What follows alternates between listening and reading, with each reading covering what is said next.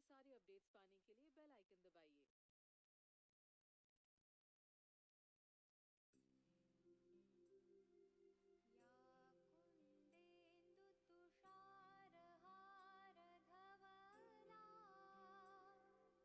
या कुन्देन्दु तुषारहारधवला या शुभ्रवस्त्रावृता या वीणावरदण्डमण्डितकरा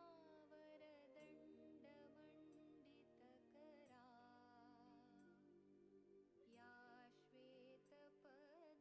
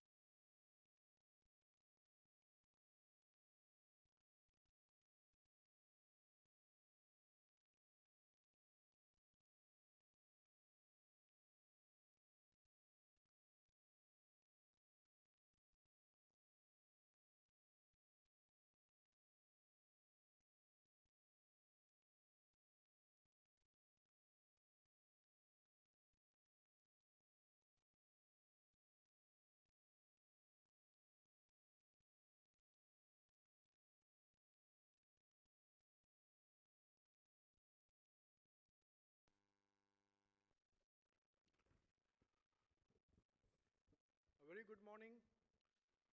Namaskar, warm welcome. May I request all of you to keep your mobiles on silent or switch off mode.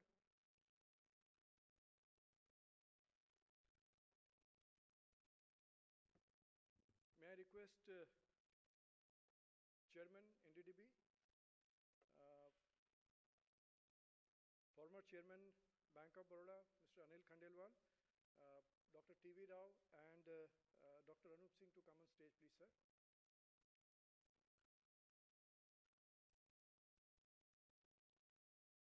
Sir, stage pe, yeah. Okay. So, may I request also, okay, I'll start like that. A warm welcome to all of you. I request Chairman NDDB, MD GCMMF, MD Kerala Milk Federation, and Dr. T.V. Rao to come on stage for lighting of the lamp, please. Thank you. Yeah, please come.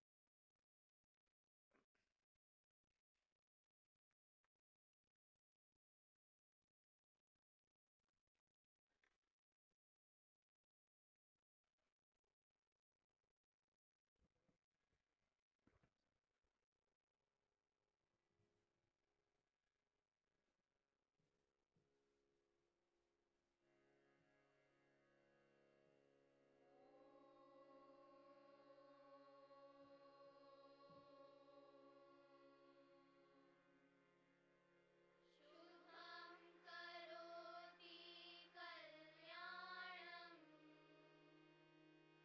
आरोग्यं धनसम्पदा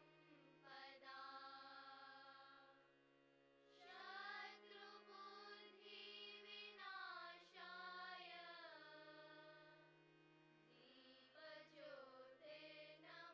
दीपज्योतिर्नमस्तुते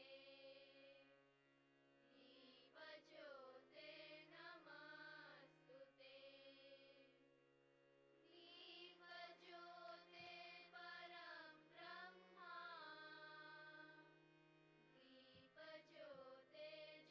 दीपज्योतिर्जनार्दना दीपो मे हरतु पापम्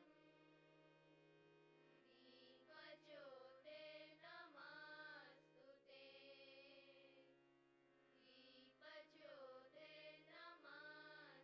दीपज्योतिर्नमस्तुते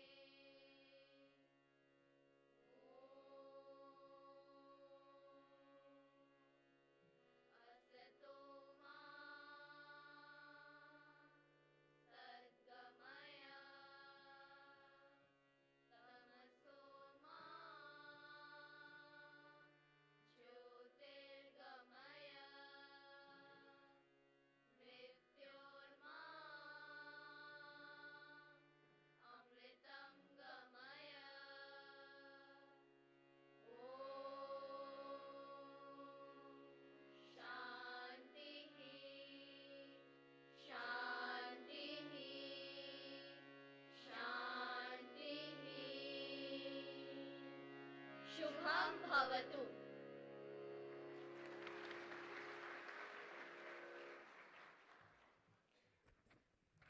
Thank you, sir. Thank you, children. Today we have gathered here for a two-day HRD conclave on the theme Building Great Institutions, Purpose, Governance and Imagination. May I request Chairman NDDB, Dr. Minesh Shah, to welcome our esteemed speakers with a bouquet.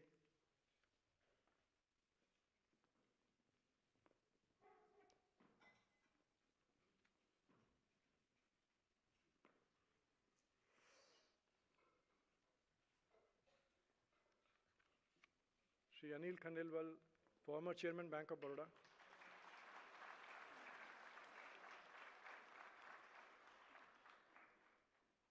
Dr. T.V. Rao, Chairman, T.V. Rao Learning Systems Private Limited.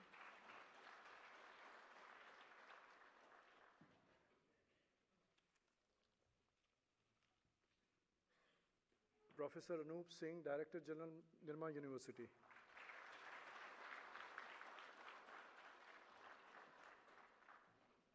Thank you, sir. May I now request our chairman to address the esteemed audience. Thank you so much.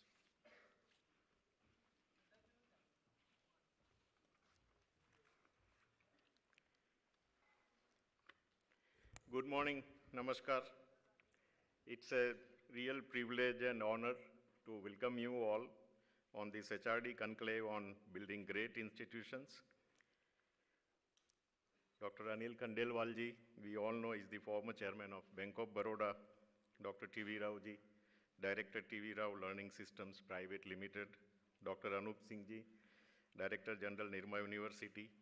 All the other esteemed speakers who shall be sharing their valuable insights during this HRD Conclave. All the managing directors of milk federations, unions, NCDFI, particularly MD GCMMF, Sri Jayan Mehta ji, MD of Kerala Milk Marketing Federation, Sri Atif ji, all the chief executives of the producer companies who have been attending this conclave, professors from IRMA, G.H. Patel Institute of Management Studies, SMC College of Dairy Science, International Agribusiness Management Institute, MD NCDFI, all the students from these academic institutions, all the managing directors of our NDDB subsidiaries, my colleagues from NDDB subsidiaries, all the milk unions, federation, and all the delegates, invited guests.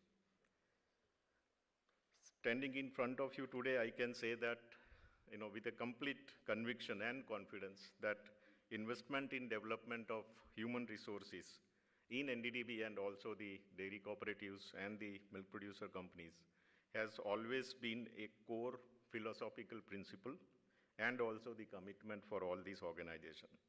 So whether it is through the organization development interventions or the regular training programs, capacity building programs, or the development through the professional education of the personnel in long-term programs at Institute of Rural Management in Anand, NDDB and the cooperative has always believed strongly that investment in human resource development is very, very vital for the organization's success.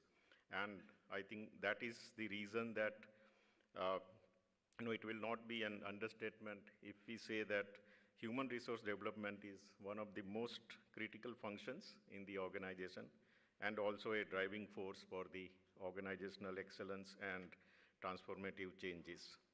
So I think while this conclave has very important messaging for the chief executives who have gathered here, they being the fulcrum for driving the HRD initiatives and also the various interventions in the organizations, I think the conclave has important lessons for everyone present here in this August gathering, including the students. And the lineup of the speakers for the conclave you have seen all is very, very impressive, both in terms of the achievements and the contributions in the field of HRD and the organization development. So I take this opportunity to thank all the esteemed speakers for accepting our invitation and joining us for our great journey. I would also like to add that decision to have speakers from across the broad spectrum shall facilitate an understanding of what other successful organizations are doing and how this can become a great source of learning for our dairy sector. We all know that over the years, the dairy cooperatives and the producer-owned institutions, they have played a very, very pivotal role in giving substantial livelihood to millions of our small and millions of marginal dairy farmers across the length and breadth of our country. We have seen NDDB's Operation Flood Program, Perspective Plan, more recently the National Dairy Plan, and with the support from Government of India, we replicated the Anand pattern or Amul pattern throughout the country, and it has played very, very instrumental role in bringing about the dairy revaluation in our country. I think success of these programs was also made through the great partnership which we have seen between our farmers in the rural area and also the professionals who have been working in these institutions. And they took up themselves the missionary role for making dairying the largest, dairying a tool for for our rural households, providing livelihood to millions of farmers. And we are the largest milk producer in the world today. In fact, we have seen the very recent figures of India's milk production, which has touched 230 million tons during the 22-23. It's 24% of the global milk production. So every 1 liter of milk is produced in India out of 4 liter which we produce in the world. Our growth rate is very phenomenal. We are growing at almost 6% CAGR per annum, and world's growth rate is hardly 2%.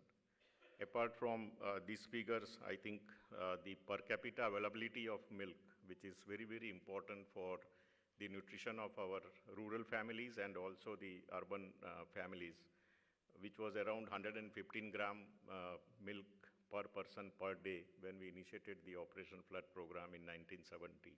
Today it stands at 459 or 460 gram, which is again above the world average. World average is about 302 grams. The WHO also recommends for, in the diet, incorporating about 300 gram of milk or milk products per person per day. So I think we have achieved all this because of the efforts of all the dairy farmers, which are connected with the cooperative sector. And NDDB and the dairy cooperatives have played a very, very significant role.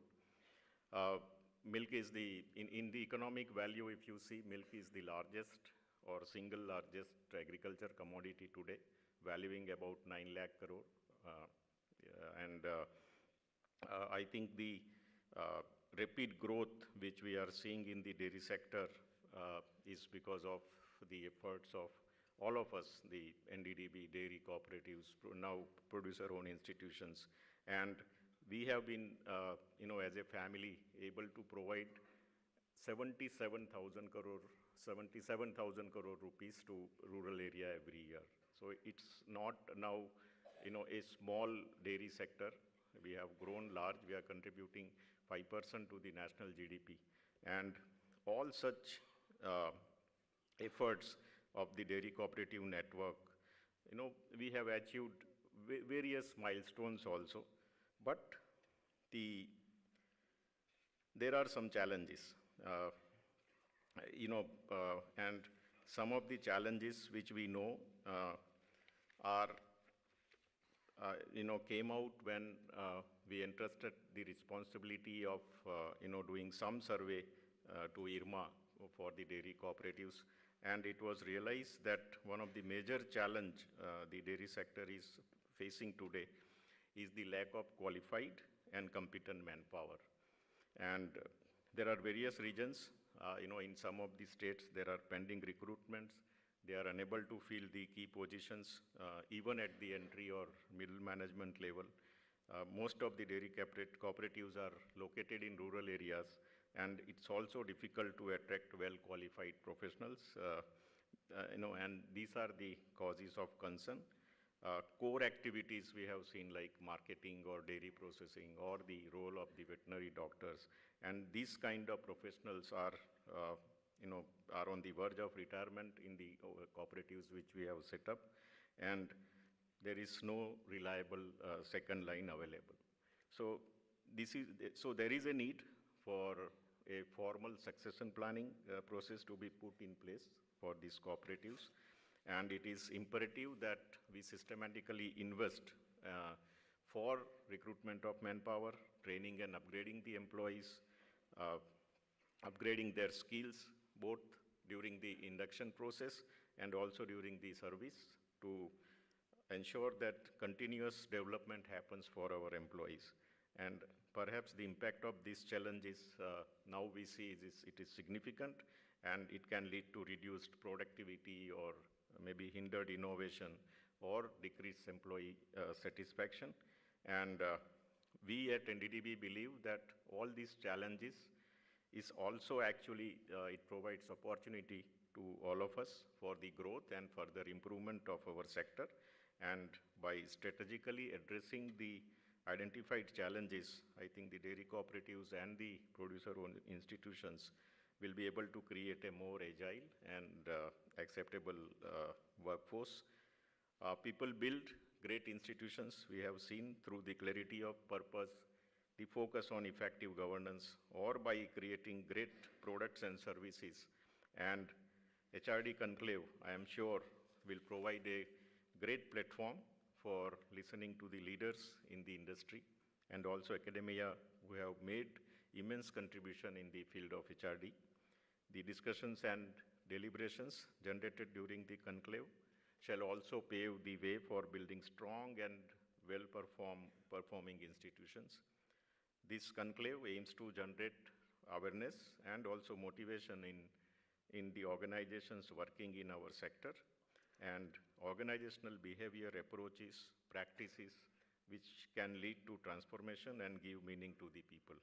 So, as we all know, great organizations are made by people who are the differentiators, and they ensure the organization's perpetuity.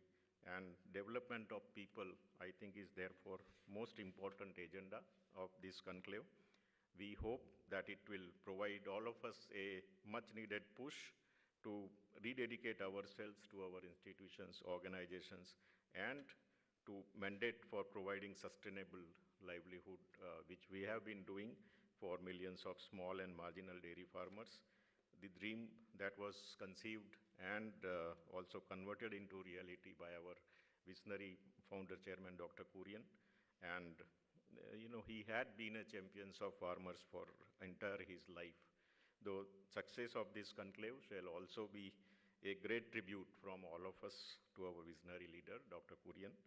I once again welcome you all to this conclave and wish a great success. Thank you very much.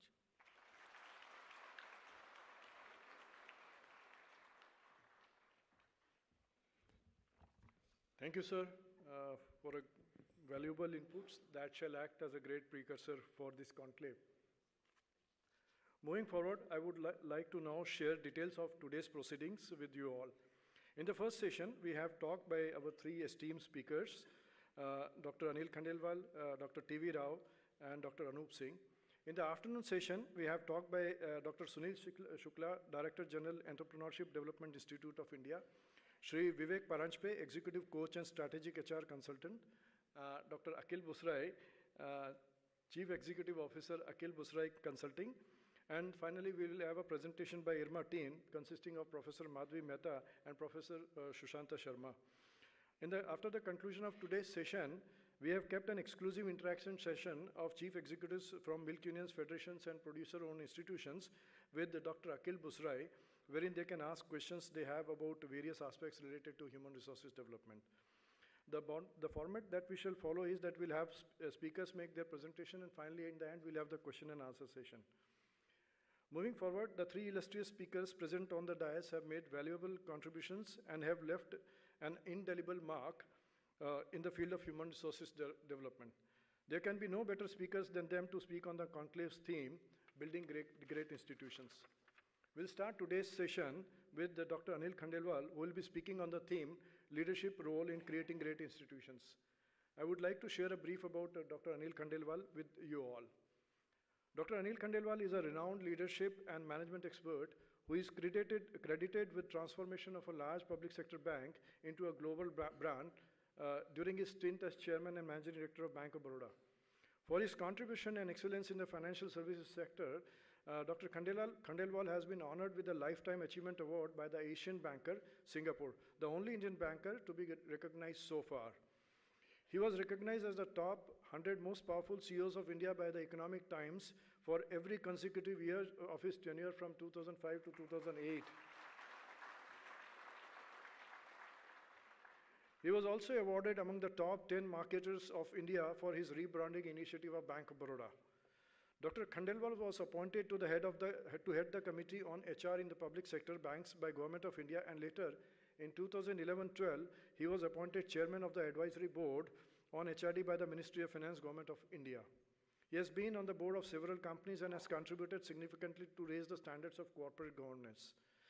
Dr. Khandelwal has been a crusader of HRD in the country and has significantly contributed as author, researcher, thinker, and practitioner.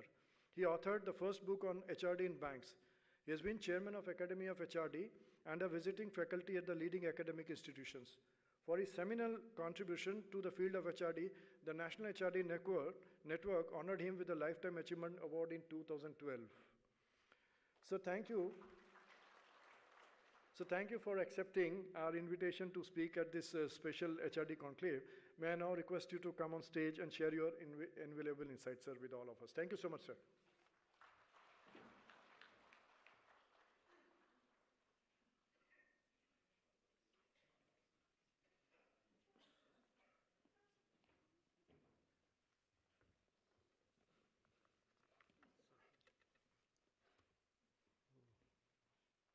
Presentation लगा दी है? You have put the presentation? Okay, thank you very much, Dr. Gill, for a very generous introduction.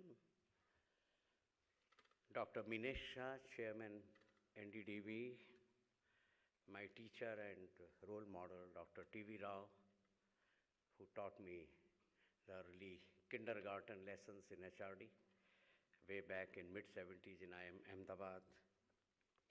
Dr. Anup Singh, Director General, Nirma University. CEOs of federations and their other functionaries, faculty members of Nirma, students, ladies and gentlemen. It is such a great pleasure to be present in a great institution. So I was a bit concerned initially that a great institution is organizing this program, how to create great institution. Who knows better than NDDB about creating a great institution? If you reflect back, go back and see. Perhaps you can run a program on how to create great institution. We'll help you in that.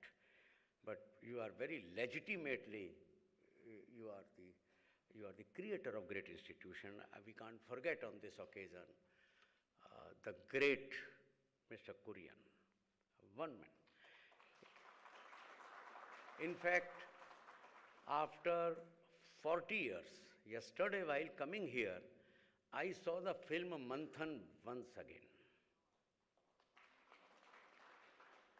And it came so live that in creating of great institution, what one has to go through. The steps have not changed at all, I can tell you. The steps have not changed at all. So I'm very happy to be here because you have the moral right to do this kind of HR conclave. Because every day I get up, I see a HR conclave being organized somewhere. In some ways I'm fatigued. But you have the moral authority, I say, to do this, how to create great institutions. As someone who has modestly seen organizations from inside, now I'd like to tell you for many people who are sitting here that I come from the field of HR. After 25 years of HR, I was sent to demonstrate whether HR works in the field. With some degree of career making, but with greater emphasis on sarcasm, if I can say, whether it works. Or you people only talk, because HRD people are known to be great talkers, I can tell you. I still remember an often quote that when we started HRD function in Bank of Baroda, the union issued a circular. What is HRD? It is a holiday and recreation department. Who sent people to training here, training there, and training here, and training there. Well, a friend of mine told me when I shared, don't worry. In my institution, when HRD was created, there was a union circular that these HRD people who are these people? They are highly redundant desperados who don't know business and who have developed a fine art of giving sermons. But we have traveled a long way from there now. We have traveled a long way. I started from there. Believe me, when I was sent to banking operation, people were silently wishing my early career funeral. And at some stage I thought, this is not in my genes to run business, I should better quit. But then a HRD man inside told me that learning to learn is our credo. How can I run away? And rest is history, that we may have done something that... Anyway, I would like to show you a small presentation. Theoretically, I am against presentations, if I tell you. PowerPoint disempowers me, basically. But I am turning 76 now, and my memory is not keeping track with me. So for the sake of keeping myself on track, I carry some presentation or some semblance of demonstrating to you that I am in control. But the fact is, I am not in control of my memory. So may we start? Yeah. So just bear with me maybe 15, 20 minutes. Yeah.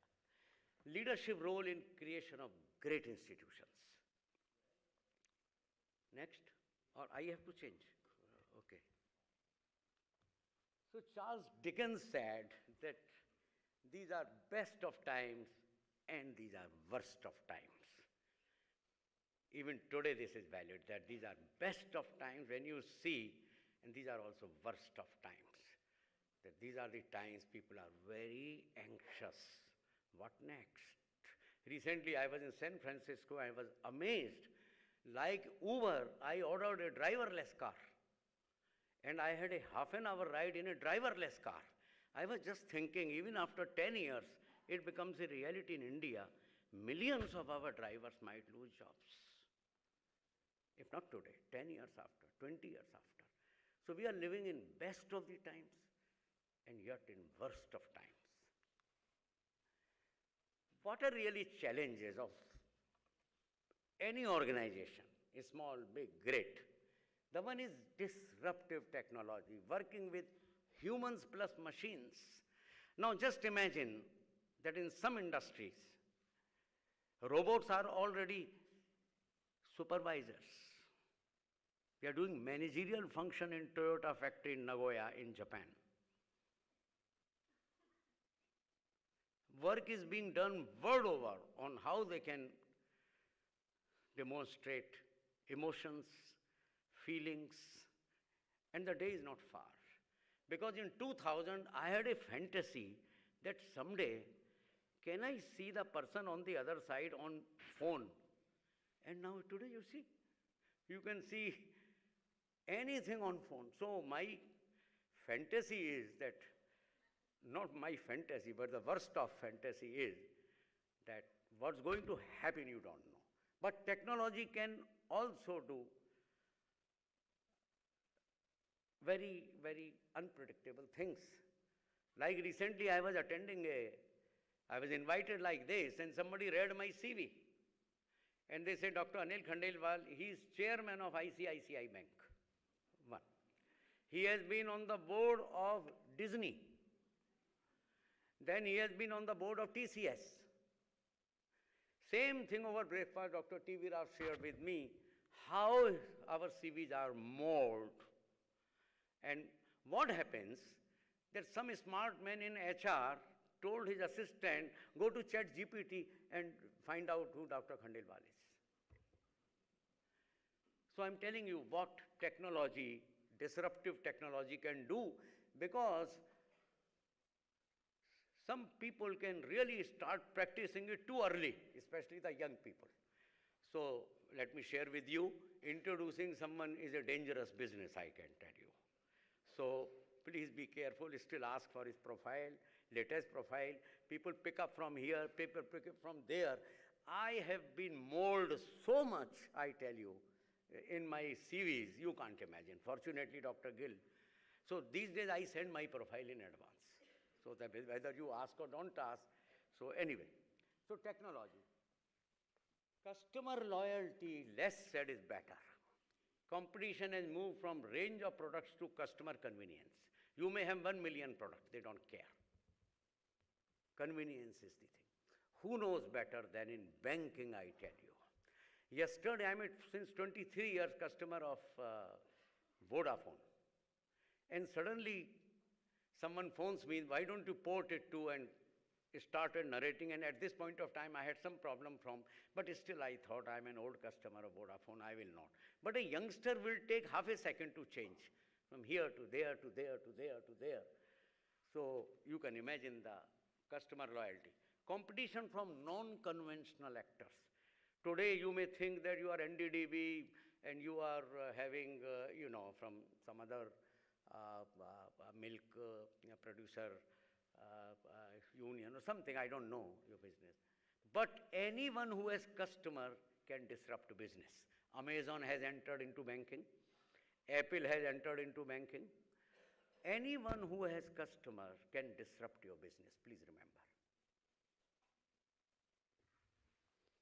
War on talent. This is the worst war we are fighting. It's another kind of human nuclear war. Critical talent acquisition. If I go to any organization, I recently went to a large bank, and the MD during conversation told me, Dr. Khandelwal, what is my problem? The main function in banking is credit. He said, I don't have a head of credit. He is retiring, and I don't know who is the next man. Just imagine. Of that quality, of that character. Now what happens in government organization? Government is there for 3 to 5 years. Ministry is there 3 years. Bureaucrats, we are there for 3 years. So we are living in a temporary and transient system which is always oscillating. Like sometime it is going there, sometime it is going. So there is no motivation to create great organization. People think, let me pass my time. There is no motivation to create. And yet, there are a number of examples that people make. Those who want to do, they always do, even if, you must have seen some people come for temporary posting to relieve a person for 1 month and they leave their stamp. That is leadership all about. Engagement, attrition. On engagement, less said is better. What is that famous American, as I forget, they say there is 30% engagement of employees. We have to go very deeper into the employee, very deeper. Each employee must be known by someone. They are not merely X A grader, Y Z grader. Please. I realized one lesson, that human beings are not only assets. They are the only assets. Other things are furniture items, computers, building, cars, good building. They are the only assets. And yet, they are the ones who feel often isolated. They are the ones who often feel disengaged. And we have our pet theories, modern young people don't care, they are not engaged, they are changing jobs like anything. I think we need to reach out. This is my one lesson I learned. Each person is important. Lower the person, more important. When we were crafting our transformation in Bank of Baroda, I realized 70% people, or rather 80%, are in the branches. And they are the most disempowered. Because we are always concerned about DGMs, GMs, they are important. But you can't be paying 100% attention to them. And then, so first 3 months, I went to 16 locations, had town halls, talked to people, shook hands with 20% people of the bank, that means out of 40,000. And that really warmed up, gave me big warm handshake for transformation. The value of people, the lowest person in the organization. So how much time, effort of the board, CEO, top goes to it is Pardon me for saying so. Mr. Gill said that this program is to create awareness. I would add awareness and action program to that, because that is very important. All of us are aware, but we need to add to. A lot of my senior colleagues are there here. They will speak about that. Growth and profit in times of slowdown, concern for profit, clean balance sheet and growth, regulatory. Every day you get something about regulation which even regulators don't understand. Because some foreign regulators has done, they say, let me put it on record, less time charged, I have not done this. So regulators are developing mentality to put it on record, so that someday if anything goes wrong, I have done my job. I wrote to NDDB, they have not done it. So please beware of regulators. I am telling you of their intent. Intent is good, but please see that this function is well. So what is the reality of organizations? When everything is going well, that is the time to look forward. You may say we are making 20% growth, 15% growth, we are the only this, we are the only that. That is the time to mind your business. Because I found in my own organization that there can be collective conspiracy for complacency. This is a new disease. We are doing very well. You yourself said, sir, 15% growth hai. Milk production itna hai, ye itna hai, so where is the problem? So when we were coming from number 1 to number 4th position, I went round the country. Somebody said, don't you think, sir, you are little too much pessimistic? I said, gentlemen, in 4 years we have come down number 1 to 4. We are on a fisalni. Here, we can come down. But most frontline employees do not know the problems of the organization. And the reason is that our category and biradri of CEOs, they always share positive news. It is time to share negative news as much as positive news. Please understand. And with the lowest member of organization.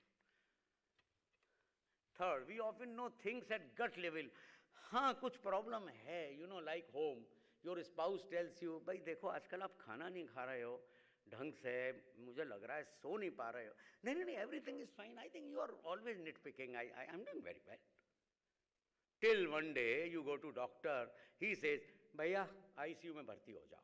You can't go back home. Last, don't wait for mishaps. Organizations like human beings do have cardiac arrest, I can tell you. When suddenly some challenger appears and you realize that you have not thought about it. Now, leadership in disruptive times is like riding a bicycle without a seat cover.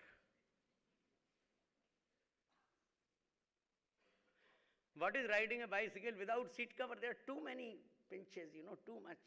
So this is current leadership role, that you have this kind of challenges. I hope I'm not scaring leaders. I came here to motivate them, not to scare them. So next time, I'm sure you will not invite me. These times require leaders, and I promise you, all the people who have reached up to this position, you know your commercial responsibility. You understand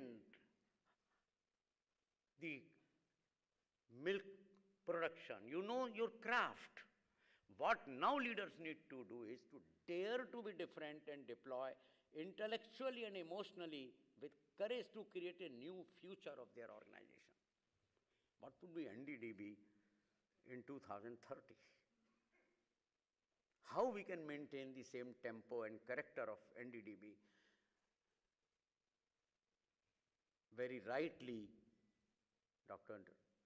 Minesh Shah told about his worries with regard to succession. These are the things which should form debates in the top management and the board. Leaders cannot lead by numbers alone or sugar-laced sermons.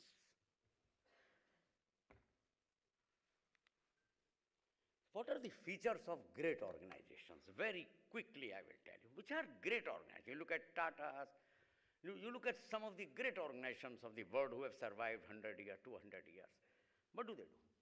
consistent market leaders in performance, productivity, and profitability. Consistent market leaders, responsible growth strategy, adaptive and always ahead of times, what your competitors have not thought. They are ahead of times. Making waves as innovators, that you have always been coming out with very innovative products. Now look at Apple, for example. Look at Microsoft. Look at some of these. Demonstrate rigor and passion in building and retaining talent. Create great leaders, fanatic towards customer centricity. Mark my word, fanatic. Tell me one single organization, you go to reception and they don't write our mission, customer centricity, best this, best that. And after you have talked to receptionist, you have a taste of customer service. You say, where does Mr. Dr. T.V. Rao sits here? Sometimes you say, who T.V. Rao? And then, acha, wo T.V. Rao. You can go to third floor.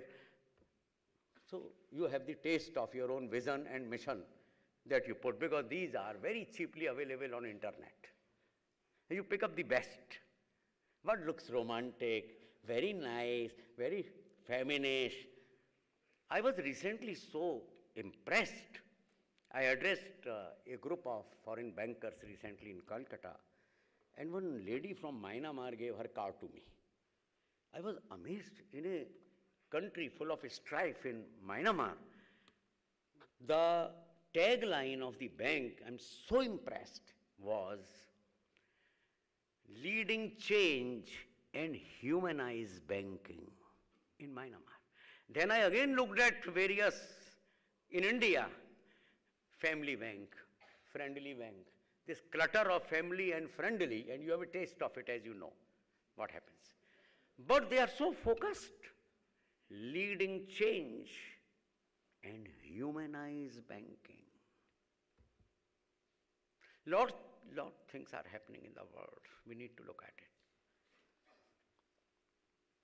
Always strive to be purpose fit, vision fit, talent fit, digital fit, leadership fit, culture fit. My friends surely will talk about it. I forgot to congratulate you, Dr. Minesha, for the title of your conference. It was not on performance, it was on purpose, governance and imagination. It was an amazing title. And believe me, my decision to come here was a trigger from this title, that this conference looks a little different to me. It was not productivity and growth through HRD. वो घिसा PETA नहीं था आपका, बहुत modern, बड़ा, it's really bellwethering something fresh. Build an impactful community connect, which of course you are the leader in that.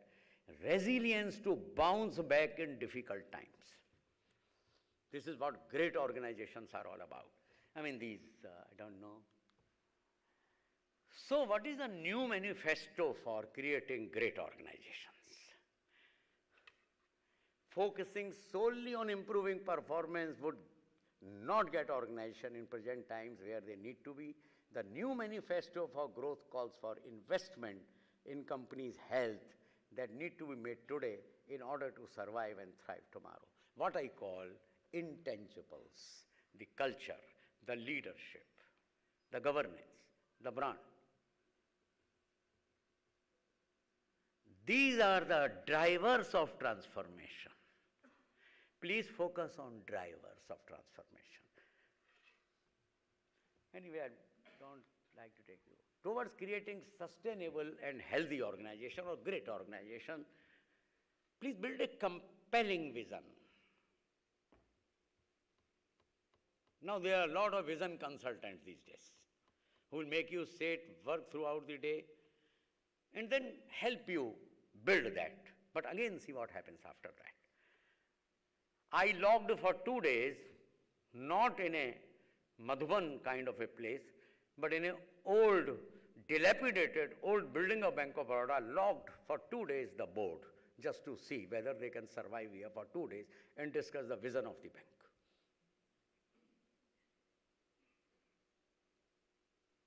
Today visions are discussed in 5-star and this and they first they ask, Sham ka kya program hai? Is there a musical evening? Is there a musical evening? Or kahan ja sakte hain? I don't know. Each one has. I wanted to look at the sincerity of our board and say difficult times are ahead. People are watching what we are doing. And then we developed our vision to double the size of the bank in just 3 years, and we achieved it. Human resources, core talent and critical capabilities. Find out in each organization which are the critical jobs, survival jobs. For that, whether you have 3 people, man retiring or unfortunately dies, do you have next 2 in line? Because this is where you see today's planning will have to be done like this, I'm telling you. Will have to be done. And people will have to be picked up and go. I tell you, I have not come here as ambassador of Bank of Baroda, but I learned there was a huge HR in 1942. 1942, sir, 80 years back. Then 5 young people were identified and were sent to Lloyd and Barclays in London for training for 1 year. So it is not touch and go training for a week, Saturday, Sunday training. All 5 became chairman of the bank. That is the investment in human resources. Would you believe, sir, in 1965, the head of personnel department, Mr. Lakshman Balkrishna Bhede, was sent for 1 year full-time course at London School of Economics on labor welfare. The union leader was sent another program on labor welfare. And that's how this is the only bank which has HR specialization. And I'm happy to share with you, a personnel officer at the base level today is executive director HR in Bank of Baroda. You have to. Bhede, you can't imagine what kind of human resource implanting by Bhede was there. When I was a faculty member at Bank of Baroda Staff College, I said, sir, I want to do some research. And there's huge resistance by union. What he wants to study, this man is a pampered, there is that. He went to the board and convinced them the core faculty is supposed to be doing research. Why not? Research on Bank of Baroda's IR. They financed my research. And here is the product. Those who are interested can see my book, CEO, Chess Master or Gardener.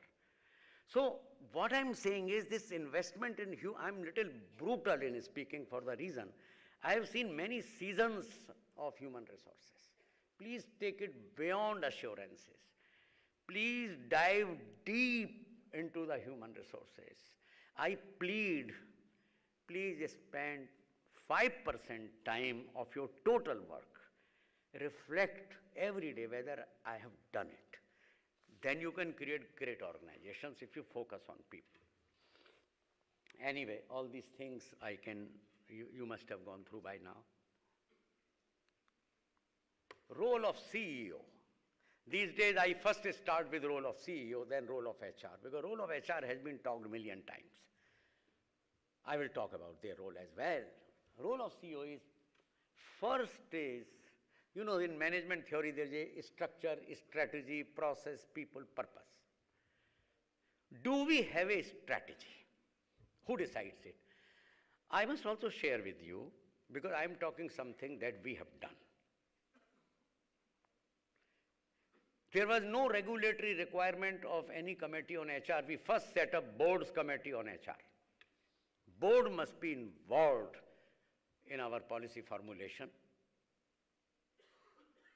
And in HR committee of the board, we brought 4 outsiders,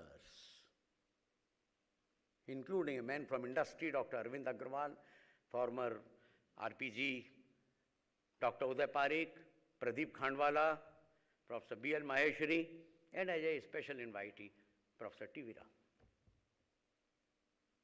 And this committee will not meet for any sanctions. This committee will spend, whenever they met, 4 hours minimum. I have seen some of the committee meetings being done in corridors. And if I tell you, please don't take it as a joke. We used to have a committee on large-scale frauds. I hope no pressman is sitting because it's a material for. So once board meeting it was stressed for too long, so people were in washroom. So they said, yaar, wo committee ki meeting to rahega. Incidentally, these 3 members were together there. They said, chalo yaar, yahin baat kar lete hain. Minutes to banate rahenge. The reality of organization, HR committee met for, and it is meeting even today. Appoint the best in class and professionally trained HR. 90% organizations or 80%, anybody who is a fused bulb in operations is given a HR.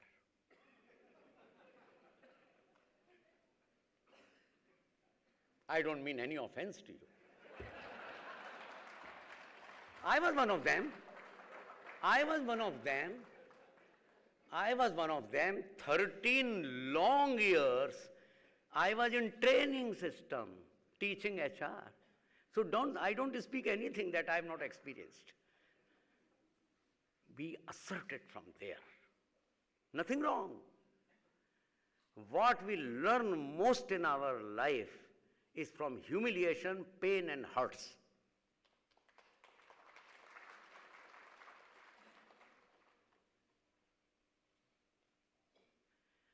We don't learn in the normal time. Once we are hurt, then you realize, नहीं यार मुझे दिखाने का है यार, ये लोग क्या समझ रहे हैं मुझे.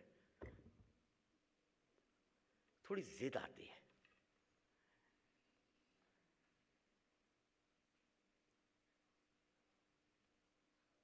Any particular point? Yeah, I would like to share from my experience one thing. 10 places I go to these days for lecture. At 7.5 places, my tickets are booked by HR department. Please take away this role from them. Please sanitize HR. Please sanitize HR. Industrial relation as an advisory, but pure HR, please sanitize it. Create an administration department. Otherwise, it will become tea and sympathy department. आओ भाई चाय P जाओ. हाँ, I agree with you, but what can I do?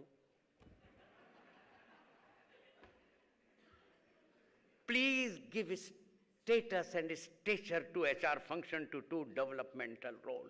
Sanitize it. Put all disinfectants simultaneously to sanitize it. Go and sanitize your office tomorrow.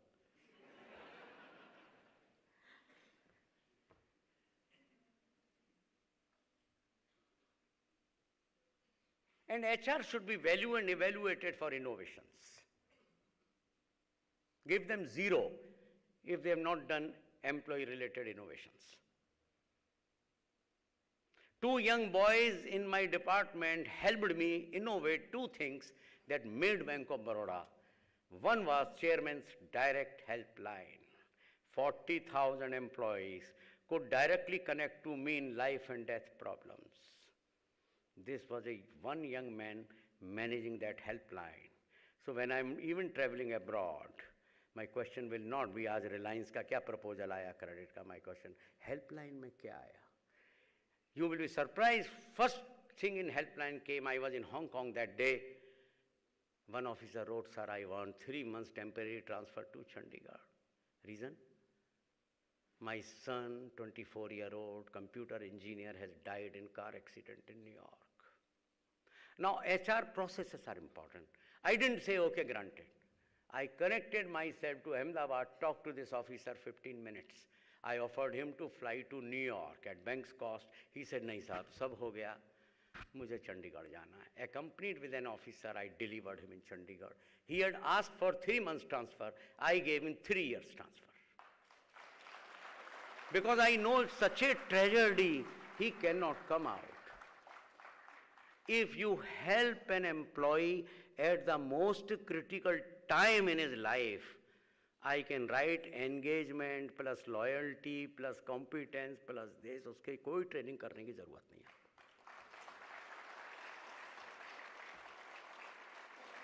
है. And our internal research reveals that in 35 years of career, employees generally ask 2 to 3 times favor from the organization.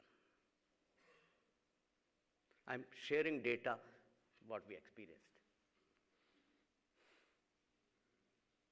And develop a system of institutionalized compassion. It should not be that Dr. Minesh Shah is a very compassionate person. It is others who don't allow him to be. We normally hear this. वो आदमी बहुत अच्छा है, उसके नीचे वाले बड़े खराब हैं. This is what we hear. So we have, it is like a marriage ceremony in which some bulbs are glowing, but mostly it is dark. We don't want institutionalized compassion. How do you train people? How do you build accountability? How do you build systems? That is important. I will not cover all. I will lastly say one thing. Identify your toxic managers. Put them on leash. And if they don't, get rid of them. A few toxic managers are responsible for destroying culture of an organization. But we don't, because they are high performers. वो दादागिरी करके काम निकालते हैं. हम लोग oh, very good performer, yeah, very good performer. Beware of such managers. Counsel them. Sit down with them. Shift them. I had my policy. I'll shift them to a non-operating job. High performing. Still, message should go to people that this organization will not accept toxicity. And in a high work pressure, digital kind, everyone is in great hurry. Chairman's office wants it, ministry wants it, this wants it, that wants it. Under various pretexts, we make people run.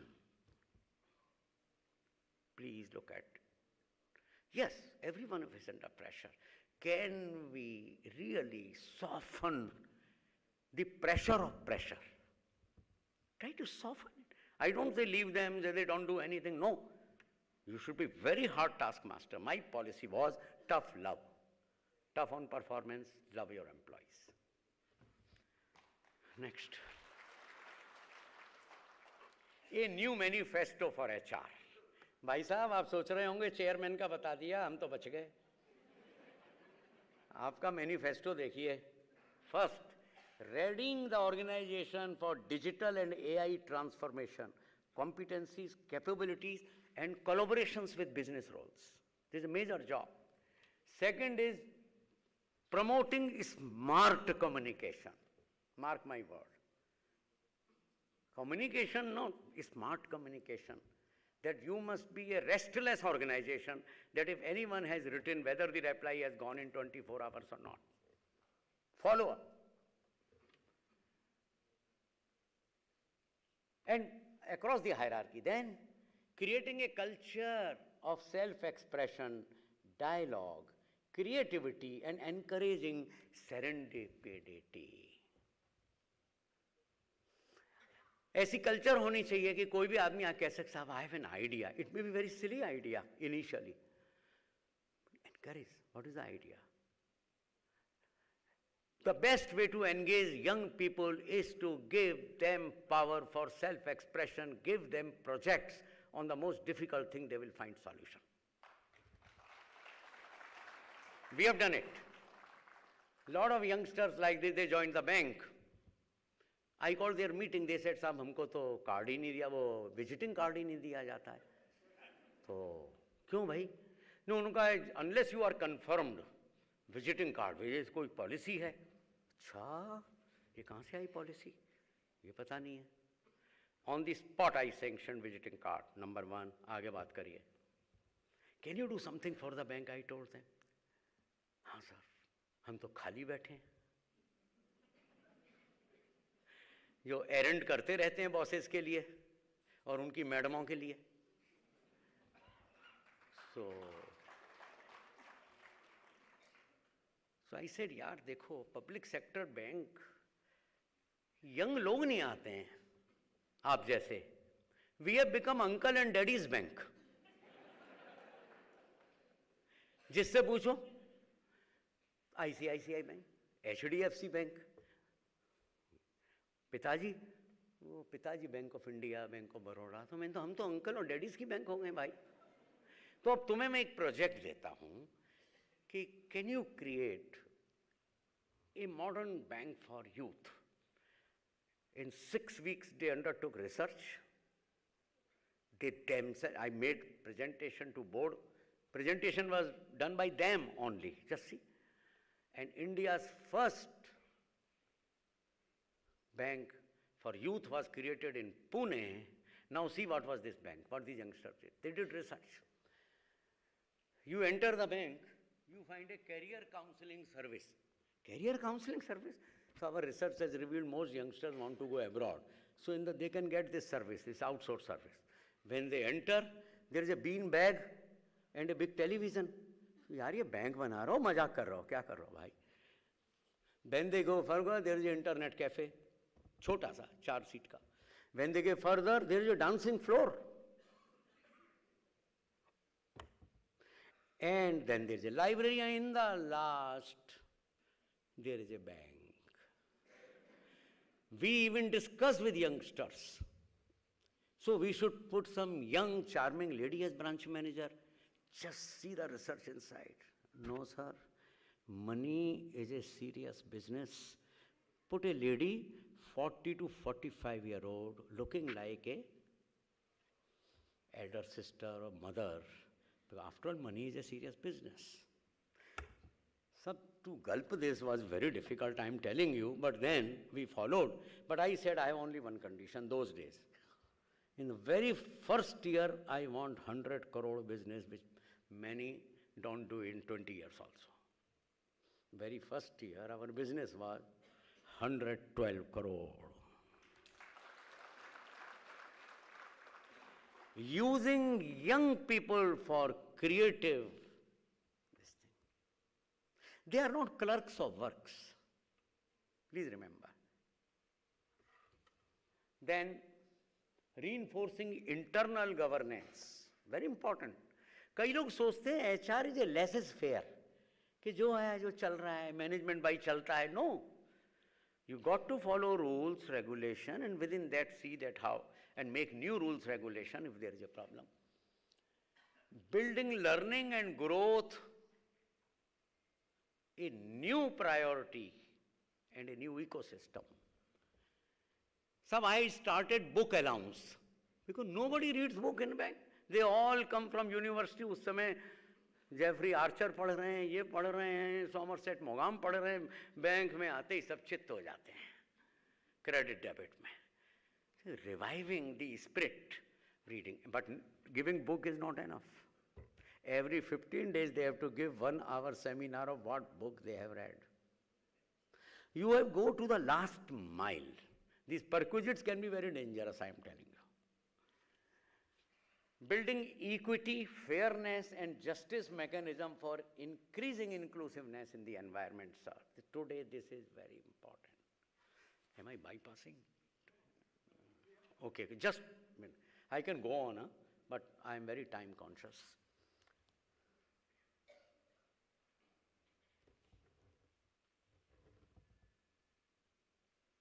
I think I have covered everything. Oh, yes. Prioritized attention to build middle management leadership. I am not saying top management leadership. That you do. आप middle में से हीरों को ढूंढिए और उनको garden path of development पे ले जाइए, तब आपको पता चलेगा कि आपका सक्सेशन पूरा हुआ. It will take 5 to 7 to 8 years. And having said all, I can assure you friends, it's not my habit to give sermons unless I have done it myself. 20 general managers who were directly reporting to me and daily attending a morning meeting, 12 of them became chairman and managing director of public sector banks, one deputy governor. This is an MBA program in a house. What you learn in leadership, you learn. You see, academic institution can polish if you are on a learning path. But if you go there as a bored, spareable executive, even they will have problems. You will yawn in the class. So they discover a lot of exercises, tower building, ye building, wo building, wo building. It doesn't work. They can help you provided you are on a learning and growth trajectory already. Then you will see academic institution help can be super, tremendous. So therefore, work on your middle management, identify talent, groom them, put to academic institutions as much as, put them with both good bosses as well as bad bosses. I have learned more from bad bosses, I can tell you, because they hurt you directly, and then you say, "Ye main kabhi nahi karunga." One of my boss, you give him any suggestion. We used to send a note. In the last week, say, "Sir, we give following suggestion." He say, "Are you teaching me?" He was so full of himself. So anybody of substance, they will not go to him. कहता है, "यार, ये तो ज़्यादा पढ़ा लिखा है, इसके पास जाना नहीं." I had another boss who will write, "This is a good point you have made. Would you like to further explore?" अब मुझे बताइए, इसको सीखने आपको हार्वर्ड जाने की जरूरत है क्या? भाई साहब, मुझे ये बता दीजिए आप। 1 week program in Harvard on leadership, जो हमारे लोग आपको पढ़ा सकते हैं, डॉक्टर अनूप सिंह जैसे लोग। अब मैंने एक प्रोग्राम देखा है अब्रॉड, 1 हफ्ते का क्रेडिबिलिटी पे। अरे वाह भाई, क्रेडिबिलिटी होती है सेइंग डूइंग। मेरे बचपन में when I was 5 year old, my mother used to chant a Ramcharitmanas verse every day, रघुकुल रीत सदा चलाई, प्राण जाए पर वचन न जाई। One day I asked my mother, ये क्या है? कहता, बेटा कभी किसी को प्रॉमिस दो, प्राण भी चला जाए। तो मैं तो लीडरशिप का MBA वहाँ कर लिया, मुझे कहाँ जाने की जरूरत है? Thank you very much ladies and gentleman.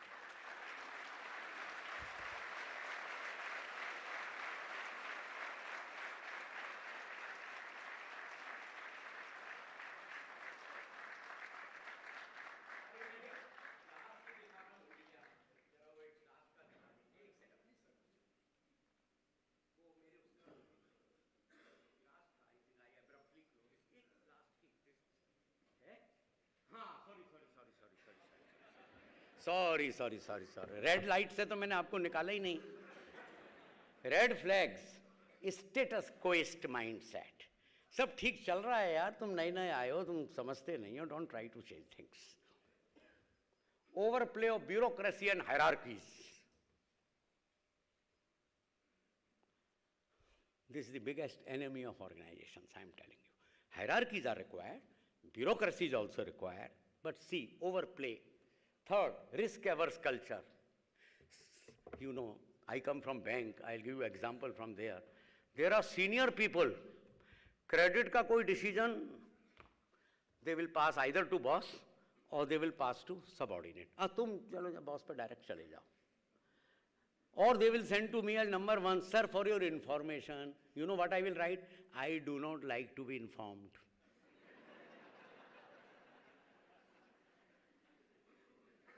There is a temptation if things come to us, there is a temptation.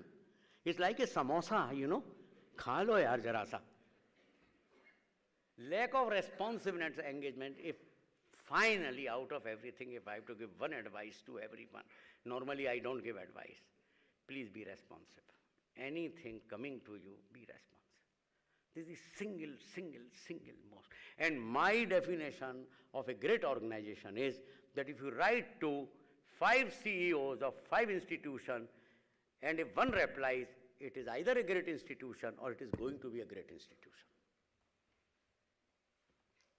Absence of accountability at various levels. Absence of agile execution discipline. आपने plan तो बहुत बना लिए, you have discussed everything, but in execution, our pen suffers from Parkinson's disease. Next. Oh well, this is my latest book, Dare to Lead, old book but recent edition, CEO Chess Master, Transformational Leadership in Banking. In total, I have written 8 books, by the way. So these are the 3 for post-retirement. Thank you very much.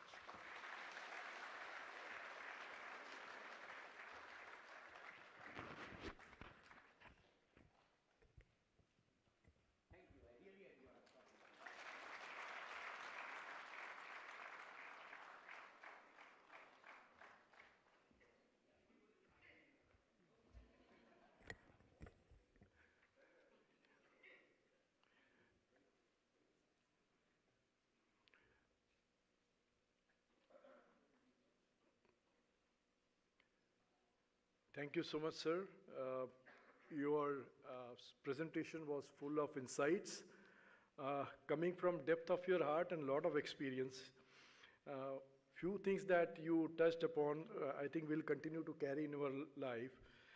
One thing that I have always believed, and you have reinforced, human beings are the only asset that an organization has. And I've been, whenever I've been talking, I've been telling that, you may give 1,000 crores, you may give all kinds of technology, and you put 100 crores, they will ensure that all 1,000 crores is wasted. So you need to have good people around to ensure that organizations become great. You also actually talked about, one of the things that reaching out to people that you did was a great learning for all of us. You shared about futures of the great organization, leaders' new manifesto. There are a lot of CEOs in this audience, and one of the points that you emphasized today was the role of CEOs in building great organizations. You have also shared about the manifesto of human resource professionals, and then you also talked about the red flag of all that we should be aware of in organization. Thank you so much, sir, for the great presentation. We'll move forward after a tea break. We'll take 15 minutes break. May I request all of you to come back by 11 o'clock, please. Thank you so much.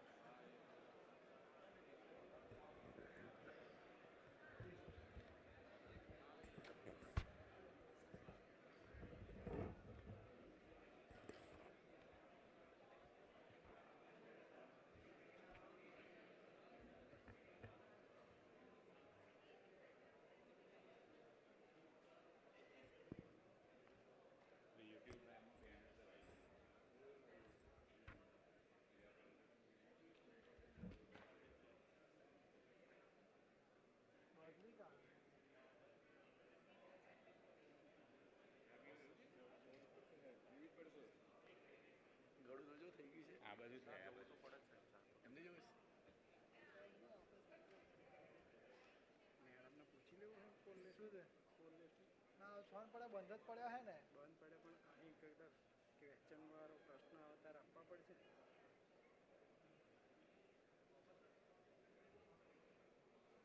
મને લાગે ઉઠાવ્યું નહીં એટલે પાછા આવશે પણ એ ટેબલો ઉઠાવી લેવાનો તેનો ખુરશીઓ જ મૂકવાનો એવું કંઈક છે આપણે ઉઠાવી લઈએ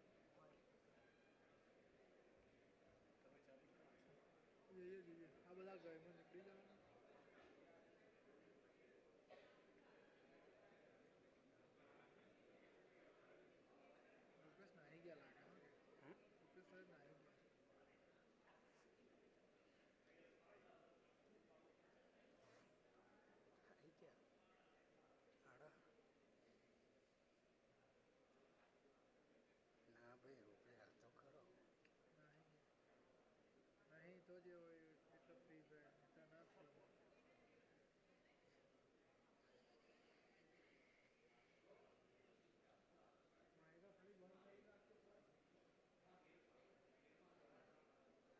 બંધ જ છે ને?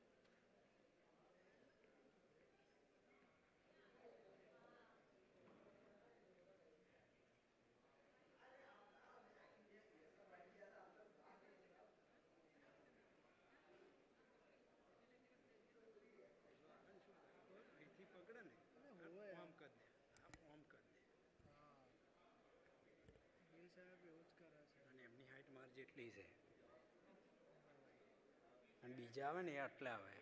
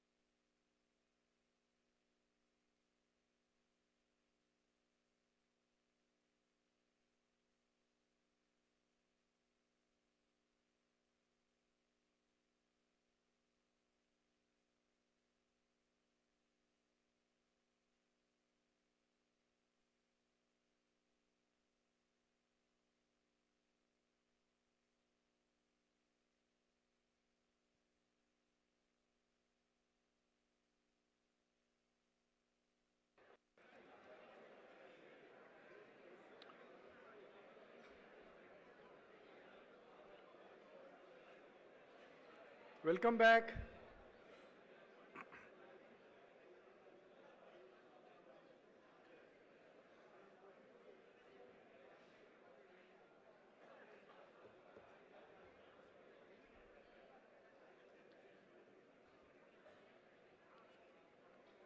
Can we have silence, please?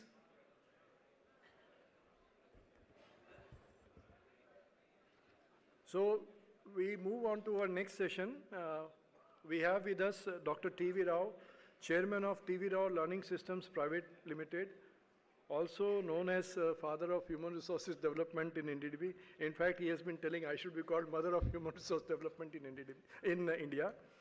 For all of us in the HRD profession, we grew up reading his books, like Khandelwal sir told in this morning, and articles which inspired a whole generation to take HRD as a profession.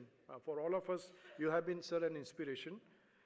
I would like to give a brief introduction of sir to all of you. Dr. T.V. Rao is currently chairman of the T.V. Rao Learning Systems Private Limited, a former professor and board member at IIM Ahmedabad.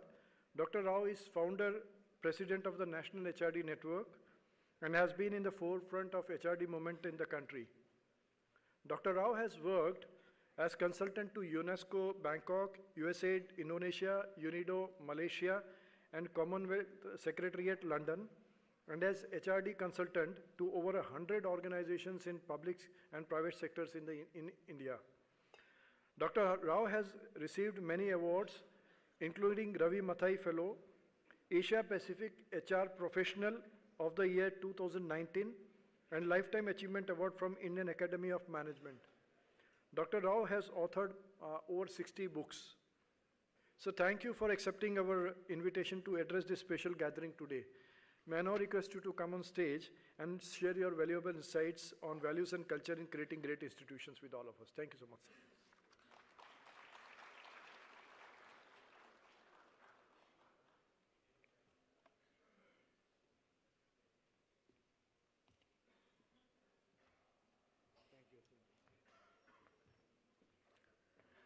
Good morning.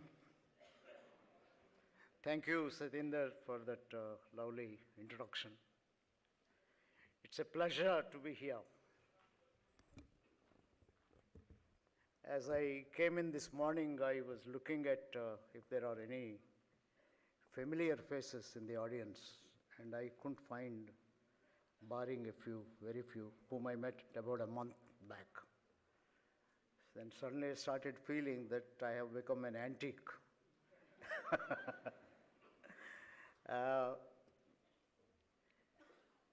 So I'm going to trace some antiques in terms of my association with NDDB, as well as the IIM Ahmedabad. I have a PowerPoint presentation, which I will use at some point of time. But first I must say that I would like to endorse everything Dr. Khandelwal has talked. I think so wonderful talk, Anil. I strongly believe, I've been following Anil since 1978 when he participated in a first HRD workshop held at IIM Ahmedabad. And I think I stand by whatever he said. And I happened to visit that Pune branch, if you may not remember, but when you mentioned it, I made it a point to go there to see the young branch with opening with the career counseling and all the things that were happening and things like that. I think these are all wonderful. It shows the importance of continuous innovations and going with times and things like that. My association with IIM as well as NDDB is interesting. Much before I joined IIM Ahmedabad, I was a faculty at the National Institute of Health Administration and Education in New Delhi, Ministry of Health. It was started like IIMs with Ford Foundation grant and Harvard School of Public Health grant to prepare health administrators in the country. And they started, along with other things like IIM started much later, a fellow program that started MD in Community Health and Health Administration. They wanted somebody who comes with a background of mathematics, physics, and chemistry, as well as education. They couldn't find any professor, so they went out of way to recruit me as an assistant professor, just with a master's in psychology, a BSc in mathematics, and a bachelor's of education from Regional College of Education. Why I'm going back to this is my first experience with writing articles, research, 62 books you mentioned now. I think somewhere it was ingrained sometimes, from early childhood, that it's good to disseminate. You discover, disseminate. So when we were students, we used to do something and then pass it on. So I wrote an article in a journal of preventive social medicine on how to teach statistics for medical students. That was my first article. And 6 months after I joined as assistant professor of education and training. The professor of education and training was recruited. He came there. He came from one of the medical colleges, very senior person. Assistant professor would be in his, actually because they went out of way, I'm less than 25 at the time, and this person was about 45, 50 years of age. In a medical profession, you know what happens. And he happened to be one of the members of the editorial board of the journal that published my article on how to teach statistics. Within the first week after his coming, he got the copy of the journal and he saw my article and he called me. First question he asked, "Arey Rao, I see this article, very interesting article, but have you taken the permission of the institute before you have published this article?" First question. I said, "No, there was no professor. I am the assistant professor, and therefore I thought I am the head. I don't need anybody's permission, and this institute is meant to do research." He said, "No, that is not the right thing. You should have taken the director's permission." And he wrote a confidential report that I don't seem to respect rules within the first week. Of course, later we both became friends, excellent friends, and I think we used to, that's a separate kind of a story. And later when I wrote an article, I went to him and I said, "Now you give me permission." He here and there marked a few things and he said, "Okay, this is a good article, please send it, but just add my name." So I had to add his name. That's one kind of an institution. It didn't remain always like that, I assume. National Institute of Health, we always used to feel proud about that institute because it was doing wonderful work because at 25, I ended up teaching MD in health administration, people who are in their 40s. So it was a great challenge kind of a thing. That was wonderful to put a young fellow to teach things for other people. Now the next scenario, I joined IIM Ahmedabad in the year 1973. I was recruited. I was actually interviewed by Ravi Mathai, who stepped aside at the time, it was said, who stepped aside as the director, and I will tell you what is this term, stepped aside, and how he used this particular term.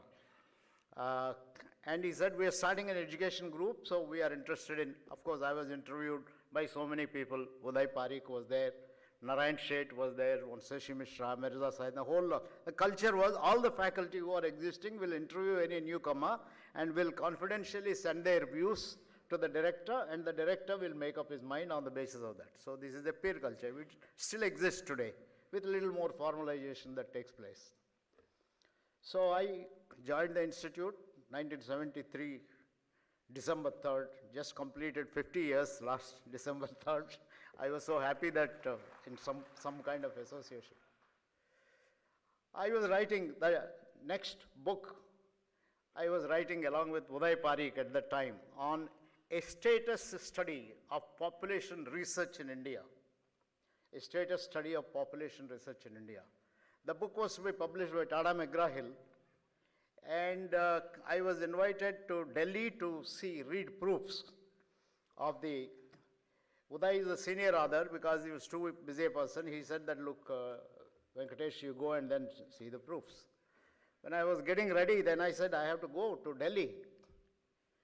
And I need permission of the institute because I just joined." And I went to Professor Narayan Sheth and asked him, "Sir, I'm going to Delhi, so there must be some form, something like that. He said, no, there is no form. He said, go, there is no issue at all. I said, but I must take the director's permission. No, here you don't need any permission to go unless you are asking for some money. If somebody is paying for this, you just go. The only person you have to inform is your secretary. That's it. I said, that's very strange, because this institute trusts people. They treat everyone as a responsible person. Self-regulation is the culture of this institute. If you don't need money, if you need money, then you have to ask director's permission, because it has accounts. It goes to accounts and director knows, what is the kind of money being paid. You have to pay back and so on. If there is no money, if the director needs, for some reason, he contacts your secretary. Till today, IIM Ahmedabad culture is that people are trusted. They don't need any written permission wherever they go. This is what I understand. I don't think anyone so far contradicted me, except that if you are going on something for which I think you need to be accounted, I think you have to do that. Trust is the basis of the culture of IIM Ahmedabad. This is number one. And number two, with Ravi Mathai, in one of my earlier interactions, I was trying to do, with education background, I wanted to do all kinds of things. I wanted to do educational technology courses those days. I just got myself certified in programmed instruction. That was the fashion of those days. Auto learning material and things of that kind. NCERT certified me. So when I was talking of these programs, Ravi one day called me, and we used to have long sessions. Uday Parikh, Ravi Mathai and I constituted a group called as Education Systems Group. He one day called me and said that, TV, the purpose of this institute is to professionalize management in all sectors of the society. This is very important. Professionalize management in all sectors of the society. And he explained to me the vision of Sarabhai, later the vision of Mathai himself.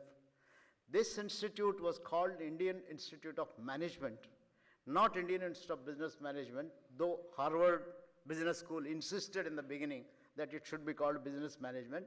But Vikram thought that business management means it manages business, whereas we wanted to be an institute that caters to all sectors of the society. So we will be into, I think the first, one of the earliest ones to start in the institute was a banking services group, then a cooperatives group, then an agriculture management group. I'm sure some of you are familiar with. Some of the professors who taught at IRMA were the ones, I think, who also taught at the institute in the Center for Management of Agriculture and so on. So this is always remained with all of us, that statement of purpose, which you have titled very well in this institution. Very powerful purpose. But in the purpose, it is all encompassing. Professionalizing management in all sectors of the society, so that we can improve any sector. So that is why Ravi Mathai, 7 years after he worked as director, I'm sure some of you know Ravi Mathai was working in industry. And for some reason, he had a fascination to teach, and he joined IIM Calcutta. And within 6 months, I think he was recruited. He was taken by Dr. Sarabhai, Prakash Tandon. I think Prakash Tandon was the chairman of IIM Ahmedabad. And therefore, they thought this young man, I think he must be less than 35 years of age, to be the director of IIM Ahmedabad. So after 7 years, he did a very interesting thing. This is a very important story, because I think this has a lesson for all the CEOs sitting here. That once in a while, you should get the institution to have a look at itself by people inside, and if necessary, involve some others. This is what we nowadays call as self-renewal. Ravi Mathai, in the year 1972, I think 7 years after he continued, he could have been lifetime director, because given his network and other things, nobody wanted him to change, because he was doing very well. IIM was building a good name. So he constituted a committee called as IIMA Review Committee. And he told them, there are some 6-7 faculty, interview our customers people who come here for placement, interview your alumni, interview the students, interview whatever you like, look at what is happening in the country, and tell us, come up with a report of the future directions in which this institute should go. This is an internal review committee. And when the committee was debating and the report came for the faculty, he announced his resignation, saying, I think it is time that the institute needs some fresh look. The timing of his announcing the resignation. And also he said, we started to professionalize management in other sectors, but for some reason we seem to be stuck in one or two sectors. There was an agriculture sector, and there was also the sector of industry, of course, very well known. Not much is known about agriculture. In fact, I think for some of you who are not aware of this, when we were looking for the Golden Jubilee year in 2010, there were 8,000 publications by the Center for Management in Agriculture faculty in the first 40 years of IIMA's existence. But these are not known because these were meant for consumption by Agriculture Ministry, agriculture universities, and others. Those were the days where there is no ranking which went by publications in the outside journals. So if we went through the kind of wonderful work that was done, IIMA would not have figured out in NFT ranking in those days. But I think the knowledge that has been built is phenomenal. So Ravi, when he decided to step aside, probably thought there are some sectors which are not getting the attention that is required. And one of them is education. So that is why he wanted to start education systems. So I think one of the reasons was to achieve this mission. I can't achieve this mission as a director. I can't direct people work on education, because he told us many stories of how he went to the University Grants Commission. When he went, he and Dr. Kamala Chaudhary, both of them went. Irma people will know Dr. Kamala Chaudhary. I think she was perhaps your first honorary director or something like that. She used to come from Delhi. When they went to the UGC chairperson and said that we are interested in professionalizing management in universities, for which we have to learn, he apparently told them there is a lot of indiscipline in the clerical staff and unions, and please professionalize them first. And Ravi Mathai and Kamala Chaudhary felt that this is a waste of our time, because this is not our concept of professionalizing management. Because, you know, management people sometimes think very high. So dealing with clerical staff and then that totally not competent, and especially unions, that any industrial relations person can do. But we want to do change management. I think that was very interesting. Change. Now, what do you mean by change? We want to change, prepare educational institutions to be autonomous. Like IIM Ahmedabad was autonomous. Sarabhai never wanted the government to pass an act of the parliament and preferred PGDM rather than an MBA, because the moment you get an act of the parliament, you know what happens. You have seen what is happening in the last few years. I think most important thing is the positions will be fixed for so many professors, so many assistant professors, so many associate professors, and so on. So we don't want these restrictions like in the IITs. Therefore, Sarabhai said, and so I think Prakash Tandon, Ravi Mathai, all of them managed to popularize PGDM and not get into MBA kind of thing. So this is, I think, so we want to prepare colleges to be autonomous, because the belief in IIM Ahmedabad is, if we can create a climate, that is the most important thing which all leaders of the institute have, create a culture where you treat every professor as a man on mission. I want to say that again, but I want to ask the CEOs, can you treat all the people who are working with you as people on mission, including a milk collector in a village or an agent who goes and works with them, or all 100, 200, 300 employees you have, everyone is a man on mission. It's possible, why not? It's possible to treat everyone as a person on mission. If you treat every person as a person on mission, you are totally into a different kind of a thing. Humanizing banking, so many things I think which Anil talked about. It is nothing but treating people with respect and believing. Of course, simultaneously when there are mischief makers and so on, I think as Anil said, you should be ready to take action. But more start with a trust and so on.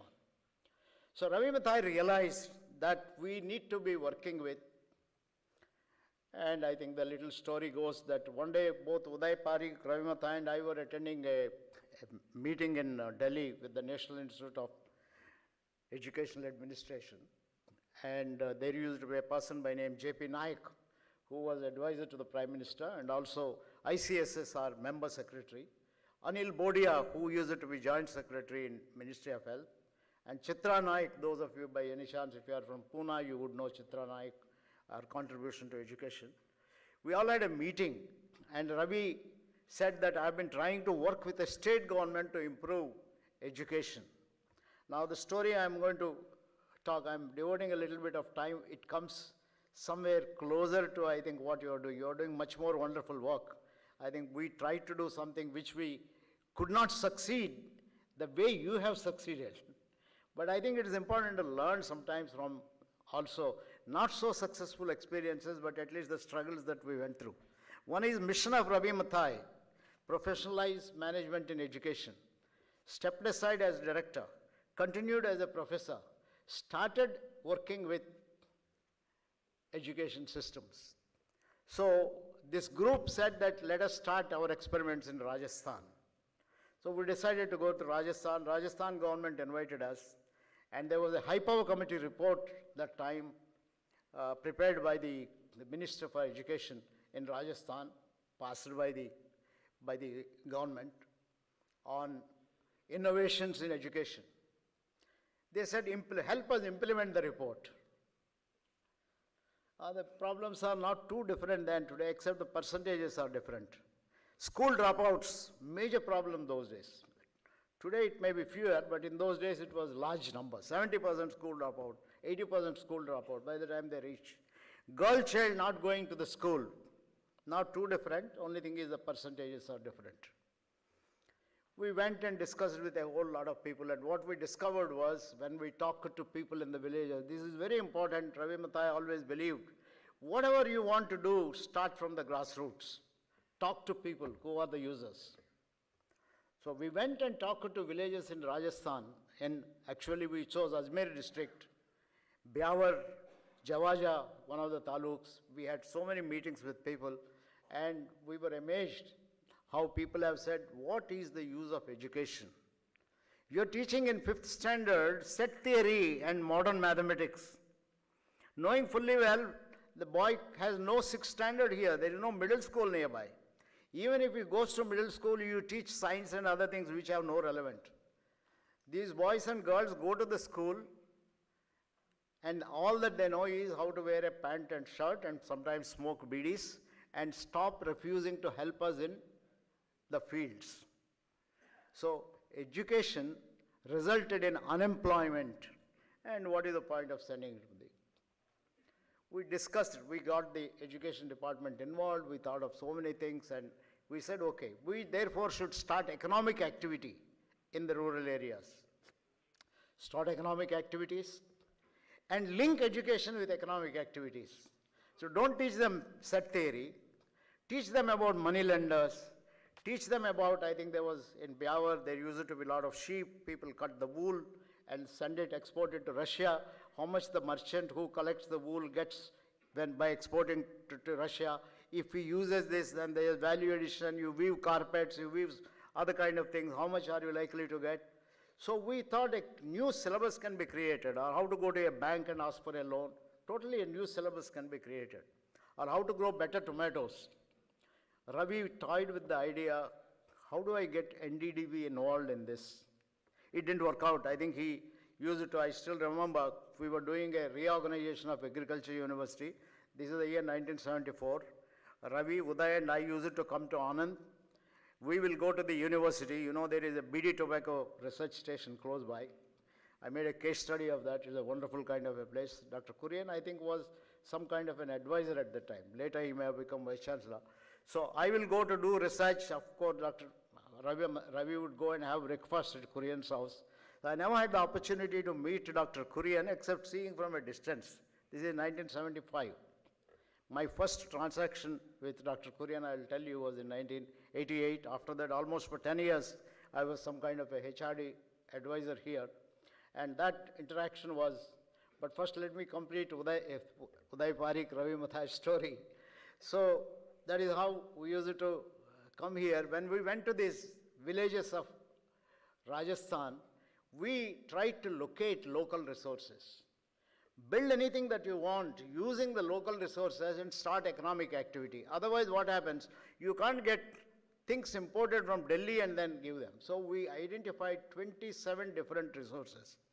One of them resource was the skills. They know how to weave. But there was a weaving cooperative. The cooperative was not functioning because they used to weave sarees and they were after some time no takers. The looms were lying vacant and things like that. So there is a weaving skill. And there is leather workers who are doing, I think, tanning of leather. They were kept outside the village, as most of you would know. Didn't have access to any technology. They were kept outside because they were stinking. So we said, let us bring other institutions. NID to teach them how to weave better clothes, designs. And the leather workers, how to process the hides rather than in 3 months, process them in maybe about 3 to 4 weeks. Somebody from Central Leather Research Institute came, trained them. Today, of course, the leather workers and the weavers together formed a body called AJ, Artisans Alliance Javaja. About 40 in each of them. And this was, Ravi died in the year he had a heart attack in the year 1979. After that, he stopped going. It's a 3-year kind of a project. But there were other professors who continued to visit once in a while, helped the Javaja people. But today, the Javaja weavers and Javaja leather workers produce products that are sold in Japan, Canada, and a whole lot of other countries. Not very big income. But this has made a difference in the lives of at least about 80 families. Not only 80 families, in terms of the creation of a total atmosphere in the village, a totally different kind of an atmosphere that you can change your future. That is the kind of a atmosphere that was created just with this little experiment of 2-3 groups of people. There were failures, like we tried to start a tomato cooperative and got into all kinds of issues and things like that. Now the reason why I'm saying all this, here is an institution builder, Ravi Mathai. The culture of IIM Ahmedabad even today, to a large extent, remains the same. Why I say large extent is I am not so well intricately connected last 5 years, but till then I was very well connected. I don't think it has changed, but I still remember peer culture. Everyone is addressed by first name. If I'm calling Mathai as Ravi, Uday Parikh, it took a lot of time for me to call Uday Parikh as Uday, but I think this was IIM's contribution. Everyone by first name. And the most interesting thing we found, every faculty member had the same size room, by and large, until the time I think the director felt that he needs an additional room for too many guests from other kind of places coming and so on. And a person like Ajji Patel, who was Governor Reserve Bank of India, he joined IIM Ahmedabad. That's an unusual thing that happened. Keshav Mahendra, chairman at that time, thought that the institute needs some healing.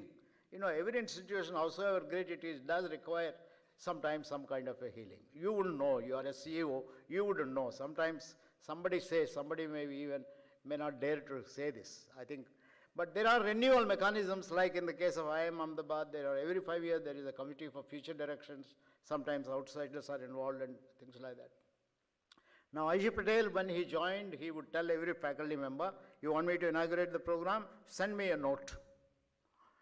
That is the culture, Reserve Bank culture. Send me a note. I'll have to think about it. And everyone would call him as Dr. Patel. I think it took about 6 months for him to totally change.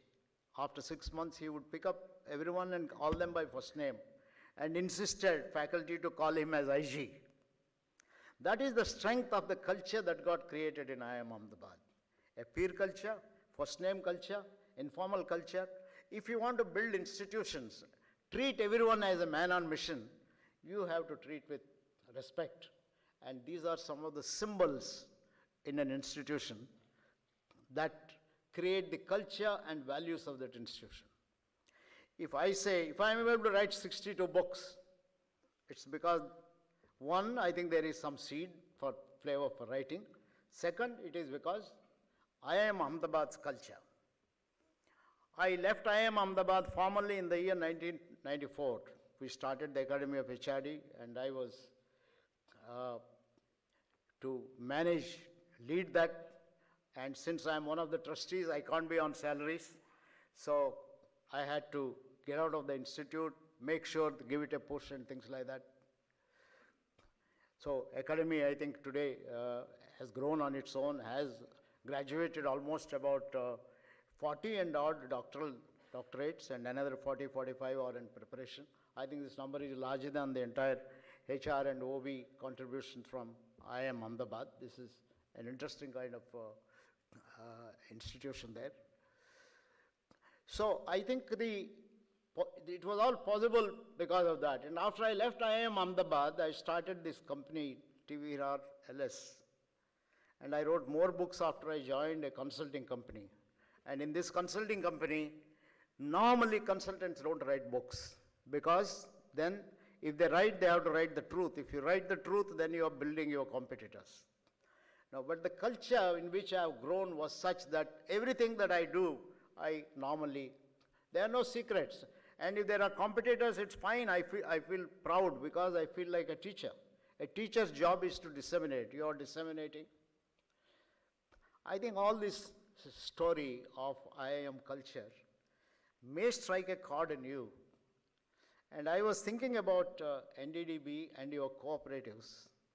I was thinking every person, every one of you, the CEOs who are here, CXOs, is a person on mission. You are a person on mission. And when I think of you, when you invited me, I think I became a little more sensitive to what is happening around. Early morning when I get up, first thing we do is to pick up, I am now live in Bangalore. Either my wife or I pick up that Nandini milk packet. On the days that milk is not available, we go out and there are a lot of vendors sitting. See the employment generation that has taken place. You may not realize it. Number of people that are selling, and there are Nandini stores where you can also pay your municipal corporation bills. It's not meant to pay the bills, but there is a Nandini store, they sell Nandini products. But when I come to Ahmedabad, I have not yet given up my flat in Ahmedabad, Amul, early morning. My first thing my wife does is calls the chap who delivers milk. Not only that, Amul cheese, Amul butter. And the other day you showed me the number of products you have. I think they run into some thousands of products promoted by these cooperatives.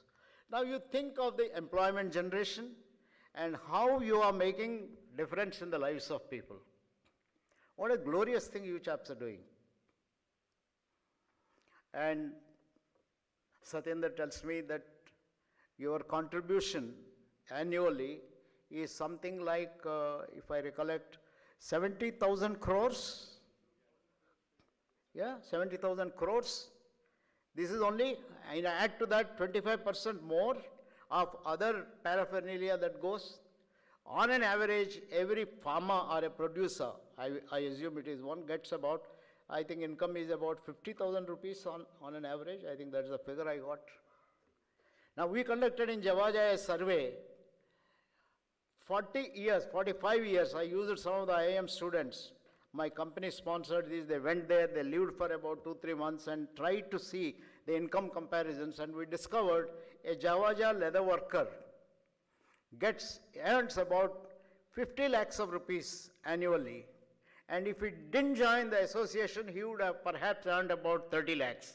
So about a 20 lakh difference per year by individual and things of that kind. This is professionalizing management in rural sector. Ravi Mathai saw 3 years of contribution. But having said that, let me also tell you, I many times thought of comparing Ravi with Dr. Kurian. If by any chance some of you had, if you read Dr. Kurian, he will tell quite a bit about he and Ravi and how Ravi influenced his thinking in setting up IRMA. And I also know Ravi tried to set up such a place in Ahmedabad, but didn't work out. Okay, what you don't succeed at one place, somebody else can succeed in another place. In fact, we had to return to Ford Foundation a lot of money, a few crores that they have given. after Ravi died, to set up a development center in his name. It just didn't work out because I think, as probably Ravi would have guessed, I think IIM's culture has gone in a particular direction. To create an IRMA kind of a thing was difficult. Now, why I want to say this is different institutions require different stances. Dr. Kurian didn't leave after 7 years NDDB. Can you imagine what would have happened to NDDB if Dr. Kurian left after 7 years? My own guess is NDDB wouldn't have existed as it is. It may have become a government department based in Delhi and things like that. But I think he was there for long years because the nature of work that you're doing required long-term investment. Long-term investment. And IRMA culture, it's very interesting. I keep comparing. Now, Ravi Mathai, although they are cousins, Ravi Mathai's philosophy was, every time a faculty member leaves the institute, IIM, he says, you're most welcome to come back. C.K. Prahlad went, of course he didn't leave, he went on the institute's sponsored grant to work at Harvard. There are many people who left, Raghavachari, many of them. They would go work for a year or two, because the doors are open, they come back. Dr. Kurian's philosophy in IRMA was different. Dr. Kurian's philosophy was, if you left IRMA, you won't come back. I don't know if it is still there. It's still there. You can't come back. Why? Because IRMA is devoted to rural management. It required that kind of a commitment. If you are committed, you are here. IIM required a different kind of commitment, having been in a corporate sector. If you don't go abroad and teach and acquire knowledge, our doors are open. Come back with that knowledge, your brand goes up. In IRMA, you don't go abroad to do rural development. I think you go to rural areas to do rural development. That is so you have to have different, I always thought of this, very interesting things to justify, I think what one institution requires, another institution requires may be different. You have to look at the purpose, and that is the most important kind of a thing. The purpose of dairy boards, cooperatives, etc., are lifting up people, continuous education. Now the purposes are also getting added. We have to take care of the health of all the producers, people who are producing milk. Then not only cooperative, other economic activities. So you get into, I think, from milk cooperative to another cooperative, start fodder management, start all kinds of other kind of things. So this requires a totally committed kind of a thing. But you are doing a wonderful job in terms of, I think, whatever you are. So it's very important to realize what a great institution that we belong to. Somebody has to keep telling. And it's not enough that you come to NDDB and realize this. I think it is important for us to go back and get everyone who is working with us to feel that you are doing a great service to other people. You are making a difference in the lives of people. I think this is essentially what I wanted to speak from part. Now I'll go on to my presentation. I have prepared something. I would certainly, I think, caution me when you want me to stop. I'll quickly run through this. Which are the great institutions? If you really look at, these are, I think I have just listed some. These are not the only ones. There are thousands of institutions in our country which are great. But I just put some of them. I have included here two of the institutions with most of your speakers are associated. National HRD Network, which is doing a marvelous job today. Academy of HRD, which is single-mindedly pursuing, although they had lots and lots of issues. Anil Khandelwal was the chairman for some time with it. They are trying to do something. And at the end, I listed two, which you are all familiar with, Pradhan and Dhan Foundation. Again, students of IIM Ahmedabad who started this. Great institution builders. Again, I have listed some of the names. You know all of them. I have put here Vijay Mahajan, Vasimalai, Trilochan Shastri, Jagdeep Chokar. So great institution builders can come from anywhere. I wish I had known the names of some of the CEOs here. I could have put them there. But if not today, next time when I make a presentation, I'm sure I'll have someone which Satyendra will say that, look, I think you mentioned to me some of the cooperative federations are doing extremely well and things like that. But I don't want to. I want to start with this important thing in institution building. You know this line, straight line, this is something which I have written in my book, Effective People. AB. This is something I learned from one of my fellow students at Regional College of Education. One day he drew this line AB and he said, Venkatesh, now I want to put a point P here. Now how many parts in the line is the line divided into? I said in the usual way, as every one of you, most of you will say it is into two parts, AP and PB. He said wrong. AP, PB, but P itself. P is a point in life. Every day we come across a point in life which may be changing our lives, changing many things. A point in life. This is what we picked up as crucibles of leadership in a book which Arvind Agarwal and I have written, in which you will find Akhil's story, Anil Khandelwal's story, 30 leaders we took up. Now what is this point? This is an interesting point I want to illustrate. There are many points in my life. I just wanted to pick up one point. This is an interesting point. Dr. Abdul Kalam, after you must read, so you may have read so many stories about Dr. Kalam. After his presidentship, he used to come and teach at IIM Ahmedabad. He was teaching, and Anil Gupta, my colleague, is another institution builder. Most of you would know, Honeybee Network, Shrishti, and so on. So I told Anil I want to sit in his class. One day I went and sat in his class. Next day, I had a meeting with him, just like that, joined the team. Then National HRD Network is organizing an annual conference sometime in May or June. And sometime in January, February, the person in Hyderabad told me, Dr. Kalam has agreed to come and inaugurate it. I was restless about National HRD Network. Now I must tell you, National HRD Network is one body where after my presidentship is over, I continued to work with Uday Parikh, the next president, MRR Nair, the next president. After that, I withdrew. I was not getting involved in it. That was, HRD Network started in the year 1986. Anil is one of the founder members. So 1994-95, I withdrew from it. And I think the reason why HRD Network grew, the way it grew, was because I think some of us associated with it withdrew it. Like Ravi Mathai model.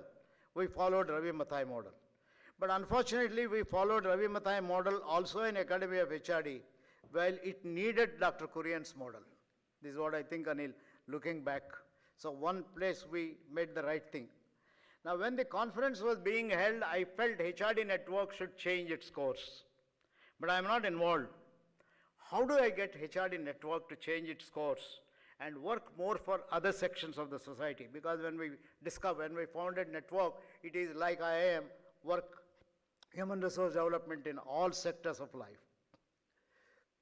So when I came to know he has agreed, I requested Anil, I have made a PowerPoint presentation, I want to share with Dr. Kalam and suggest to him that this is what he should speak in the conference. Anil organized, Dr. Kalam listened and asked somebody to collect the PowerPoint presentation. That is sometime in February, everything forgotten.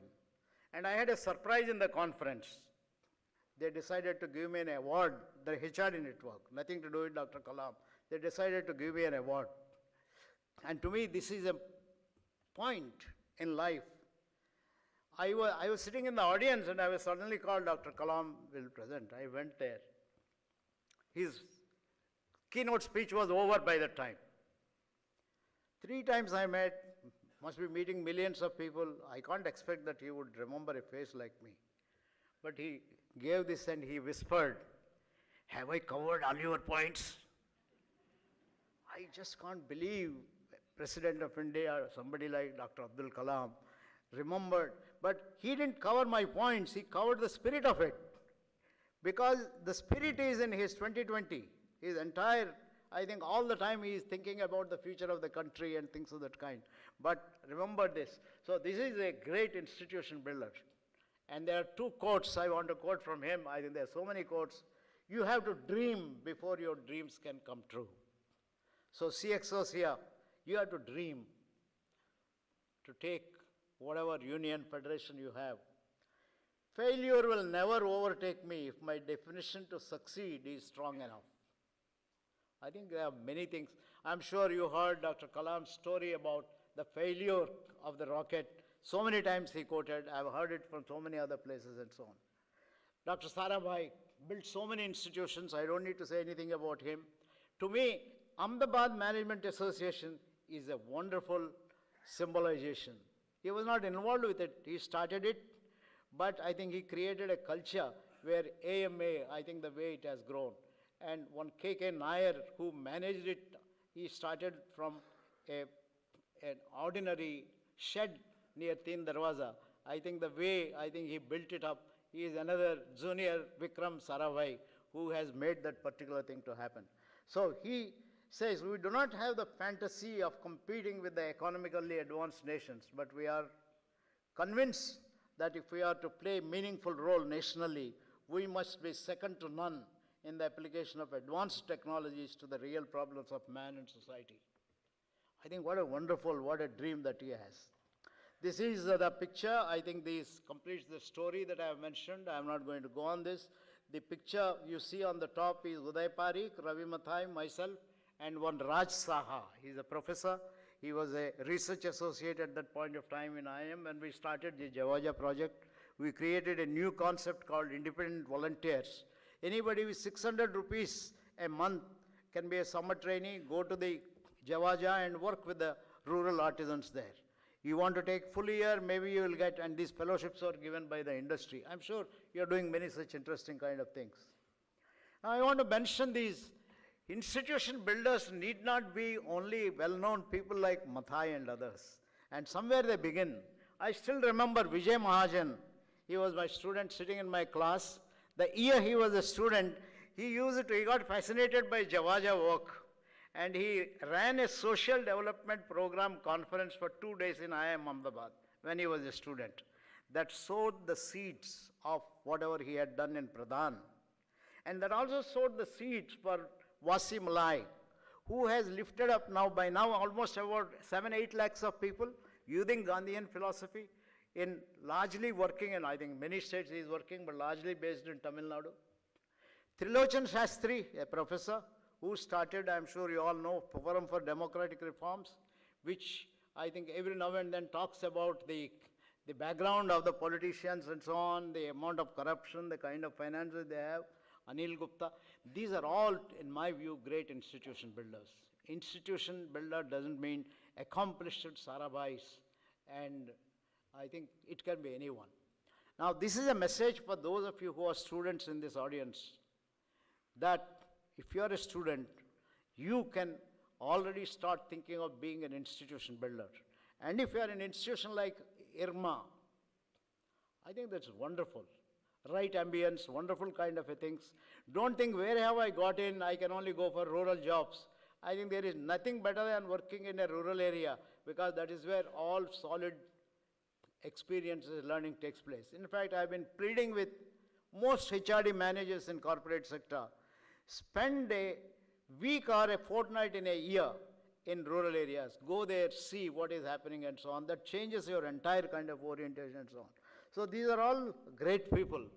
I have written about some of these great people like Shanti Ranganathan in my book, Effective People. I think Effective People is one which contains stories of 70 people, not Ravi Mathai and Dr. Kurian, but there are 3-4 pages devoted to this comparison, whatever I'm talking about it, if by chance you happen to get this book. I normally say building an institution is like planting a tree, nurturing it.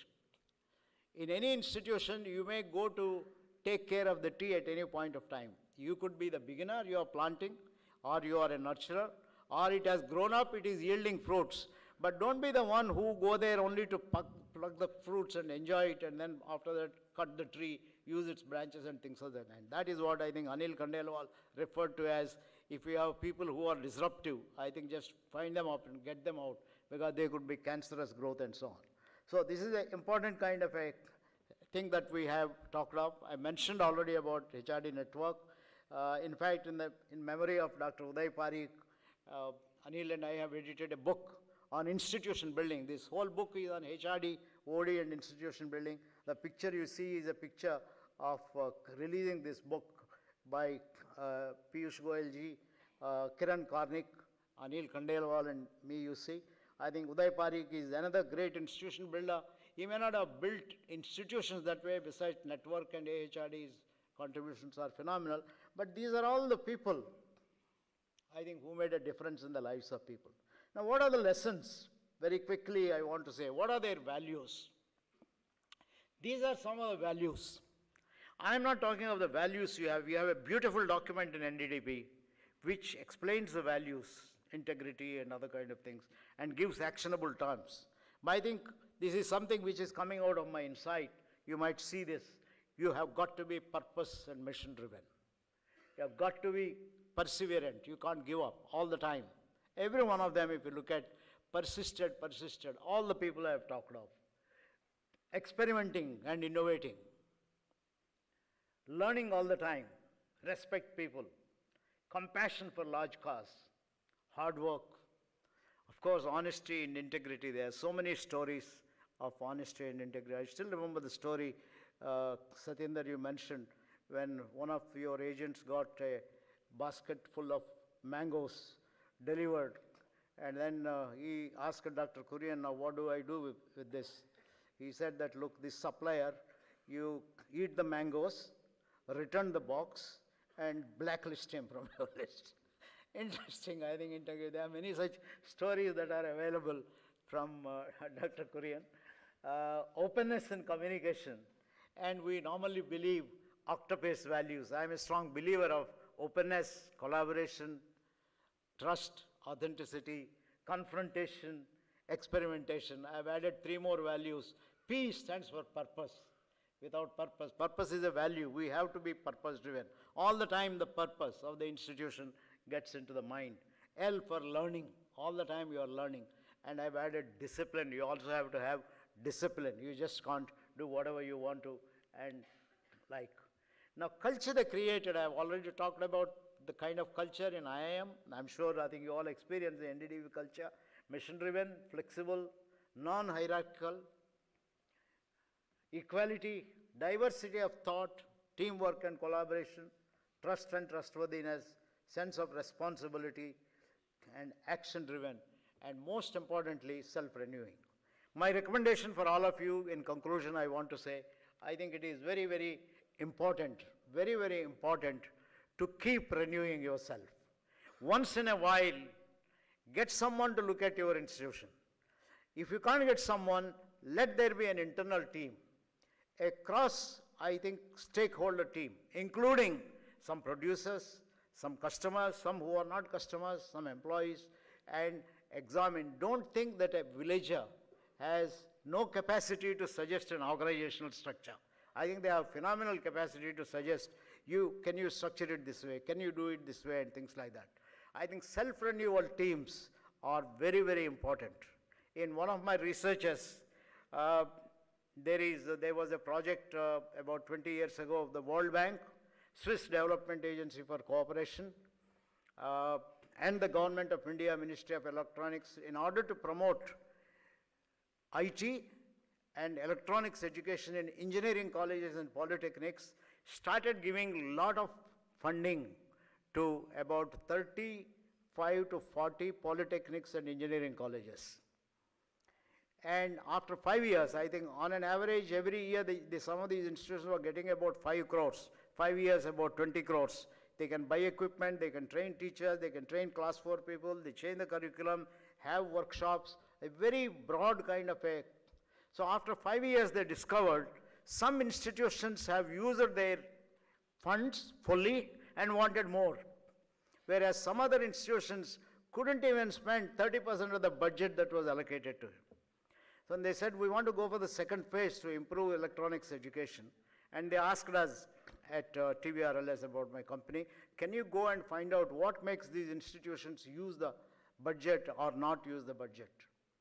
So we went through these institutions, we visited them, conducted a study, and we found something very interesting. We found a number of things, but one of the things we found was the institutional environment what we call as organizational climate, measured by some 100-item questionnaire administered to students, faculty, support staff, and all of them, revealed some very interesting dimensions which made a difference. Those institutions that has very poor leadership climate are the ones who could not use any of the funds. Now, using the funds is treated as a way in which you contribute to the development of institute. Now, the lesson for me is it's important that you once in a while study your own environment using questionnaire. The questionnaires are available. I still remember the years that I worked between 1988 and 95. I was helping NDDB. Shailendra Kumar used to be the HR head at the time. In fact, we conducted a organizational climate, organizational health survey, and the questionnaire and other things are easily available. It's a good idea to look at yourself once in a while and use it to see whether people are aware of the purpose, are they being purpose-driven, value-driven, what kind of culture that we are promoting. This tool can go a good way, and that is what we did in this project. We called these polytechnics and engineering colleges, presented the data, and started telling them, you should equip yourself to be more innovative and to be a great institution and so on. I hope I have given you some insights and something to think about. I want to wish you all the best to be an institution builder, and as I mentioned in my book, Effective People, to be a super effective person. All super effective people I have found to be institution builders that are covered. You take any of them, any field, medicine you take, people like Devi Shetty, if you look at, a great institution builder, because they discover their talent and want the talent to be available to the rest of the world by creating an institution. So all the best. I think you're already in an institution, and you let your institutions grow and serve everyone. Thank you very much, Satyendra, for giving me this opportunity.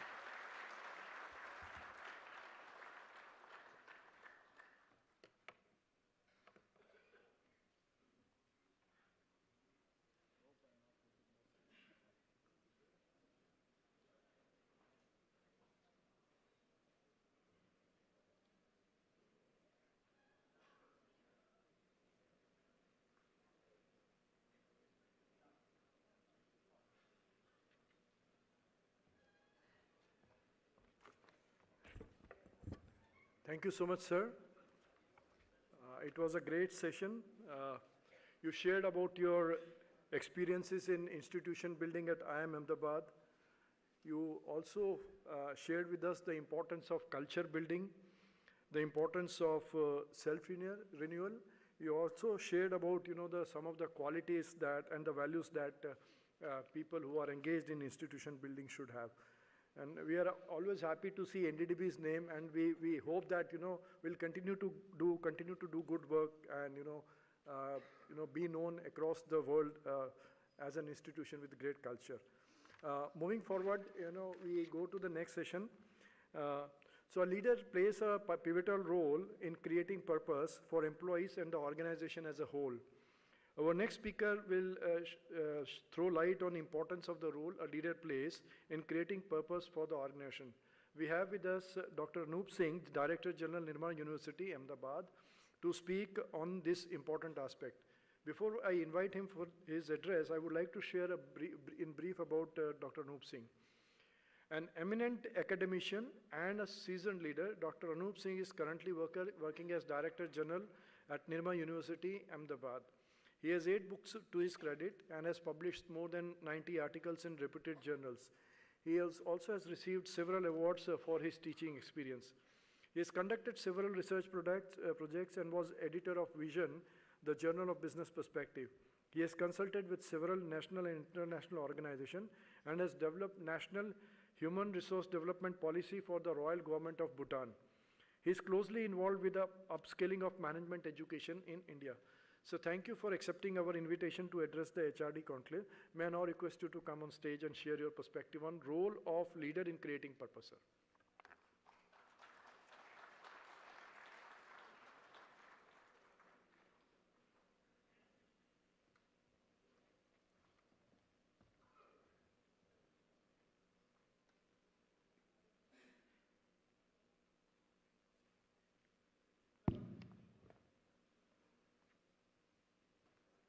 Thank you very much.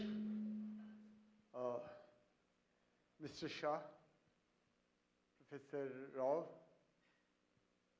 Dr. Khandelwal, Mr. Bushrai, delegates and friends.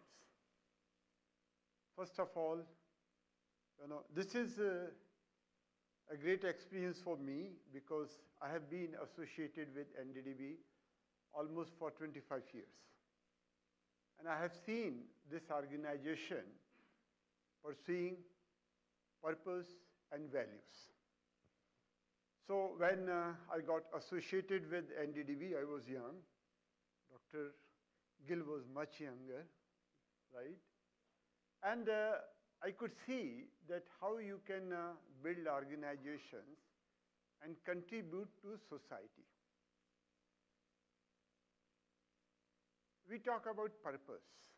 Purpose can happen at two levels. One is at the individual level and one is at the organizational level. So Dr. Khandelwal talked about purpose at the organizational level, and Dr. Rao talked about purpose at the individual level. I would talk about purpose at the individual level and how it can also be created at the organizational level. I don't have any broad framework or theory, but I have some experiences that I would like to share with you. तो जिसको मैं ओढ़ता बिछाता हूँ, वो कथा आपको सुनाता हूँ.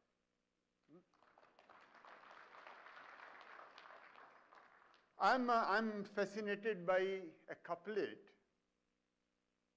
and it goes like this, कि दिल में कोई चाहत नहीं, आँखों में कोई ख्वाब नहीं. दिल में कोई चाहत नहीं, आँखों में ख्वाब नहीं, ये आदमी नहीं कोई हादसा सा लगता है.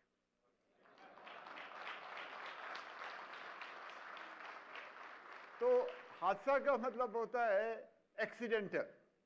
So, like there are accidental people, there are accidental organizations, right? So the purpose of life is to create a purpose in life. Firstly, there is no purpose, right? We create purpose. So it is a big responsibility for each one of us to create a purpose for oneself. Nobody is born with a purpose, but we create a purpose, right? And when we create a purpose, we are born second time, right? So there is this concept of twice born, right? In Hinduism, there is concept of twice born. And then I asked this question, why not thrice born? Why not fourth born? And I found a person who was born so many times. And his name was Mohandas Karamchand Gandhi. Because he rediscovered the purpose after purpose, right? So when Mohandas Karamchand Gandhi came to India after doing his barristership, he went to court and he could not speak, right? He was a failed advocate. And this is why he decided to go to South Africa. Not because, had he been very successful over here, he would not have become Mohandas Karamchand Gandhi, right? But then he could find a purpose for himself. There was another gentleman, his name was Amitabh Bachchan. And he went to All India Radio and he was rejected because his voice was bad voice, right? But then he could find a purpose in his voice, right? If you read life of Vivekanand, then I think he was a man who suffered a lot in his life. There were family problems, right? His brother was not behaving, mother had serious problem, but then he could find a purpose in life, right? So these are big people. but I have also seen ordinary people, right? There was an attendant in my library, and his purpose was knowing the books. And there were 10,000 books in library, and you just give him a hint, and the book would be at your hand, right? So he was so much comfortable with his library, right?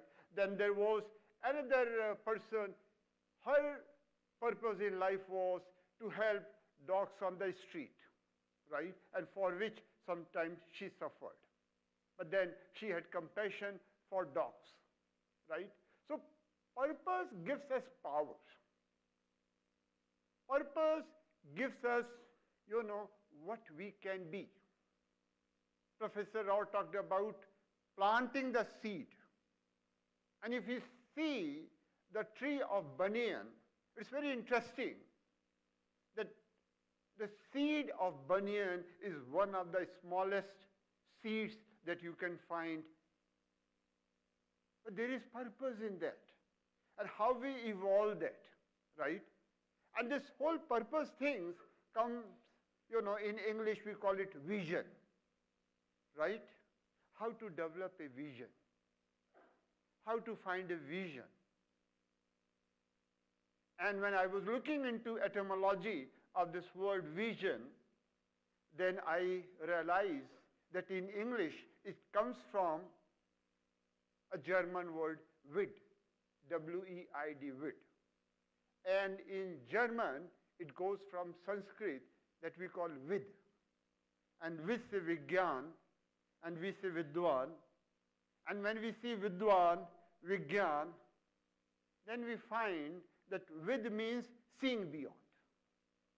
Gyan ke aage. Vigyan means gyan ke aage. Right? So जो भी हम reality देखते हैं उसके आगे. And finding a purpose is a painful process. इस पार प्रिय तुम हो मधु हो, उस पार ने जाने क्या होगा. So you are very comfortable whatever you are doing. You know people, you know the situation, and you don't know what is on the other side. And when you go from this side to other side, there are going to be moments of pain. And if one is not ready to face that pain, one cannot develop a purpose of life. And therefore, failures in life are more important than successes in life. Because success is a bad teacher, right? It may be creating comfortable positions, but success is a bad teacher and failure is a good teacher because failure gives us clear and strong feedback.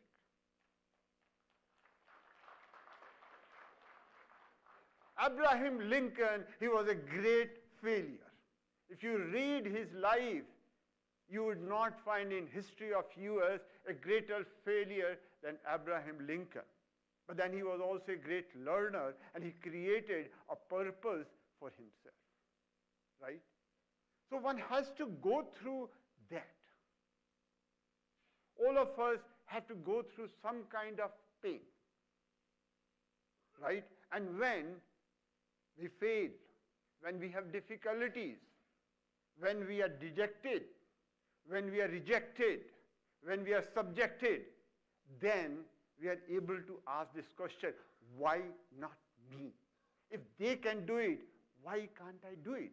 If others can succeed, why can't I succeed? Right? And it is true for people, it is true for organizations. Right?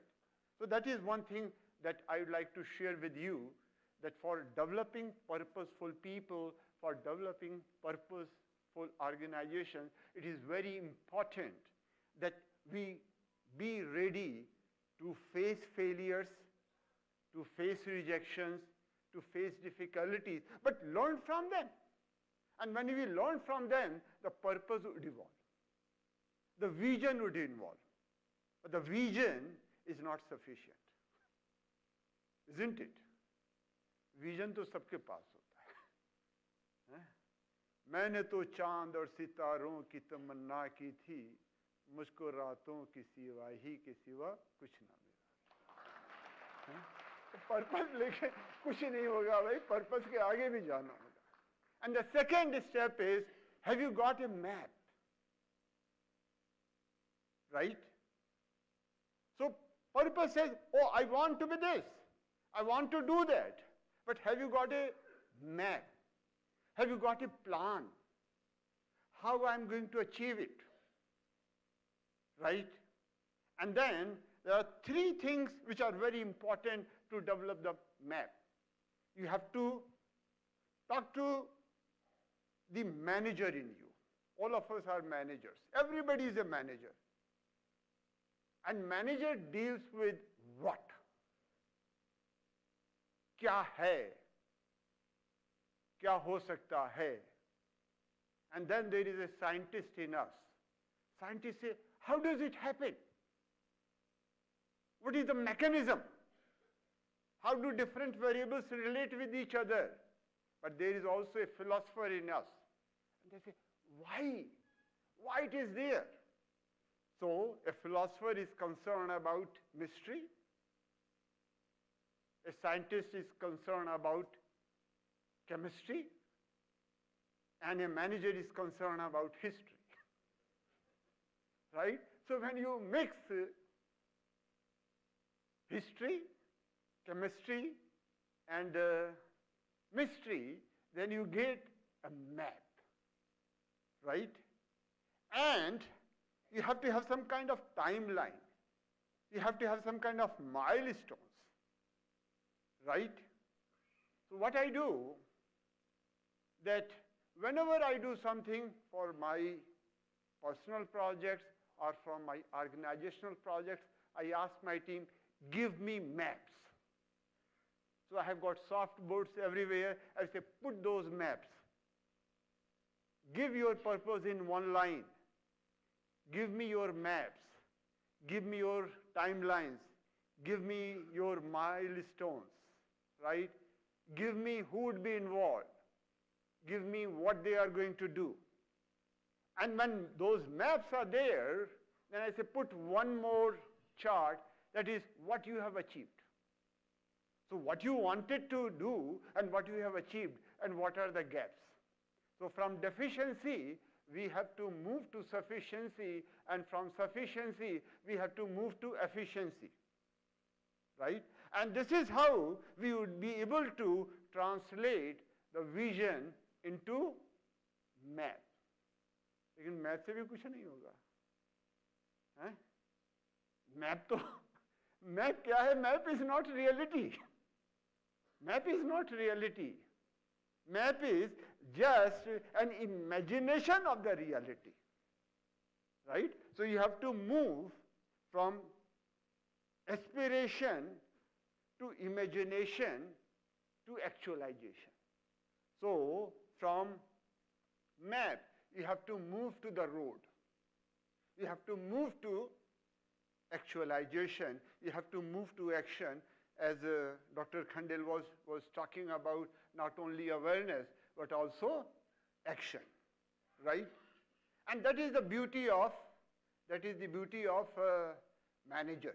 They love action, right? And sometimes they don't have also time for action. So once, I went to Ranchi. And Ranchi is on a plateau, right? So a very nice place. I love it. So there was a manager with me. So he was climbing up the road. And after some time, vehicle was hobbling. So मैंने कहा कि Sharma ji, I will call him Sharma ji, कि Sharma ji gear बदल लीजिए, है ना? आप force पे चला रहे हैं, इसको सेकंड पे करिए। है गियर तो बदल लेंगे, लेकिन गियर बदलने के लिए टाइम कहाँ है ना? So managers are so much involved with action कि गियर बदलने के लिए टाइम ही नहीं रहता है. You have to time, you have to find time for action, right? And it should be thoughtful action and not action. And this is why I'm saying that you have to come to the road. And once you come to the road, then sometimes your road is plain, but there are so many mountains and valleys on the road. And life is all right as long as you have plain road, right? But life is not like that. Life is not a plain road. There are so many twists and turns in life, right? So it so happened, that a gentleman, and his life, he wanted to commit suicide, right? And then he jumped from the 3rd floor. And there was another gentleman who was passing through, and he jumped on him. And this guy who wanted to commit suicide, he was saved. And the guy who didn't want to commit suicide, he died. Right? So that's life. So you think that road is going to be plain, but road is not going to be plain. There are valleys and there are mountains, right? So you have to traverse through valleys and mountains. And when you traverse through valleys and mountains, there are moments, points. Dr. Rao was talking about points. And there are points of pleasure and there are points of pain, right? And you have to have your balance during that. और गीता में कहा है ना, स्थित प्रज्ञा. गीता का यही मतलब है कि when you are in valleys, when you are having pain, or when you are in mountains, when you are having a lot of pleasure, you remain balanced. It does not mean that you would not have feelings. You would have your feelings, right? Another very important thing is that when you are going through these valleys and mountains, listen to your pains, listen to your pleasures. Because what happens that we get so much involved with action that we don't have time to listen to us like Sharmaji. How do I listen to the whispers which are coming? How do I listen to the voices which are coming?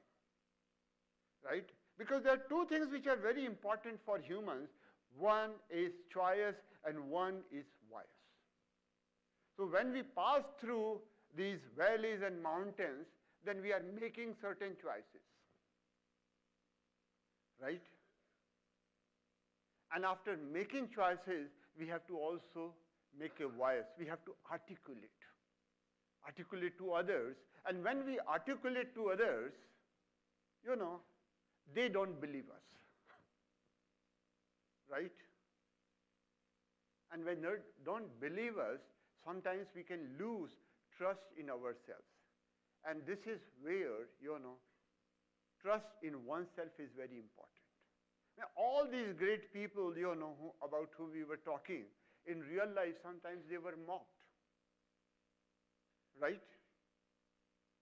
And if you see Dr. Abdul Kalam, and when he was invited by Mrs. Gandhi, right, he said, oh, ek koi mere liye coat banwa de. So now he was seen as a very unorganized person, disorganized person, right? And at that time, not many people had respect for him. He became real Abdul Kalam Azad after some time. उसके पहले तो लोग उन पे भी सवाल उठाते थे ना.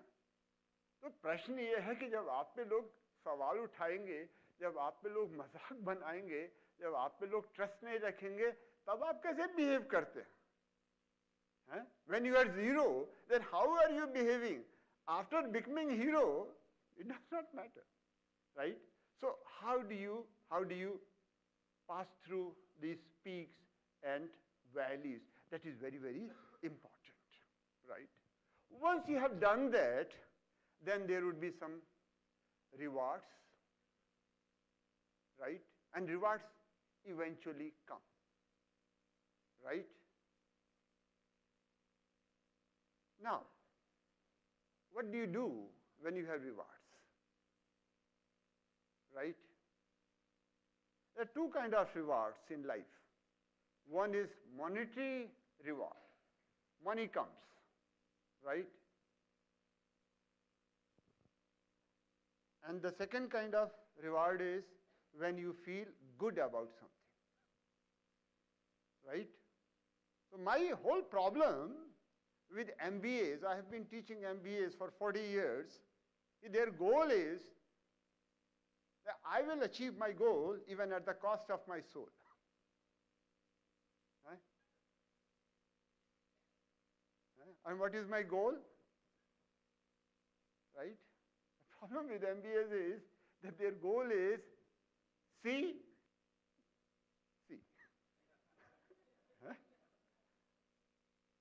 अब प्रॉब्लम ये है कि आपको CTC तो मिल गई, right? But you have sacrificed a lot. So I met a gentleman, you know, he came from London and he was my student, and he met me after 5 years, and then suddenly I find that he has become double. So he was bulging from all sides. So मैंने कहा क्या हुआ भाई? You have totally changed. कहा sir बहुत काम करता हूँ। मैं कितनी देर काम करते हो? तो 12 घंटे काम करता हूँ। क्या खाते पीते हो? पिज़्ज़ा खाता हूँ, कोक पीता हूँ।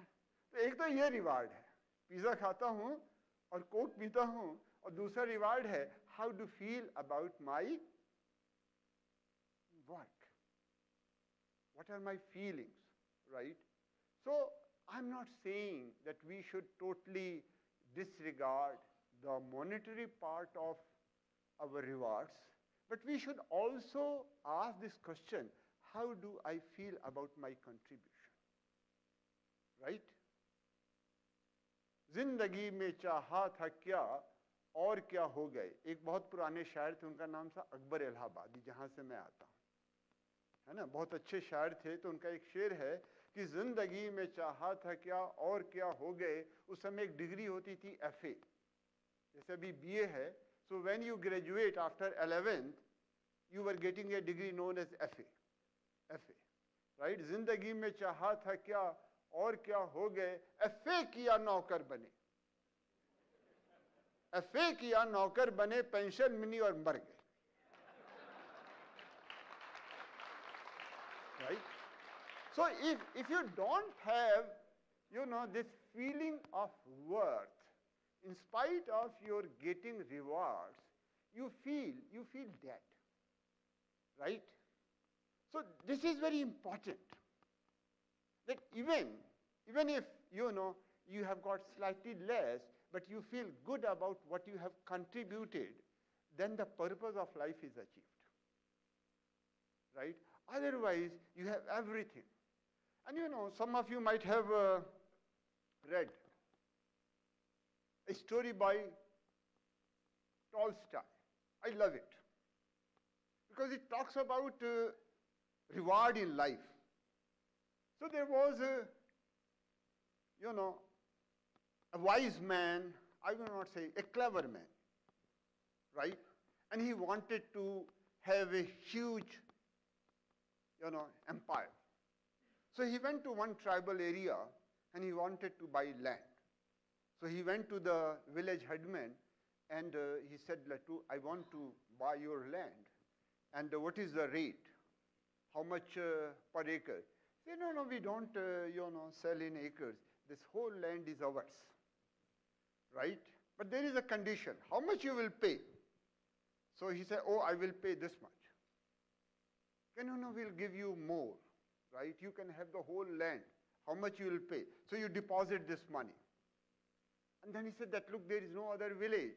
What you have to do, that as soon as the sun rises, you have to move. And, you know, you have to go to a destination and whole land is yours. And he was really fascinated. ये तो बेवकूफ हैं, गधे, इनको कुछ पता ही नहीं है, मैं सारी जमीन इनके ले लूंगा. But there is a condition, and the condition is that you have to come here before sunset, right?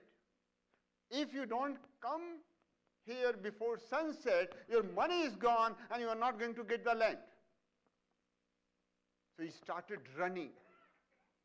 To fool these people, he started running, and when, you know, it was almost noon, then he realized time to come back because I have to also go back, right? and it was very hot. 2 o'clock in noon. But this time he didn't have energy because he was running. And he started moving slowly. And then he started running, and there was no energy. And he lost his life. He lost his money. He didn't get anything. Right? So what I want to say, that in terms of rewards, we have to focus on monetary benefit as well as some kind of a sense of satisfaction. Right?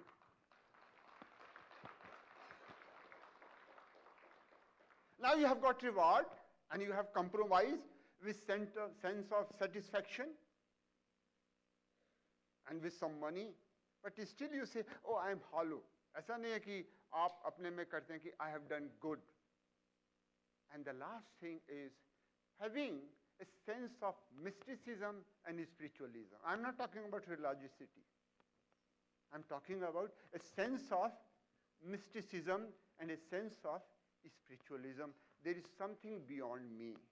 There is something bigger than me. There is something better than me, right? And I need to relate with it, right? So that is the last point, right? I need to relate with the universe. I need to relate with people around me. I need to relate with animals around me.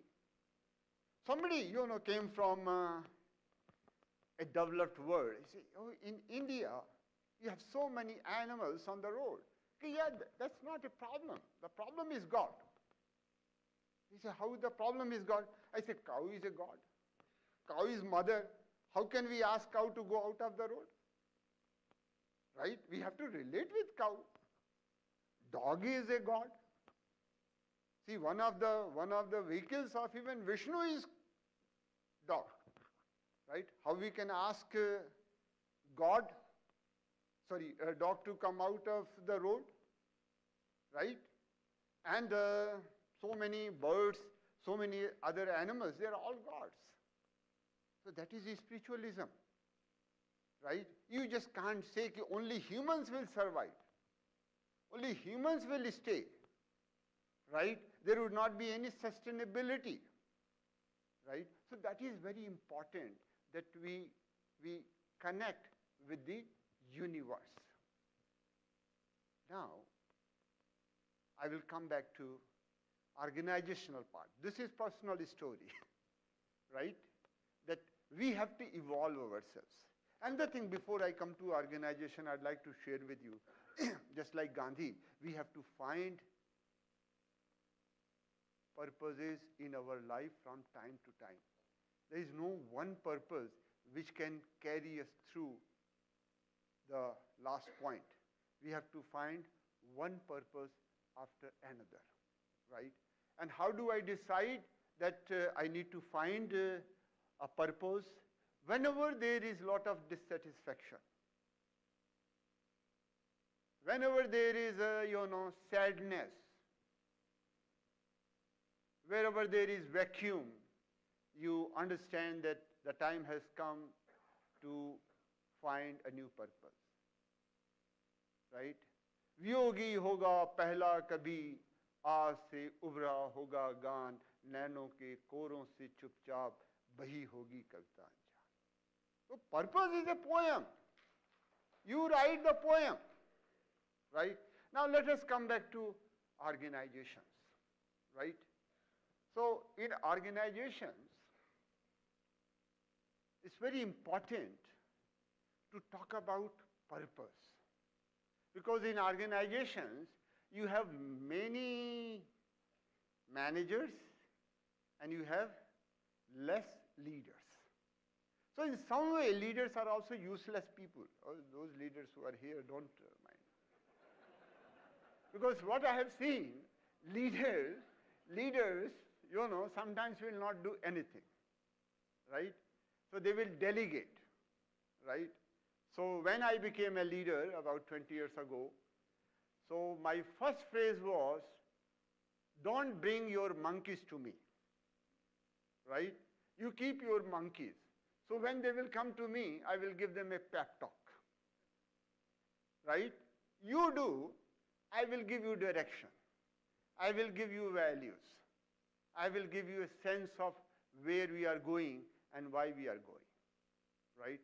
So over there, the job of a leader is to sense what is our purpose and what should be our purpose. Right?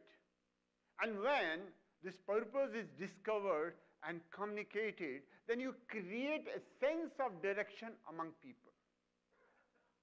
See, there is a lot of traffic jam in the organization. Right? जैसे आप कभी-कभी आनंद में देखते होंगे. Right? And then what happens in India, the traffic police is not there. But somebody, a good Samaritan comes and he starts regulating the traffic. So that is the job of a leader, to cut the clutter and to provide a sense of direction to others, and that's how he talks about the purpose, right? So leaders talk about the purpose so that people have a sense of direction, right? And when people have a sense of direction, they have also a sense of gratification, right? It's very interesting, Jack Welch. People criticize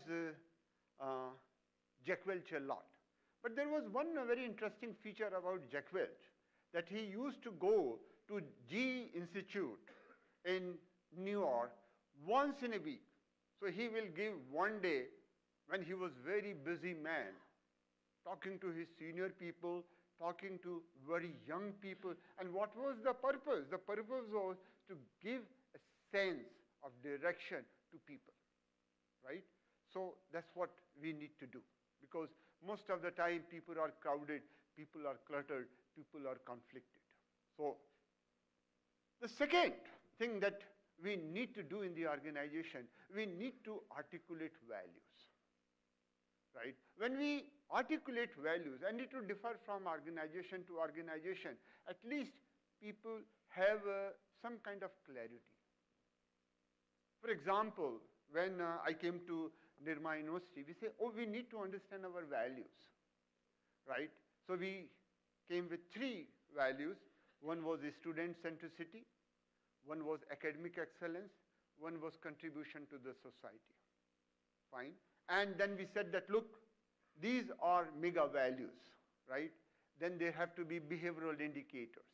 Under each value, what actually we would be doing, so that we know that we need to pursue those values. So that kind of value clarification is very important. And then there was this thing that which value would come first. And there was conflict within my team that, look, whether academic excellence would come first or student centricity would come first, right? And then we decided student centricity would come first, right? Because that's where your day-to-day behavior would be guided. You can sacrifice, some academic thing, but you can't sacrifice personality development of each and every student. You are there for the student, right? So that kind of clarity is very much required. The third thing is that once you have articulated the values, once you have articulated the behaviors related to these values, then we need to discuss whether you are pursuing your values or not, and whether there are conflicts or not. So we talked about student centricity, and then one day a student came. He said, I have got only 60% attendance, and I had my family problems, I had this problem, I have that problem, and you are not allowing me to appear in the examination, and you say that your value is student centricity. Where is your student centricity? Right? So I was in conflict. See, yeah. But you tell me one thing, you want to go to New York. See, suppose you want to go to New York, what you will do? You will buy a ticket. So you have decided to achieve your objective and you have bought the ticket. But you are refusing to sit in the aircraft. You don't want to take that 18-hour flight to New York and you say, I have bought your ticket and you send me to New York. How that can be possible? So you have to sit in the aircraft. So you have to sit in classroom for some time, only then I can take you to your goal. Right? So don't think that when you develop values, there would not be paradoxes, there would not be contradictions, right? There would be, but how do you resolve those paradoxes, conflicts, and contradictions? That is also very important. And I learned that from a very popular movie, most of you might have seen it, Gandhi. Right? So there is a scene in Gandhi, and then there is Om Puri. And Om Puri comes, and Gandhi is in East Bengal. And he says, you are talking about non-violence, you are talking about communal harmony, right? And they have killed my son, right? Why should I not kill them? And then Gandhi said, you sit. So he sat. And he said, boy, he said that, look, they have killed your son, and they have killed his father, and you need a son, and he needs a father, you get united. So that is another art of leadership and purposefulness, how to manage contradiction, how to manage paradoxes of life, because when you are leading with purpose, it is not possible that there would not be contradictions and there would not be paradoxes, right? So if you are able to resolve them, I remember another very instance, we talked about HRD Tata. Another great institution builder was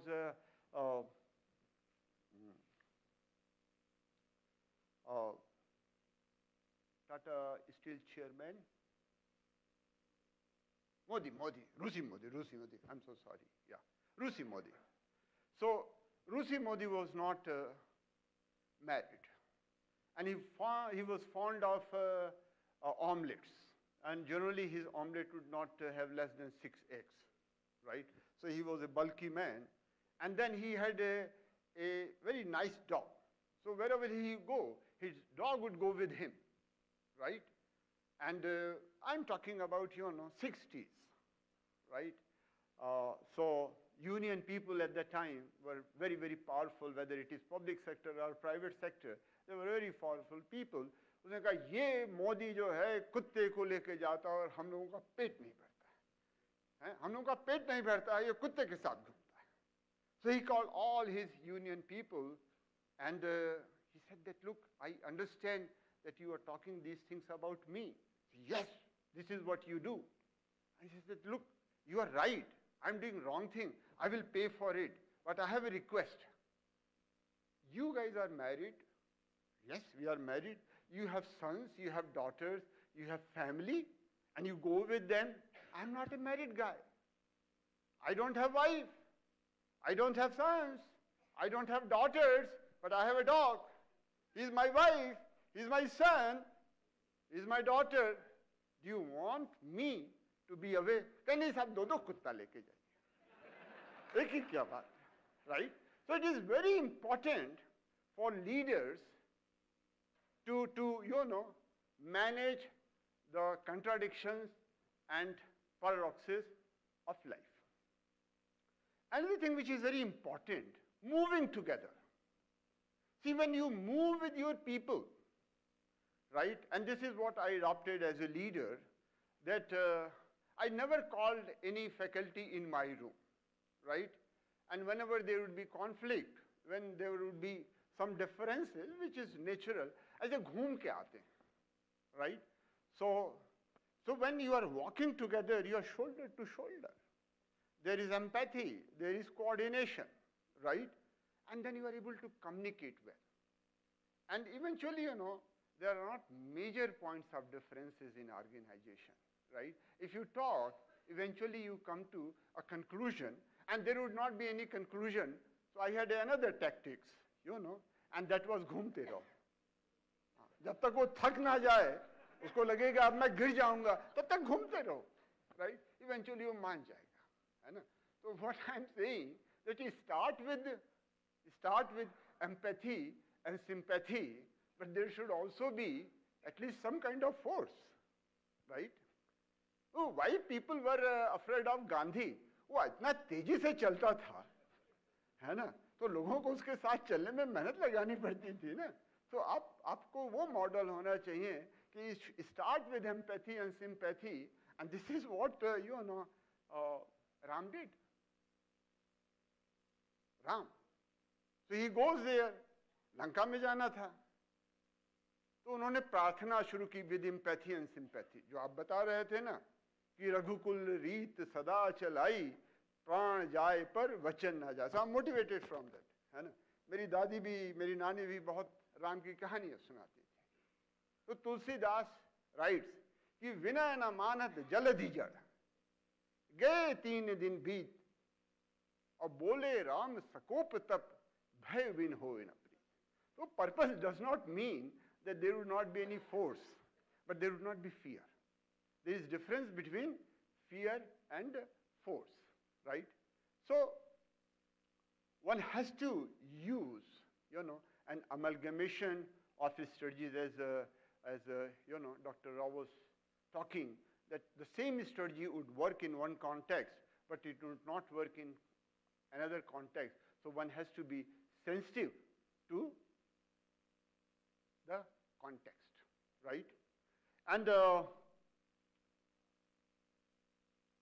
another very important thing in institution building, particularly in large organization, is that you need to,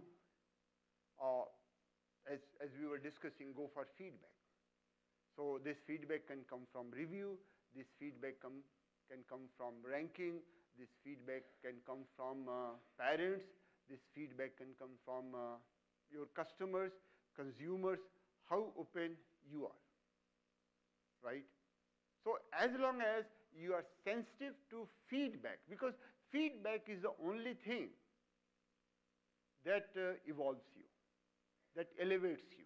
And if you are not sensitive to the feedback, just the sense of would not be suffice, right? Last thing that I like to share with you, how much time it takes to change people and to change organization, right? So I did, take inspiration from Alcohol Anonymous. Don't think that I was alcoholic and then I went to them and I took inspiration, right?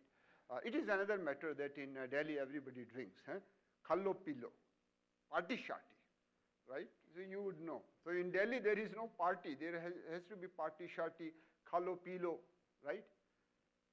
Now, they discovered a very interesting principle that you can become non-alcoholic within 90 days. So if you have not taken a drink for 90 days, you can give it up, right? And then, I validated it with another setting, and that was a spiritual setting. So you want to be spiritual, you want to do meditation, so you have to develop that spiritual self of you. They came out with the same finding that you have to do meditation for 90 days, only then you become a habitual meditator and you get the benefit of the meditator. So similarly, for pursuing your passion, for pursuing your calling, you need to give 90 days to yourself and you need to review it every day, right? If you are able to follow that, then you would be able to do it, right? So if you want to do that, I'm giving you a time framework. When it comes to changing the organization, then you need at least 3 years, right? If you have less than 3 years, what Dr. Khandel was telling, that in some organizations you get the tenure for 3 years, then, or sometimes you get slips from your predecessor. So he tells that whenever you are in trouble, you open one slip. So there was a CEO, so he became the CEO for 3 years. So after 1 year, when he was in great trouble, he opened the first slip. And the slip told, blame all the problems to your predecessor. उसने ये किया, वो किया, है ना? This is why the organization is in trouble. And after 1 year, again he was in trouble. And then the second slip said, come out with your strategic plan. Propagate it to people. And after third year, again he was in trouble. He opened the third slip and that said, now it is time for you to give 3 slips to your successor. Right? So what I have found that if you want to change organization, you need at least 3 years. Right? Because why I'm saying it, generally large organizations are complex organizations. You don't understand them unless you spend 1 year with them. There are so many people, there are so many contexts, there are legalities, right? There are unique kind of customers. There are unique regulatory requirements, right? So at least it takes 1 year to understand the organization. It takes you at least another year to come out with your short-term and long-term plans, right? And it takes you at least 1 to 2 years to implement them. So unless somebody has got at least 3 years, he can't be institution builder, right? Ideal time is 5 years. And this is why, Professor Rao, most of the IIM directors are able to do a good job than most of the vice chancellors of universities, because the tenure of IIM director is 5 years and the tenure of VCs is 3 years, because they don't have time. So you need to have some time, right? So this is a framework. So you need to also have this plan, that, okay, if I have come here for 3 years, I can make significant contribution. And I'd like to, end by telling you people that purposeful learning means continuous learning. So good, better, best, but let us not rest till good becomes better and better becomes best. Thank you very much.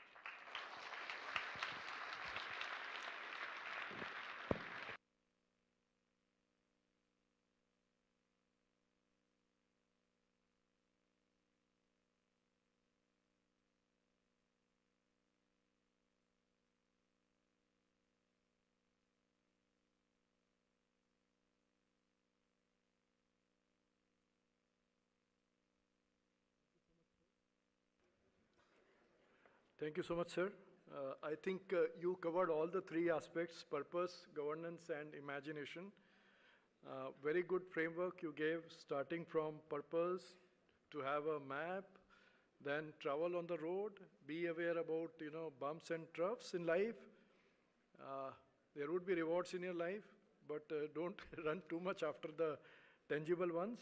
And then, of course, the last and the most favorite of mine, the spirituality and the mysticism you talked about.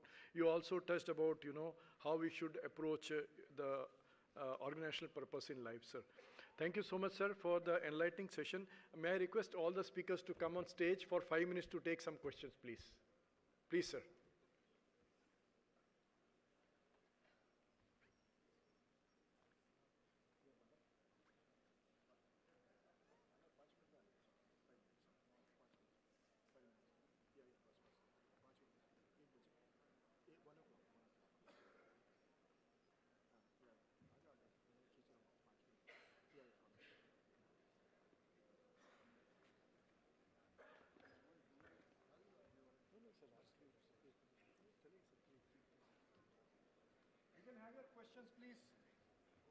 We can have your questions, please.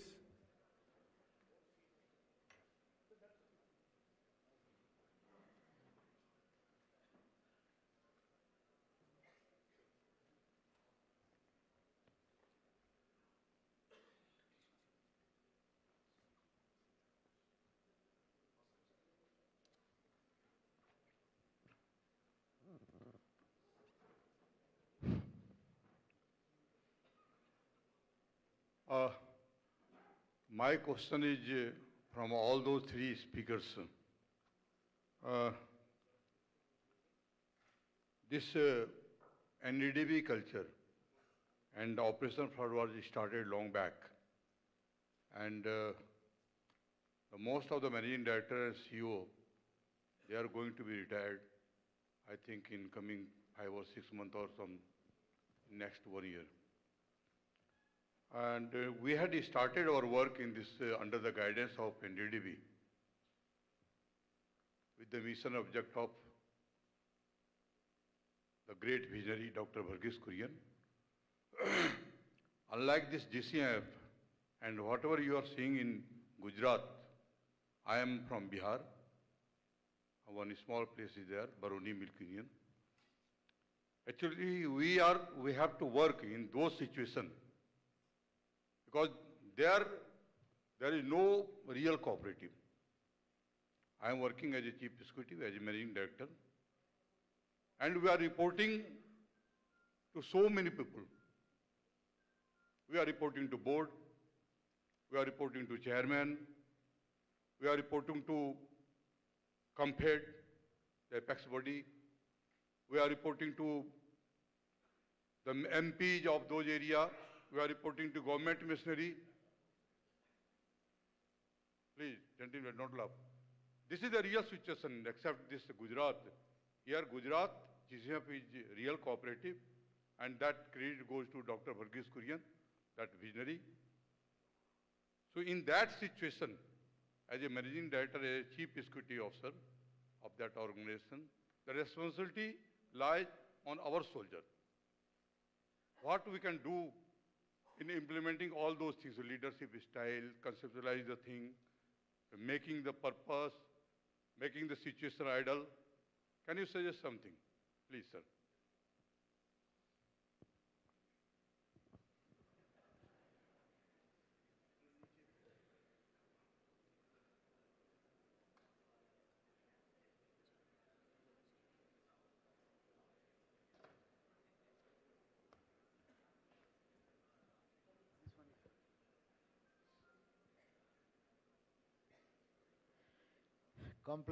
Complex situation.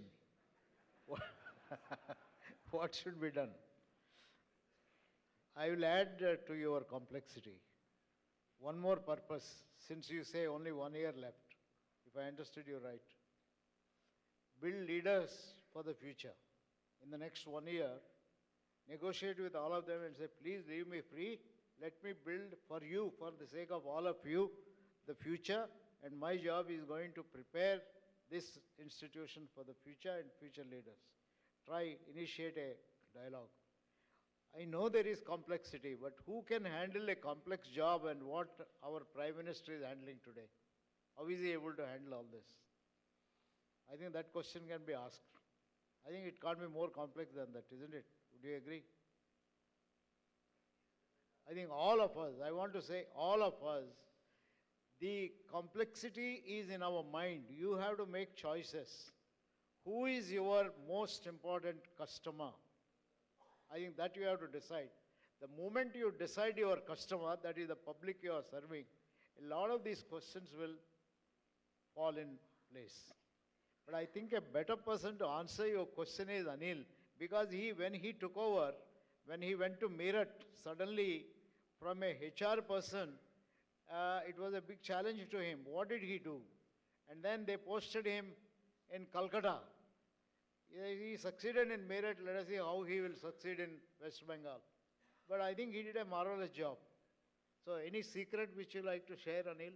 I think it was a very peculiar complexity. Question is very good, first of all.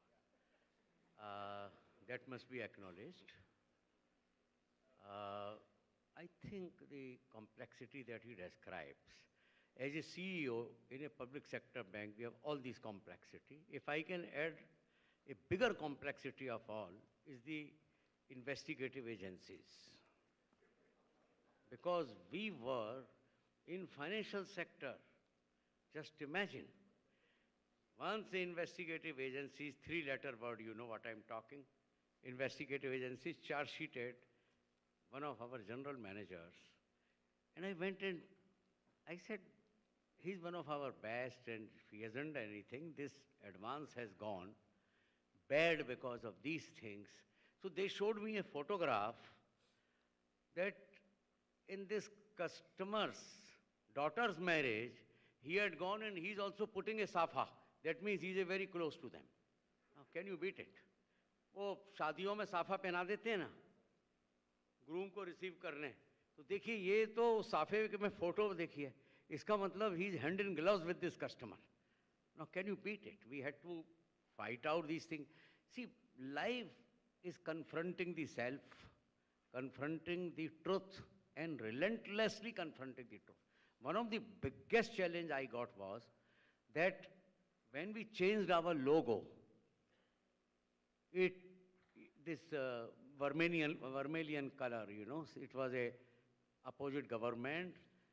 So see this country, one cabinet minister, 5 members of parliament, instigated by our people, some trade unions, they sent a petition to Congress president that I have linkages with the opposition because their Bhagwa is there, you know. I had to undergo inquiries whether I ever went to Shakhas. They went to my place of birth in Agra and whatnot. And I was called. I only said one thing. After, it's a big story. One day the minister phoned me, who asked you to change the logo? I said, the board decision. Then he said, what is board? I kept quiet. If a Harvard educated finance minister did not know what is board, I have no comments. So then finally I was advised to withdraw logo when it was getting huge endorsements. So I went to government. After a lot of discussion, I said, I am willing to withdraw the logo. They said, chalo, line pe aaya 2 mahine baad. Provided this color is withdrawn from our national flag. This is the color of our national flag. You withdraw that or otherwise, ... Leaders have to confront the situation boldly and even stake their own position. And then rest is a history, you know. So point is, all of us face this. These are somewhere more difficult, like Bihar. But in every measure, I tell you, yesterday I was asking somebody who came to receive me at airport, that how come farmers is such a big chunk for politicians? How come you deal with politics of farmers' vote and all that? And they also face their quota problem. Don't think that NDDB may not be facing. I'm sure you talk to them. They may be facing everyday problem. But I do concede that there are more problems. But then leader's role, otherwise he could be a junior officer. Leader's main role is to face the problem. First of all, please understand the job role itself is facing problem. It is not the cozy sitting in a corporate office, 11th floor or 15th floor. It is to face problem. That is KRA number 1. Others produce profits. Others do the thing. So once I'm clear my job is to face problem, I'm no such problem. Thank you. Friends, we are actually approaching the time. So I would request my chairman to come on stage and felicitate our 3 esteemed speakers.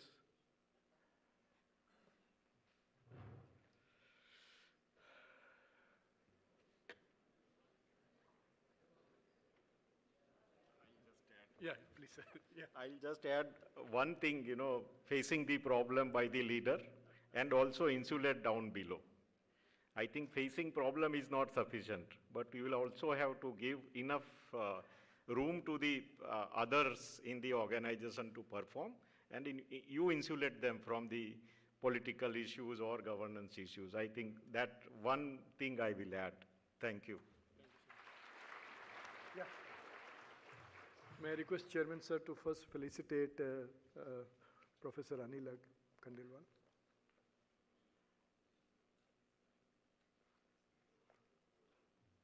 Sir, आगे आ जाइए.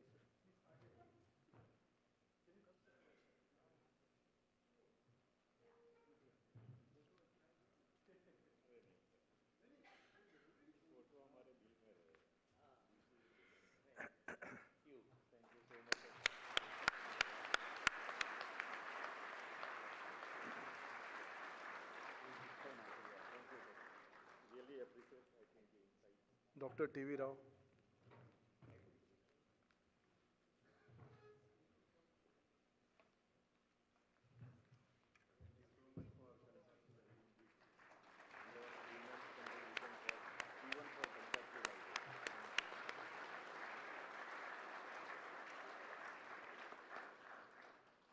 Professor Anup Singh.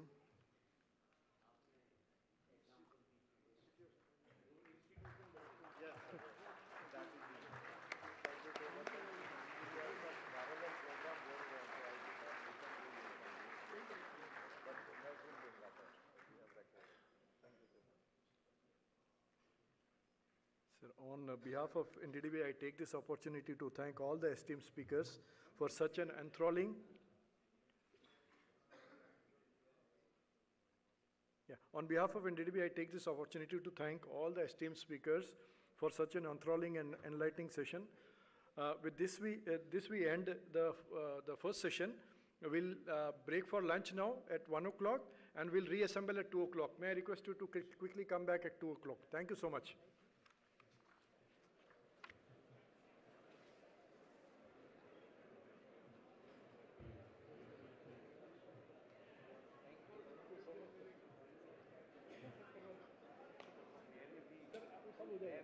Sir, they will do everything. Sir, everything. You can leave it here. It's a very beautiful bag. We will take it together.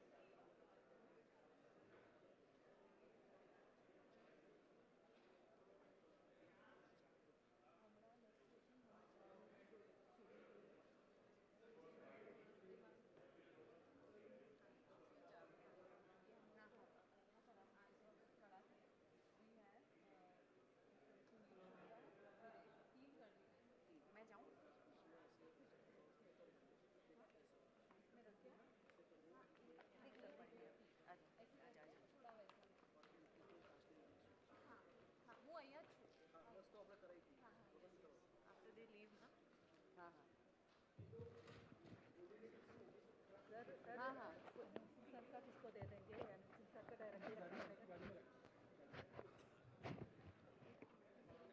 ठीक है इसका क्या करूँ मैं चलेगा ना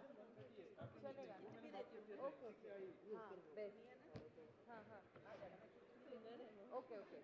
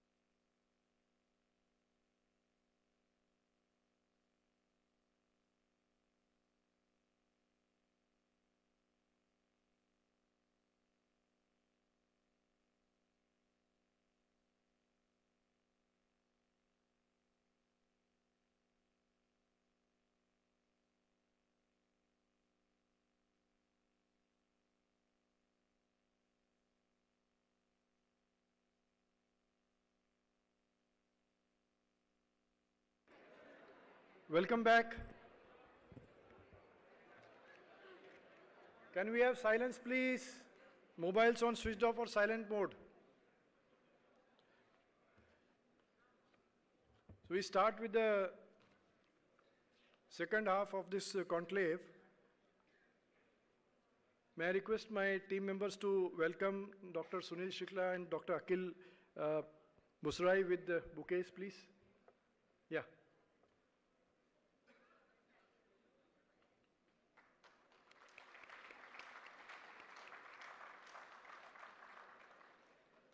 Yeah.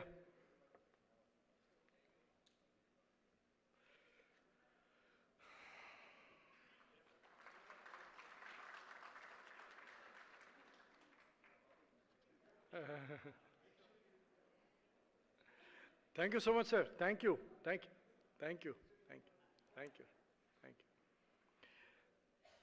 So before we start the session, I would like to give a brief introduction of Dr. Sunil Shukla.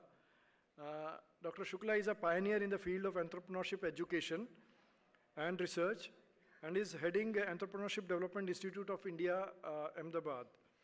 He joined the institute in 1993, and since then, Dr. Shukla has contributed relentlessly to the development of the institute in different capacities. His pioneering programs and developmental interventions in entrepreneurship and corporate entrepreneurship have ensured sustainable results for varied target groups. Dr. Shukla plays a primary role in crafting policies and impact-making developmental interventions in the country. He has extensively worked in the international arena as well. Thank you so much, sir, for accepting our invitation and coming to NDDB for this conclave. May I now request you to come on the stage and make your presentation, sir. Thank you so much.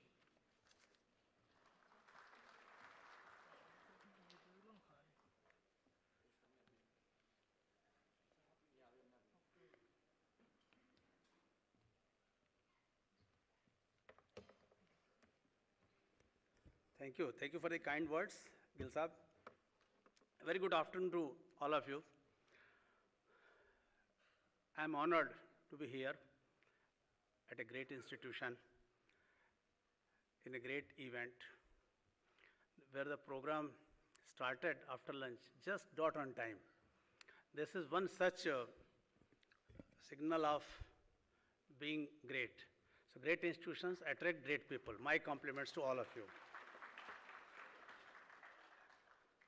NDDB has full authority to organize a conference on greatness, or what makes institutions great, because it has transformed rural economy, enabled, empowered farmers, several interventions, great institution builder in itself, and therefore my compliments again.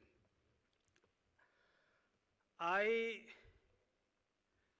have a presentation which is on entrepreneurship, entrepreneurial thoughts and actions. You might have heard this word repeatedly during last couple of years. Earlier, during introduction, it was said that I joined in '93, and believe at that time it was difficult to convince people, tell people that what entrepreneurship is. And the first question used to be, can entrepreneurship be trained? Can entrepreneurs be trained? Fortunately, today this question doesn't come. They ask that how it can be done, what opportunities, what policies, what schemes. So much work has been done. But let me tell you frankly that when we talk of entrepreneurship, it is not just a career vocation. It is not just starting an enterprise, livelihood or micro or small or bigger. Entrepreneurship goes much beyond that, much beyond creating an enterprise. Entrepreneurship denotes satisfying the unsatisfied market need, assessing opportunities, evaluating risk rewards, mobilizing resources, often going beyond the resources that one currently controls. I may have something, most of the things I don't have, But an entrepreneurial individual, they are able to mobilize and manage these resources for optimizing the returns. This is entrepreneurship in a textbook definition. But when I say that, it goes much beyond that. It is entrepreneurial thinking, entrepreneurial behavior, entrepreneurial actions, which make institutions great. There are three components of entrepreneurship. When we teach entrepreneurship, we say that there are three components. The first being knowledge. Knowledge about certain opportunities, knowledge about policies, technology, resources, raw material, government schemes, funding, credit linkage, etc., etc. This is the knowledge. Simple facts, information. Second is skills pertaining to the sector or the product. How do I collect more and more information and develop my skill, which could be technical, which could be non-technical. And the third is aptitude or attitude. How do we react to certain adverse situations, failures, setbacks? How do we learn from self and others? What kind of persistence, perseverance that we show? All these are aptitudinal, attitudinal part. And I would say that this third part, third component, is the most difficult to develop. Knowledge is fine, and these days when lot of information is available on Google, we can have plenty of knowledge. At times it can be knowledge overload as well. Skill also, either I develop or I can mobilize, I can hire skills. That is not a problem, but it's difficult that I hire someone who thinks on my behalf. That is very, very difficult, that aptitude or attitude part. When I say entrepreneurship here, it means I am referring to something which is other than merely creating a business.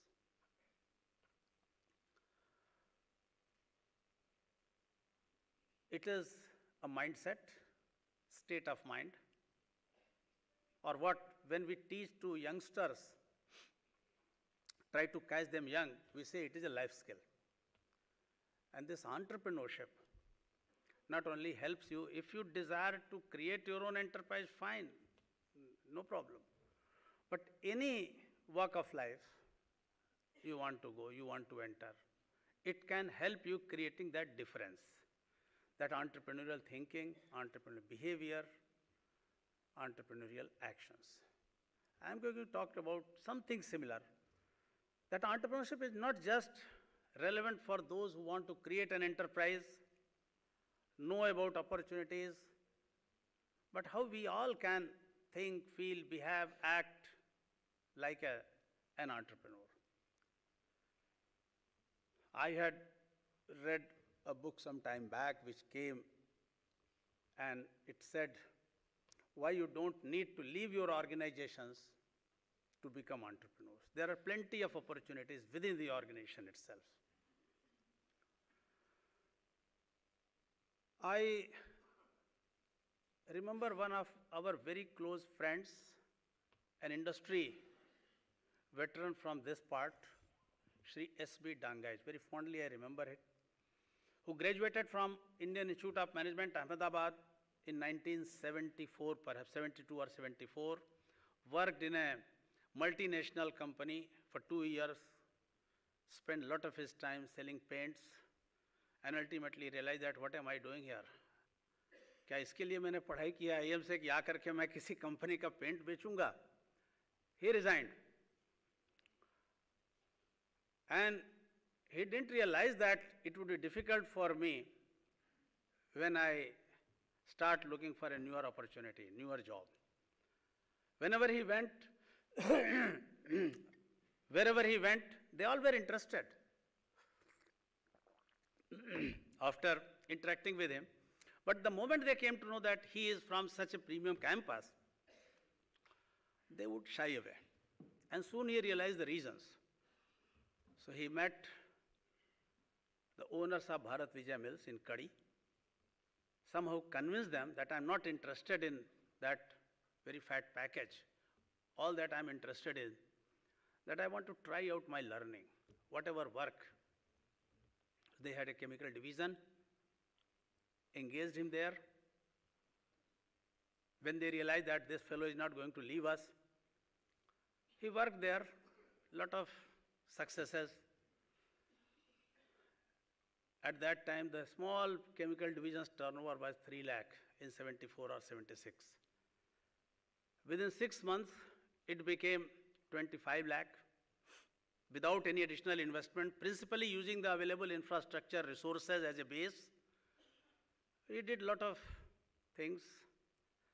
And then he said that after 6 months, when the matter came to the owners, they extended my job by another 1 year, during which from 25 lakhs, it became 2 crores. And then my job was regularized. And he superannuated from the company about 10 years back, after serving it nearly 4 decades. The company these days, of course, is in trouble because of various reasons. But during the period he served, lot of innovations, lot of newer products. I am referring to Syntax Industries Limited. From domestic water tank to industrial water tanks, huge water tanks, kitchen cabinet, door frames, office furniture, so many diversifications. Made it an Indian multinational during his time.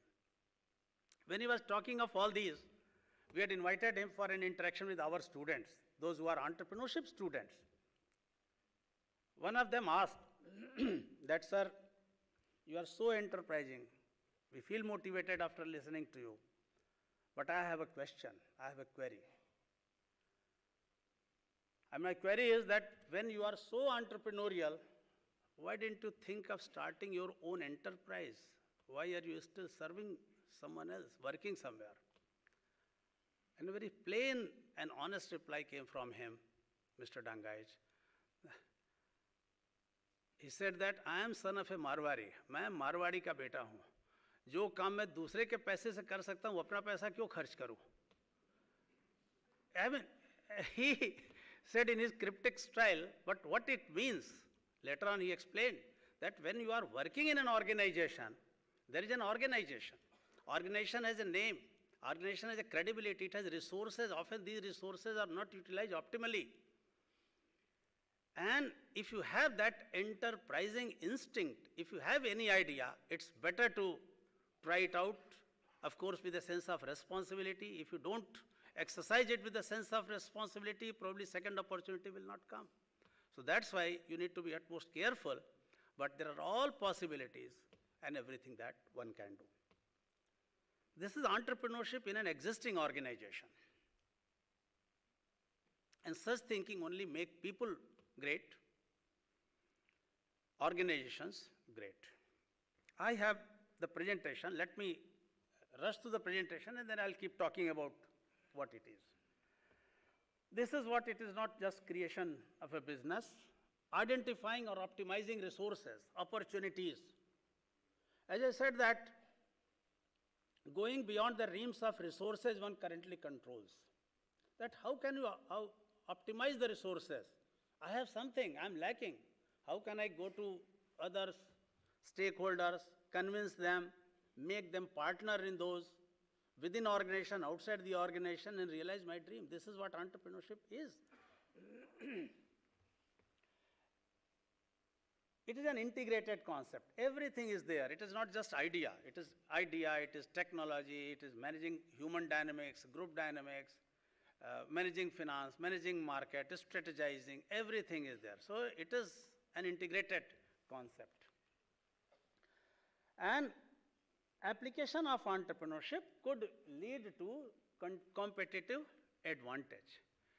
When I complete the presentation, probably you will understand that entrepreneurship is doing something which is based on our knowledge, the requirement, or the gap in demand supply, or something which people want and it is not being provided to them.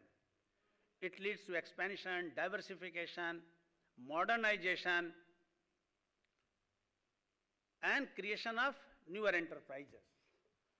But these are some of the requirements. Adaptability. How can I adapt myself? And how soon, how quickly I can adapt to the newer situation. It is true for the individual, equally true for the organizations. And to be adaptable, we need to be flexible.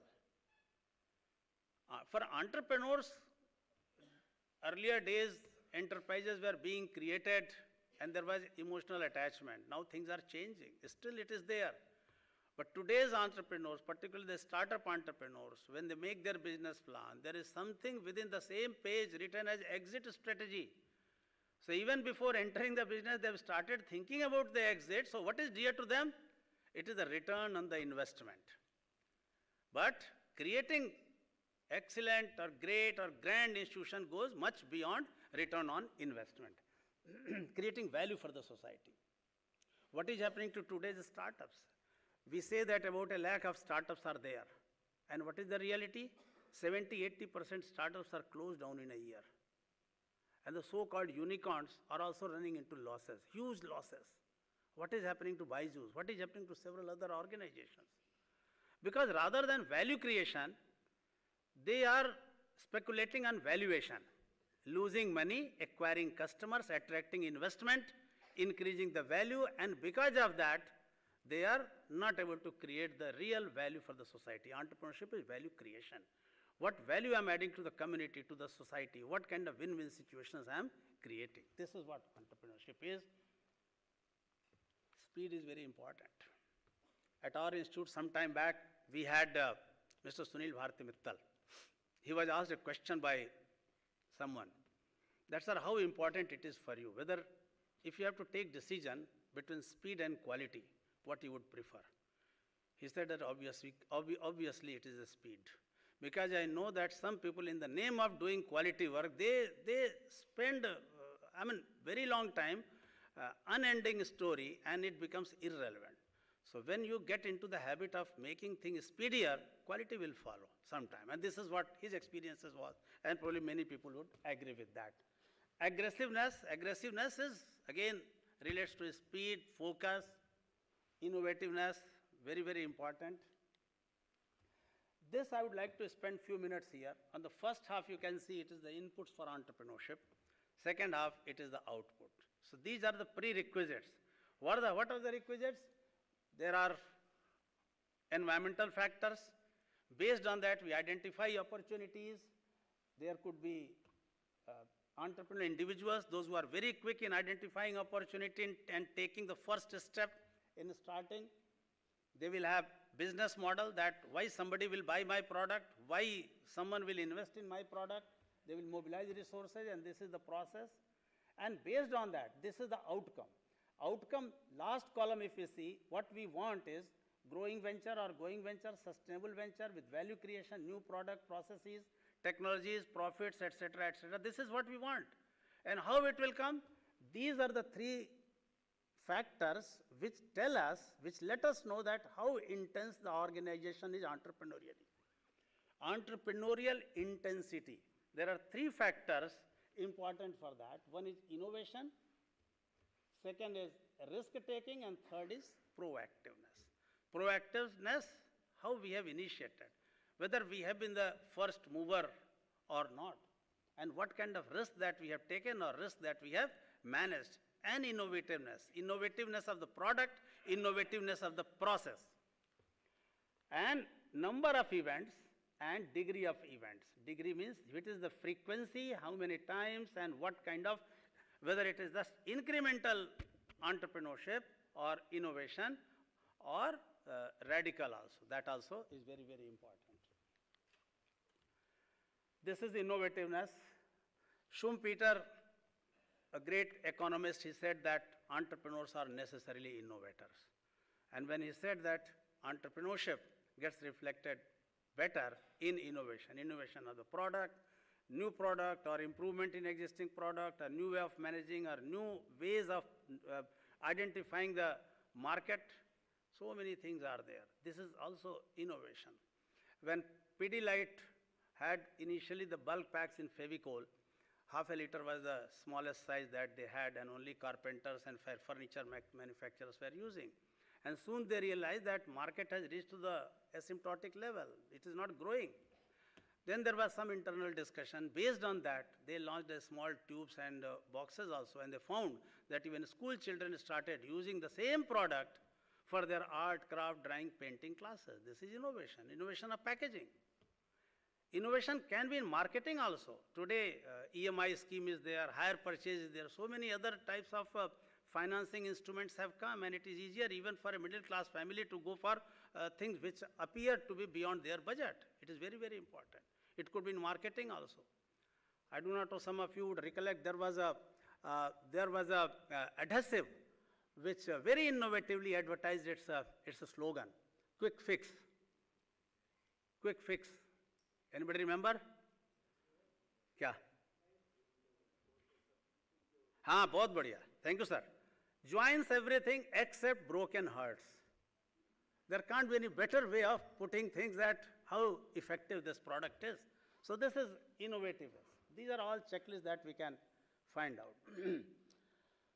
When we say entrepreneurial risk, it could be your money, your time, your emotion, the time that you spend for the product, social, personal, all these. But there are two entrepreneurial risks which our students, I think, should understand. Large number they are sitting here. One is called sinking the boat risk. Sinking the boat risk. I want to launch a product. I have launched it. I might have done my homework, and I have launched that product, but the product unfortunately could not succeed in the market. So my boat is sunk. I have lost my money. The second situation is I wanted to launch the product, kept on thinking, did market survey, consulted the experts, kept on reflecting, thinking, and because of that I spent too much time, and in the meantime someone came, launched the product, and that product became a success. So I missed the boat. I don't have to say to this group here that missing the boat risk proves to be more dangerous for entrepreneur than sinking the boat risk. And when I say entrepreneur, it is not only the entrepreneurs, it is all of us. If there is some opportunity within our organization, and if we do not take action on time, it would prove to be missing the boat. That could be more dangerous. Every time my competitor or someone else makes a profit, I will feel the pinch. So we should avoid that. But there is the other side also. If I have, in order to be the first, if I have not done proper homework, not enough preparations, or if my competitor happens to be with much bigger, better resources, probably I will, despite taking the first mover, having first mover advantage, I will only prove to be a L&D, learning and development ground, research ground for my competitors. The best example is T20. T20 was initiated by Indian Cricket League, owned by Dr. Subhash Chandra, when he engaged Kapil Dev, set aside 100 crore fund for 2020 tournament. And when Kapil Dev announced it, someone in BCCI, Lalit Modi, he heard all that, and within 15-20 days, he came with his T20 format IPL, and we all know that today IPL is known for BCCI rather than ICL. So it is also, if we do not have enough resources, and prematurely if we have made things clear, then others will take advantage of that. So we need to have that resources. Like the pocket calculator. The first pocket calculator, if I ask this question, I think 80% or 90% probably would say that it was Casio. But it was not the Casio that launched the first pocket calculator.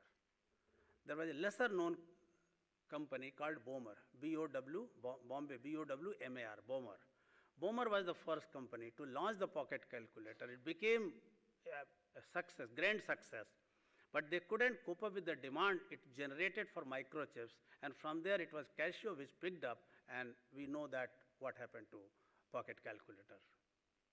So it is not only that we understand the product, we take action on time, but we need to take full action and also create what you call walling off there should be some entry barriers for others. That is very important. Proactiveness. NDDB itself is an example. NDDB, the way it has supported organizations in dairy and other industries and the newer products have been introduced, very, very proactive step. So proactiveness again is important, but when you are aware of your competition, when you make things happen on time, and when you are able to have modest control on the outcome. And it can happen only when you have done your homework, when you have made your plans very, very clear. Entrepreneurial intensity is what it means, that how enterprising the organization is, what kind of innovations it is taking, and how frequent innovations are. These two are the parameters on two axes that we can plot. How intense, whether incremental to radical, and maybe a little frequency to greater frequency, very frequently known to be innovative. Combing both degree and frequency, and relevant at both individual and organizational level. It is not only for individual, it is for the organization also. And organizations are made of individuals. The way individuals have taken action, it makes organizations enterprising or innovative. Like if we plot here, this is the degree of entrepreneurship, innovativeness, risk-taking and proactiveness, all these combined, this is a degree of entrepreneurship. So low to high, and low to high the frequency. How frequent the innovation has been in an organization. Any organization you can plot. You can plot even NDDB, that where NDDB is there. High on innovation, high on frequency, degree and frequency both. Any organization you can plot. Like I have made an attempt for some of the companies here. You can see. Degree of entrepreneurship from low to high, frequency of entrepreneurship from low to high.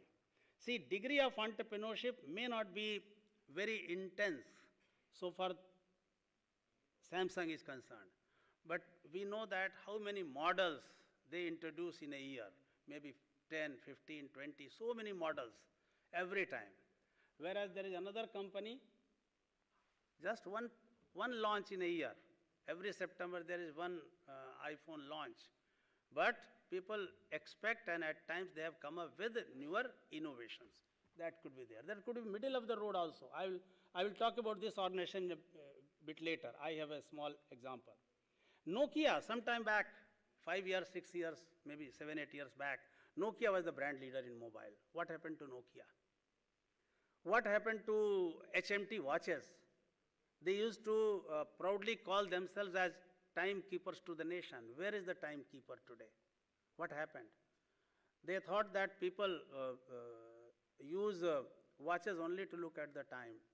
They never thought that it could also be something related with the fashion. And they were caught napping when Titan suddenly replaced them. So many products are there which have disappeared from the market. We don't know. So if a product or a service is introduced because of certain factors like the priorities of the people, the values, belief of the demography, then government policies, availability of resources, availability of infrastructure, credit linkage, etc., demonstration effect. If somebody has demonstrated a success, we feel motivated. So based on that, we identify an opportunity, take action, start an enterprise. So process of entrepreneurship is complete, but the same enterprise gets closed down after 10 years, 15 years. There is a CII study which says that only 3% organizations venture into fourth generation. 97% enterprises close down in third generation. Pehla generation shuru karega, dusra consolidate. By the time third generation successor takes over, it starts diminishing, deteriorating. Because the factors based on which the enterprise was created, these factors are not stable, dynamic, these keep on changing. Government priority change ho sakti hai, values, belief change ho sakta hai, infrastructure change ho sakta hai. 10 साल पहले शायद कश्मीर में infrastructure stable नहीं था, environment stable नहीं था. 10 साल बाद शायद बहुत बढ़िया हो सकता है. That can really be, maybe. So these things keep on changing. So entrepreneur has to be very, very sensitive. Entrepreneur and enterprising people, they have to be very sensitive to changes happening at the environment level and identify that what would be my response to the changes happening there. So very proactive, dynamic and responsive to change. तो शायद पहले की opportunity आपको बंद करनी पड़ेगी, नई opportunity खोलनी पड़ेगी. बहुत सारे ऑर्गेनाइजेशंस सक्सेसफुल हो गए हैं, सक्सेसफुल हो गए उसमें. गोदरेज का पहले टाइपराइटर आता था, गोदरेज को लग गया कि नहीं भाई टाइपराइटर से ज़्यादा हमको आगे करना है, वर्ड प्रोसेसर, फिर मॉनिटर बनाया. बहुत सारे ऐसे एग्जांपल्स हैं. They have graduated themselves, they have been able to do the, they have been sensitive to the changes happening in the environment. Ajanta घड़ी मोरबी में, when Chinese products started coming, they found it difficult. They collaborated with someone in China and they started making watches there and selling it to India. And they have understood and they have now controlled the outcome to the great way, and therefore they are successful even from Morbi. So even before a change starts affecting us, we need to understand and respond appropriately on time.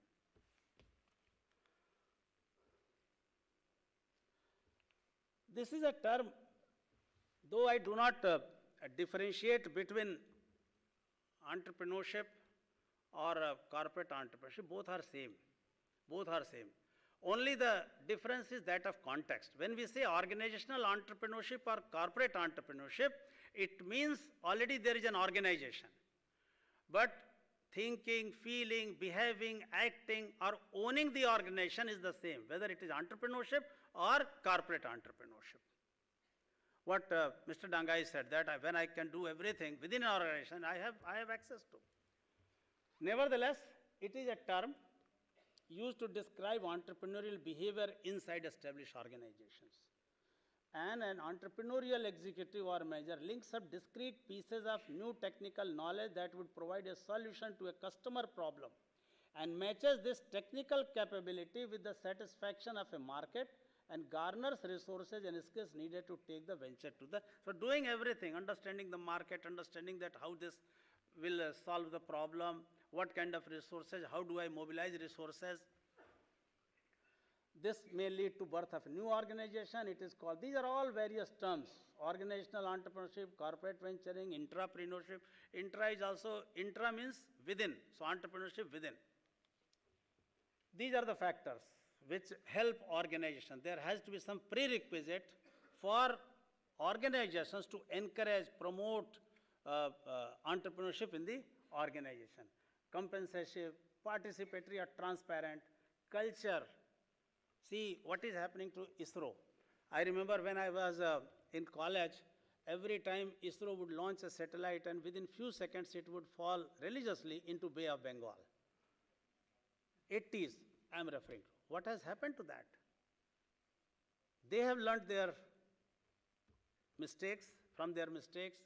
They have got support from all stakeholders. They remained focused, and it has made them today a superpower in the world today. It's only because of that learning spirit.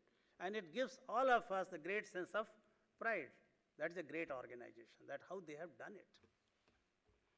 This is the culture.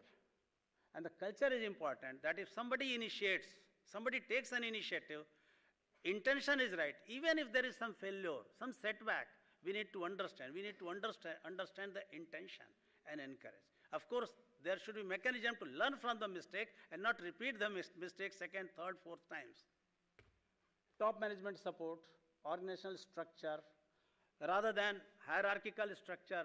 This is the time for small business units, SBUs or matrix structure, where we are able to benefit optimally from the expertise and the resources. Resource availability. Often in large organizations, there are some unutilized vast resources lying in one department, one division, and there is a scarcity of resources in the other divisions. So there has to be some mechanism for resource sharing and volunteering. It could be even the resources of the people, expertise. Organizational policies and risk taking and failure tolerance that I said. How can we develop? Again, working discretion, autonomy has to be encouraged, reinforcement, time should be given. 3M, I'll come to that. 3M has created a mechanism that every engineer, every employee of 3M organization is allowed 15% time, 15% of official time.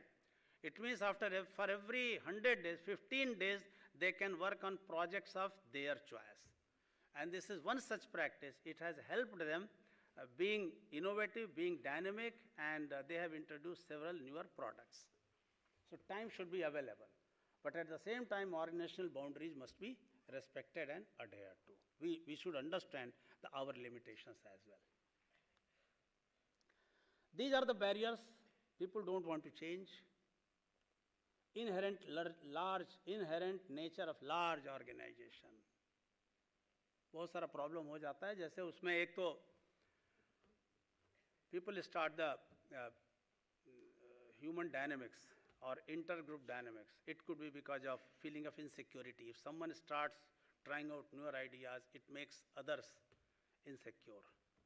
Or there could be political attacks because of jealousy also. So resources may not be available. So if we understand that, yes, a problem is, how we can handle it.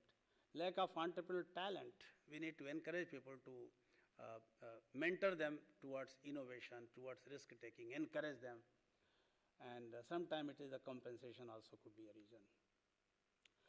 एक case मैं बताऊंगा, ये बहुत बढ़िया case है, Charles House. There was an engineer. While I am telling that innovation is important, innovation सबको करना चाहिए, entrepreneurial होना चाहिए, but there could be other side also. There was an engineer who was very sharp, and he was taken by HP in one of their plants based in US, and he was developing oscilloscope, जो metre होता है ना, ये monitor, उस पे उसको develop करने के लिए लगाया गया था, and it was for the airport authority, Federal Airport Authority of the US, and while he was developing, he tried to find out that what is the utility and who are the customers, what are their requirements, and in the process he developed an oscilloscope which was slightly lesser in ultra high frequency, that sharpness, than what was expected. But he thought that it is fair enough for them, and also there could be several other applications. So on his own, he did some market survey with the schools, with medical, with some toys industry, and he thought that there is a huge potential even for this. And he informed his immediate superior. उनको बताया कि मैंने एक product develop किया है. उन्होंने कहा कि ठीक है, market survey department को दे देते हैं, और they will find out. Market survey department को बता गया. Market survey department ने कुछ existing customers को phone करके पूछा कि will you be interested in an oscilloscope which is slightly blurred than the earlier one. उनको वो model दिखा नहीं सकते थे because there was a company rule which prevented taking prototype outside company premises without permission. जब तक बन नहीं जाएगा आप ले नहीं जाओगे. तो इन्होंने सबको फ़ोन करके पूछा, भाई ऐसा है प्रोडक्ट, आप इंटरेस्टेड होगे? कुछ ज़्यादा रिस्पांस मिला नहीं, ल्यूकवार्म रिस्पांस. उन्होंने इंजीनियरिंग डिपार्टमेंट को बता दिया. इंजीनियरिंग डिपार्टमेंट ने कहा कि भाई बंद कर दो, ये नहीं चलेगा. Very setback. He and his team members, they were working on it. But still these people, he did his own. इन्होंने अपना एक खुद का प्रोटोटाइप उठाया, बिना किसी से पूछे कंपनी के बाहर लेकर के गया, अपना मार्केट सर्वे किया, फिर से उनको तो बहुत सेटिस्फैक्शन आया. उसी बीच में कंपनी के CEO जो एनुअल इंस्पेक्शन पर आते थे, mister Dave Packard, he was there on that plant. Once in a year he used to come visit all the plants. जब उनको ये बताया गया कि ऐसा सब यहाँ क्राइसिस चल रहा है, एक प्रोडक्ट बना है, उसका मार्केट नहीं है, फिर भी इंजीनियरिंग वाले मानते नहीं हैं.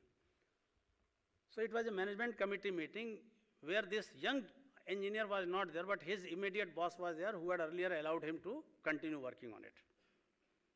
So वहाँ उनको बताया गया कि भाई ये क्या है, and CEO gave a blunt ruling that next time I come, I would not like to see this product in the laboratory anymore, because हमारा मार्केट सर्वे ने इसको सपोर्ट नहीं किया है, और हम अभी मिडिल ऑफ द कंपटीशन में हैं, और हमारा जो कोर प्रोडक्ट है, जो ऑसिलोस्कोप है, उससे हमको डाइवर्ट नहीं करना चाहिए. और इसीलिए उन्होंने कह दिया कि next year when I come I would not like to see this product in the laboratory any more. तो ये इनके जो बॉस थे वो थोड़े दुखी हो गए, बट आ करके इन्होंने इंजीनियर उनकी टीम को बताया कि I don't think Charles I have any reason to allow you to continue working on it. उन्होंने पूछा कि क्यों sir, what happened? Then he narrated the entire story. But Charles he asked that what exactly sir he said. So it took few minutes for the boss to recollect, but he recounted कि उन्होंने ऐसा कहा कि ये 3 reasons हैं, next time when I come I would not like to see this product in the laboratory any more. And this fellow said that, sir, congratulations, the CEO has given permission. Then he said that, how? He said, sir, he has given 1 year permission. He said that next year when I come, I would not like to see this product in the laboratory anymore. So we will make it happen. We will send it to manufacturing before he comes next. And this created an urge in the boss himself. They all knew that what CEO wanted. But despite that, they took a chance and he said that, can you do it? It is 2 years project. And then he and his team members, they agreed and they said, sir, kar lenge. And they went underground, but with double the vigor, and certainly there was no trace of this being in the laboratory anymore. It had already hit the headlines of sales. और ये product जो है एक NASA के mission में भी इसको use किया गया था, इतना बढ़िया प्रोडक्ट था। और उसके बाद HP ने इनको एक ट्रॉफी साइटेशन दिया था, उस पर वो साइटेशन लिखा था, awarded in extraordinary defiance, medal of defiance against the market forecast of not more than 50 total large screen displays. Charles created a market of about 18,000 plus units within 1 year itself. ये मैं example दे रहा हूँ इसलिए नहीं कि वो successful हो गया, बट देर 3 चीज़ें हैं इसमें बहुत इंपॉर्टेंट है जो हमारी लर्निंग के लिए। एक तो ही himself was very enterprising, enthusiastic. Second was he was fortunate to have an equally और probably more enterprising boss who allowed him. If something would have happened to the product, शायद उसकी तो जाती, बट इनकी जो बॉस को ज़्यादा setback लगता। And the third one was the culture of the company, which allowed the engineer and even his boss to continue working despite knowing that the CEO had said no to the product. So the interest of the company enjoyed supremacy over the boss commands. This is very, very important for entrepreneurship, and this is what the culture I am referring to. If somebody has that intention, that ownership, it is the zeal is there, it is our responsibility to extend support to the extent possible. 2 चीज़ें इसमें बहुत important होती हैं, एक है vision और दूसरा action. Vision ज़्यादा होना चाहिए, extremely challenging, realistic, grounded to business knowledge. I want to do this myself for my department, my organization, but at the same time, action in relation to the vision. Action in relation to the vision. If I have taken this vision, that what I have done to realize this is very important. And those who are entrepreneurial individuals, they are high on both. If I have very high vision, but really no action, fantasy, dreamer. Or maybe an artist, I can make a sketch, planner, inventor. Or I have lots of action, hardworking, without thinking that in which direction I am going to do. So these are all mental states rather than designations of the position. Even a CEO can be not greater than a worker if he or she doesn't have vision. So this is very, very important.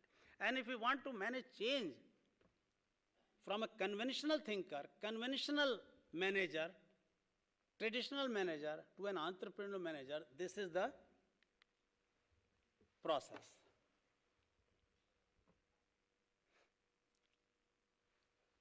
Vision, view of a preferred future state which provides direction for effort, maybe in a time-bound manner. जैसे कभी Kennedy ने कहा था कि to put a man on moon by the end of the decade. Kennedy नहीं था, Kennedy मर गए थे. But still NASA achieved it in 69. This vision was in 61. So it provided a very solid direction to NASA. This is the vision. That what am I going to do? In which direction? What is the time? Vision. और vision के साथ साथ skills, technical skills, non-technical skills, how am I going to realize this skill, this vision?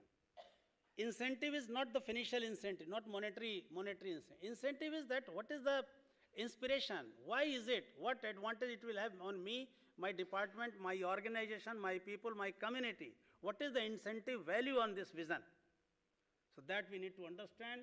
Mobilize resources, physical, financial, technical, human, जो भी resources लाना है. Make your action plan, strategic plan बोलते हैं हम जिसको. PERT, CPM सब बनाइए and then take action. Change will come. Change will come. But casualty can occur at any stage. Suppose everything is there, vision नहीं है. हमको मालूम ही नहीं है कि किस दिशा में हमको जाना है. तो क्या होगा? जैसे हम एक गाड़ी में बैठे हैं, हमारे पास टाइम भी है, गाड़ी में पेट्रोल भी है, ड्राइवर भी है, सब कुछ है. But we don't know where do we have to go. So there will be a terrible stage of confusion. Some CEOs also suffer from confusion. What we have to do? क्या किस purpose से हम कर रहे हैं? And if skill is not there, remember the same analog, same car. सब लोग बैठ गए, मालूम भी है कहाँ जाना है. But the person sitting at the steering, if you ask कि भाई आपने गाड़ी चलाई तो है ना? बोले कहाँ थोड़ा थोड़ा आता है. What will happen to the people sitting in the car? Lots of anxiety. So same happens in the organization. If someone occupying that top position is not aware of that, or if we are at the steering, at the wheel, if we are not aware of the skill, it can create anxiety in me and my people also. And if motivational value, incentives, if incentives are missing, what will happen? The entire world is growing fast. We are growing at very, very slower pace, gradual change. Similarly, if resources are not there, सब कुछ है. The person wants कि आप promotional literature दीजिए, हमको ये दीजिए, sample दीजिए, कुछ manpower दीजिए, वो नहीं मिलता है उसको. तो क्या होगा? Frustration. What kind of organization I am working for? Will leave. And if we have done everything but no action plan, no planning, the danger of false start, scheduling, budgeting, controlling, who will do what, clear नहीं है. And everything is there. We have hired great consultants. McKinsey को hire कर दिया है और किसी को hire कर दिया. They have prepared very good report, and the report is kept in the top shelf of the cupboard, locked duly. What happens? Will change come? उस पर report पे तो काम करना पड़ेगा ना, action लेना होगा. So vision without action is daydream, and action without vision is pastime. So we need to understand that. We need to understand the resources. We need to understand the value of the time. We need to understand that what are the missing opportunities. 3M I would like to talk. This is an organization, ये शायद 100 साल से ज़्यादा 120 साल की organization है. 3M, wonderful product. They have more than 60,000 products. And 25% of their revenue, 25% of their revenue comes from the products which are just 5-year-old. What it means that continuous innovation, continuous diversification, continuous reinvention. And how they have been able to do it? They have been able to do it through some of their, we discussed this organization, that how enterprising it is. 120 years they have been continuing. Everywhere they are there, and the best of the product they have. ये इनकी strategies होती है. Fledgling business was getting close to customers, understanding their needs. देखिए हमारी जो organization है, NDDB की या dairy industry की, need to be close to the customers. What is their requirement? क्या जरूर? अगर ये हम requirement नहीं समझते तो अभी आज भी हम शायद पोल्सन पर ही depend हुए होते. अमूल नहीं आया होता कभी. डॉक्टर कुरियन नहीं कर पाते. Great men, they have created such wonderful organizations. Second strategic thrust was to seek out a niche market. हमारी niche market क्या है? Even if it is a small, we need to be in the niche market and develop that niche. We should be known for those niche and core products, which would allow it to charge a premium price for its products. The third strategic thrust was identifying a market opportunity through closeness to the customer and diversifying into the related areas. Amul ने जैसे diversification किया, NDDB ने diversification किया, so many fields. The fourth strategic thrust of the company was to pursue product development and innovation at every level in the organization through research. Continuous research, development, invention, innovation, share knowledge. It is not that I have got some knowledge and I will keep it to myself. Share it. And encourage achievement through reward. So great organizations manage or govern themselves this way to reinvent, innovate, and create an enterprising environment for the organizations. This is what I thought that I'll share. I'm open for any questions.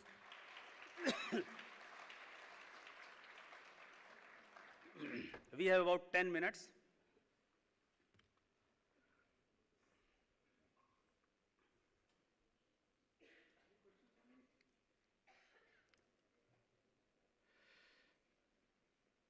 Before you ask question, let me tell you one thing. The most important part in creating great institutions or enterprising institutions is ownership to the organization. Ownership. That this is my organization. I'm responsible for whatever it is today and whatever I can imagine for it for the future. Maintaining it. So that ownership, as I said that there is no difference between an existing organization and a newer organization. Ownership is maybe in a newer organization, if as an entrepreneur I'm a financial owner also. But here, it goes much beyond. I'm an emotional owner. I have that ownership. It's a stake. तो ये बहुत जरूरी होता है. And therefore, I would say that entrepreneurship goes much beyond starting an enterprise. Owning, thinking, feeling, behaving like an organization. Any great organization, you take example today, there is a sound ground of certain values, ownership, principles, ethics. Ethics. बहुत सारे businesses के products हैं, हम लोग जाते हैं, सिर्फ नाम देख के हम खरीदते हैं. और कुछ ऐसे होंगे उनका नाम देख लिया तो हम भाग जाएंगे, भाई वहाँ का नहीं लेंगे. Made in Japan क्या है? Made in Japan हम लेते हैं, the same product, same camera, same Sony, one made in Japan, one made in China or other parts. Obviously, we would like to go by Japan. This is the credibility, this is the trust that they have established. And it doesn't come overnight. It doesn't come by only one person who is sitting at the helm. Unless and until the core functionaries and everybody, all stakeholders in the organization, think entrepreneurially, have a similar wavelength of that of the top man, top person, organization will not become the great. You can ask any question if you have.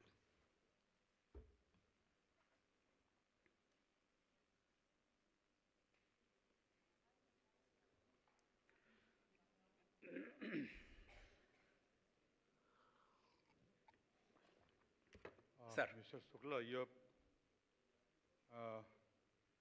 good presentation, but our requirement is something different, you know. Ji, sir.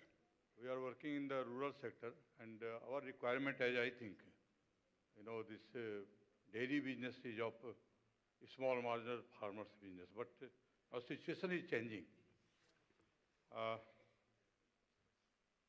Our requirement is that we have to develop entrepreneurship among the farmers.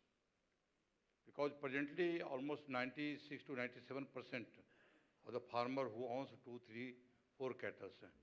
And so many things, it's very difficult to implement all those things. So our requirement is to how to develop entrepreneurship among the farmers. Sir, we are working with the farmers also. And there are opportunities in food processing. There are schemes by the government also. In agri-businesses, we are working with NAHEP. About 91 agricultural universities are there, and we are giving them the business plan, business model that what kind of opportunities are there. So there could be newer business opportunity, there could be value addition. आप अगर एक कोई product है उसमें क्या आप value addition कर सकते हैं या वैल्यू चेन में कहाँ उसको फिट कर सकते हैं, ये करने की ज़रूरत हो सकती है. जैसे मैं बताऊं, यहाँ पर अगर मेरी याददाश्त सही है तो शायद धर्मेंद्र इंडस्ट्रीज़ ने पहली बार वो फ्लेवर्ड योगर्ट शुरू किया था. उन्होंने गोकुल ब्रांड से यहाँ पर अहमदाबाद गांधीनगर में उन्होंने शुरू किया था. उसके बाद से बहुत सारी कंपनियों की आई. इसी तरह से अगर हम ये पता करें कि किस तरह का अपॉर्चुनिटीज़ है, ये तो फ्रेमवर्क मैंने दिया है, but this entrepreneurship framework is relevant in any field at any level. Innovation की ज़रूरत छोटे में भी है, बड़े में भी है. रिस्क टेकिंग की ज़रूरत छोटे फार्मर्स एंटरप्रेन्योर्स को भी है, प्रोएक्टिवनेस की वहाँ भी ज़रूरत है.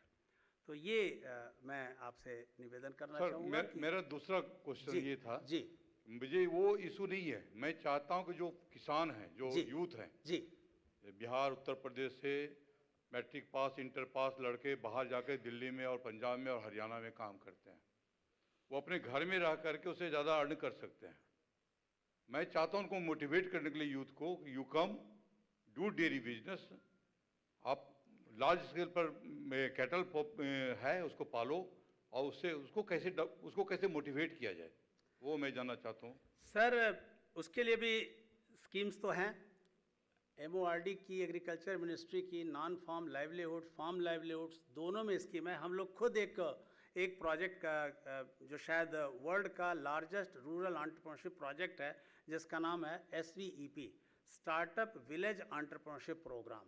ये हम लोग करीब 15 ब्लॉक में कर रहे हैं और वहाँ की ज़रूरत के हिसाब से किस बिजनेस की आवश्यकता है और उस बिजनेस के लिए कहाँ से उनको बिजनेस प्लान बनवाना है और किस तरह की फंडिंग देनी है. एक कम्युनिटी एंटरप्राइज फंड भी क्रिएट किया हुआ है गवर्नमेंट ऑफ इंडिया और स्टेट रूरल लाइवलीहुड मिशंस का.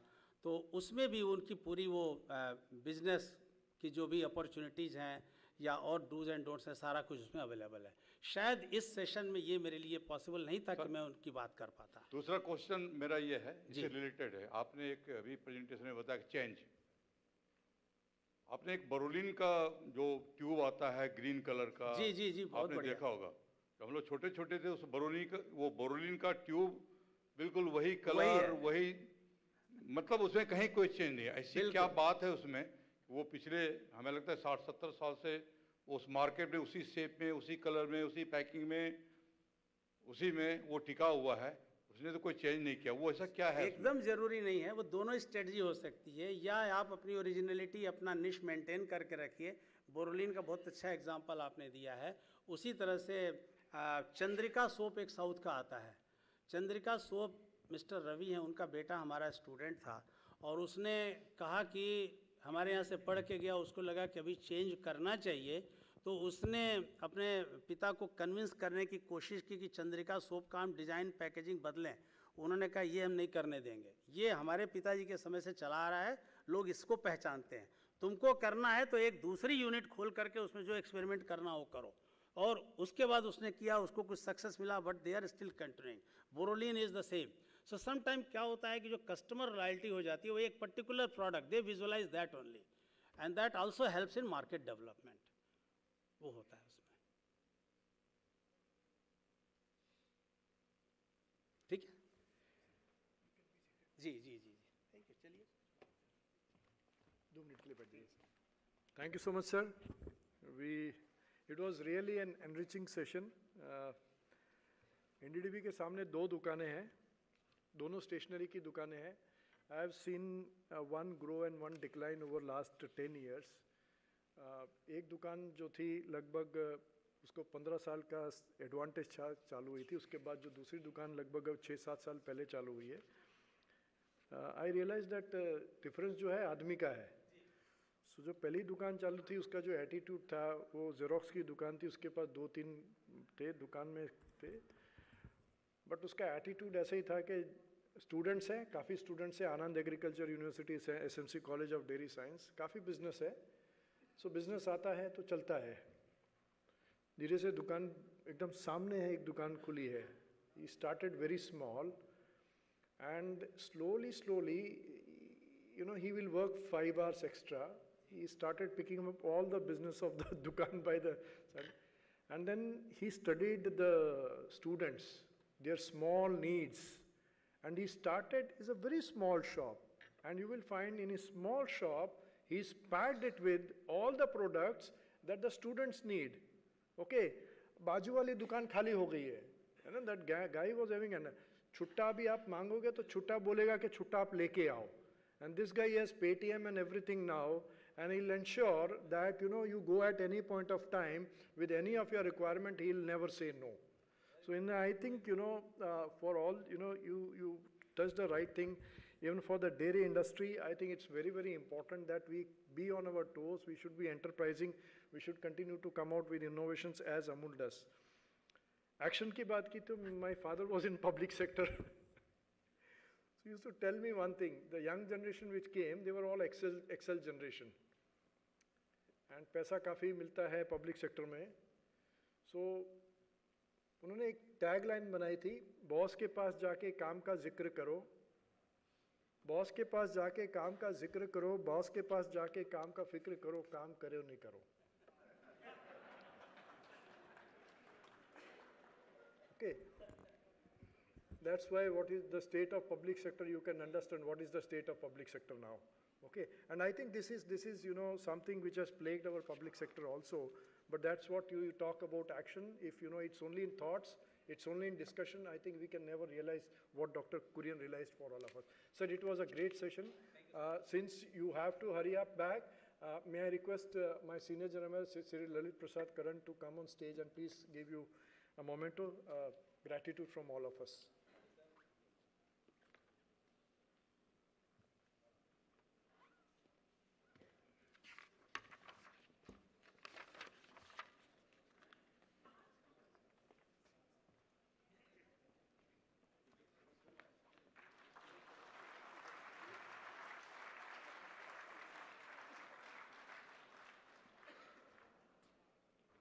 Thank you so much, sir. Thank you. Thank you for sparing your time, valuable time. The presentation was absolutely fabulous, sir. Thank you, sir. Thank you so much, sir.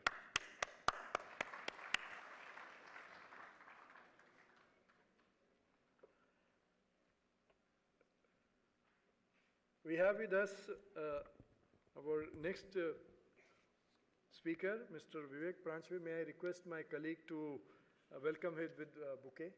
Yeah, Ravi.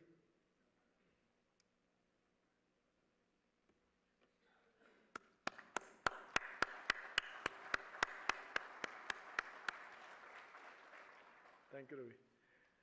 An organization is nothing but a representation of its people coming from diverse backgrounds, working together in harmony to achieve a common goal. For the next session, we have with us Sri Vivek Paranjpe, Executive Coach and Strategic HR Consultant, who shall be speaking on the theme, the importance of a diverse and inclusive workforce in building great institutions. Before he takes the stage, I would like to briefly introduce him to all of you. With around 4 decades of professional experience, Sri Vivek Paranjpe is a renowned executive coach and strategic HR consultant.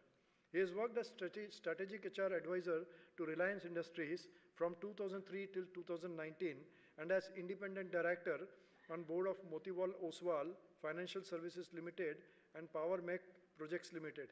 He is a member on advisory board of SHRM for Asia Pacific. A seasoned professional, Sri Vivek Paranjpe has worked with leading business organizations like Hewlett-Packard, Hindustan Lever, ICIM, Hotel Corporation of India, and Johnson & Johnson. He has served on the board of National HRD Network of India, including being its honorary CEO and chairman Manpower Committee of the American Chamber of Commerce in Singapore. Sri Paranjpe has authored 2 books, HR Management in India, A Legal Perspective, and Strategic HR Planning. So thank you so much for accepting our invitation to come to NDDB and deliver an address, speak on this very important theme to all of us. So may I welcome you on the stage. Thank you so much, sir.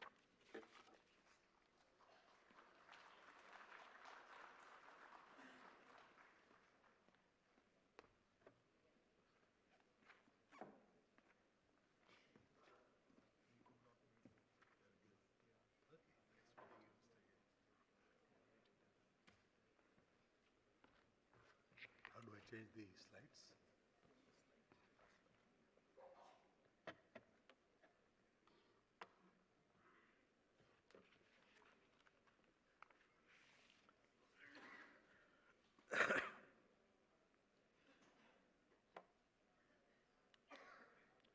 afternoon. My first brush with diversity and affirmative actions happened in very early career of mine. Way back in 1976, I was posted in Hindustan Lever's Taloja factory as its personnel manager. And first advice that I got was try and recruit locals as much as you can in the unskilled workman category. In the semi-skilled category, collaborate with local ITIs and try and develop semi-skilled workers. When it comes to senior levels of management, you can think of bringing in meritorious candidates from wherever. So you will find that you had different layers in the organization and you had different strategies for different layers. So that's an interesting learning that I picked up at that point of time. So you bring in diversity at different layers depending on what's the nature of work at that point of time. Somewhere in 1979, I joined Hotel Corporation of India, which was a subsidiary of Air India, a typical public sector undertaking. And that is where I got inducted into the whole concept of affirmative actions, that is reservation policies that we have in the country. And that is where I learned the whole gamut of reservation policy, the reason, and so on and so forth. So my journey on the diversity and affirmative action was very interesting, and I'll talk more about it as we go. I got lots of slides, but I'll not be using those slides. I'll be talking more through my own experiences and examples, but those slides work more like placeholders. Now, when we talk of diversity at the workplace, it means having workforce of different backgrounds and national origins. It means gender, socio-economic, cultural diversity, and so on and so forth. Multiple dimensions of diversity exists. It also means that organization fosters a sense of belonging that makes everyone feel like they are part of the team. It's very interesting to see you have diverse workforce, but do they feel that they are part of the same team? And that is something which we call inclusive environment, and we'll talk more about it as we go.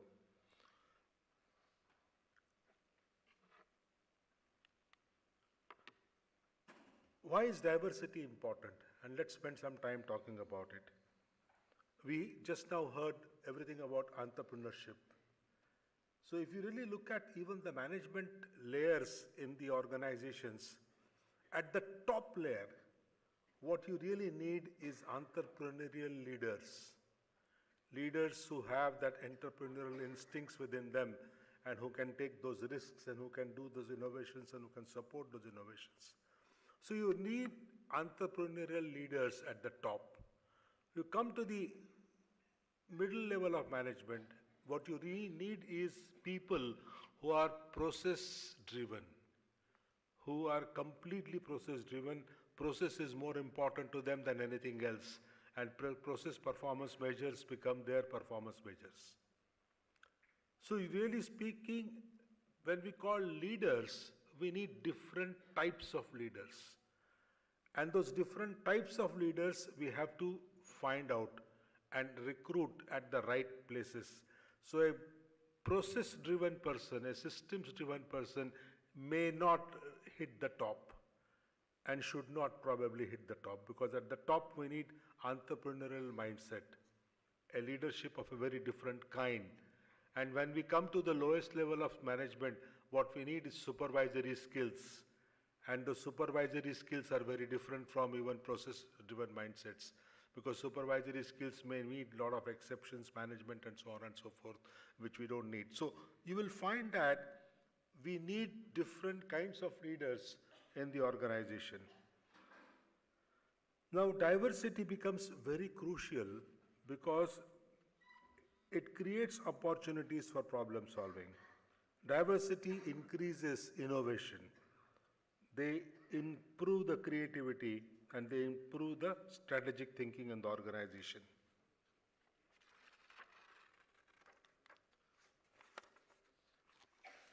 Diversity is important because ensures that we have smart decision making. We make better decisions than non-diverse teams up to 87% of the time. That's one of the surveys says. Teams that demonstrate diversity are proven to be smarter, more innovative, and more socially aware. And that social awareness becomes absolutely crucial. And we will talk more about that a bit later.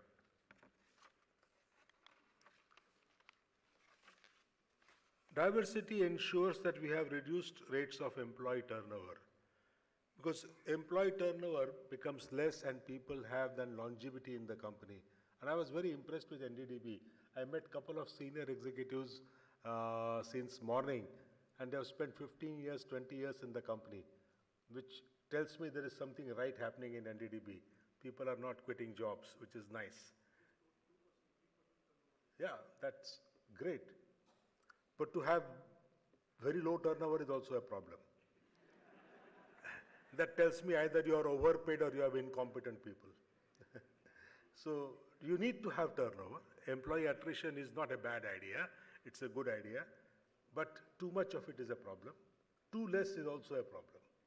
And we need to sort of figure it out what is the right number for our organization. An increase in profits and productivity is absolutely important, and that happens if with a diverse workforce. According to a survey, 55% of the job seekers say it is extremely important to work at a company that prioritizes diversity and inclusion. There's another interesting data which says that companies in the top quartile of gender diversity on their executive teams are 15% more likely to generate above average profits compared to companies in the bottom part. The diversity, as I mentioned to you, reduces the employee attrition. Then we'll move on. Improved reputation for your business. We are able to spread our net wide the moment we talk of diversity. The spreading the net wide ensures that we have a much better catch. We are able to look for more variety of people. And I'll give an example. When I was in Reliance, we used to recruit a lot of graduate engineer trainees, about 800 of them. And we used to go to well-defined engineering schools and recruit about 800 plus graduate engineers every year as trainee engineers. Over a period of time, we realized that our ability to bring in a lot of engineers was eroding. And we did some kind of a research and we discovered that one of the reasons why we were not able to attract good engineers was we were denying opportunities to the women engineers.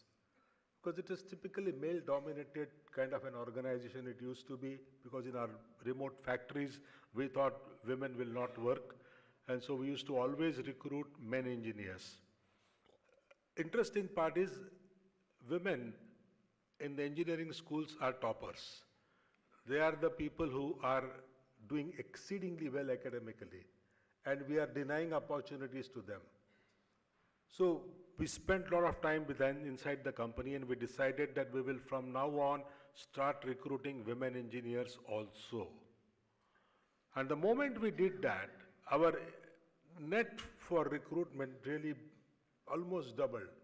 And we could really recruit high-class engineers between men and women, and that sort of helped a lot.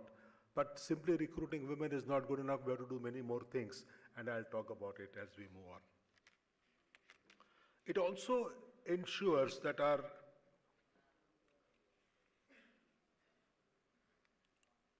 reputation goes up. The reputation goes up. One survey says that 17% of the job seekers say that inclusivity and diversity displayed in the hiring process is one of the top factors for helping them develop a feeling of positive connection and camaraderie inside the company. And so that's why they join you. So again, that becomes very important.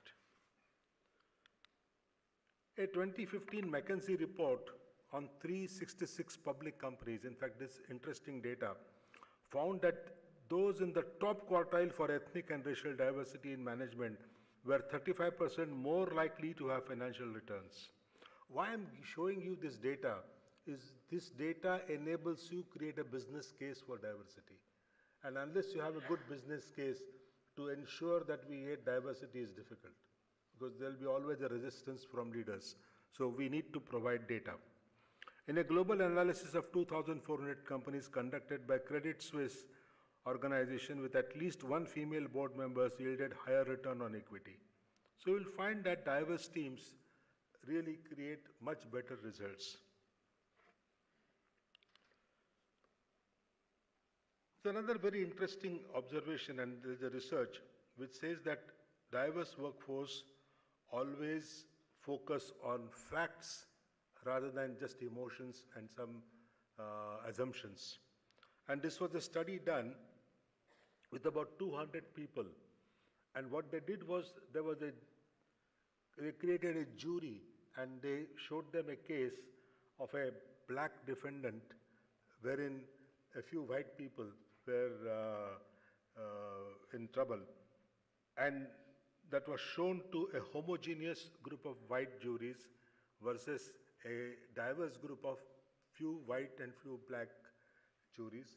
And they realized that the quality of interactions with a heterogeneous kind of a jury was far, far superior than a homogeneous one. A lot of discussions happened, not that all facts were right, but through the discussions, a lot of things that got filtered out. So a heterogeneous group always helps you.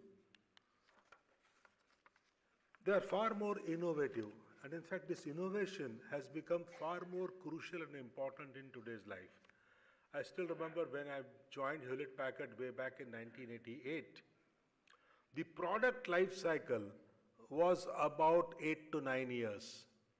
So from the time you bring a product into the market or hits the shelf to the time it is withdrawn, it would be 8 to 9 years, which is a huge product life cycle.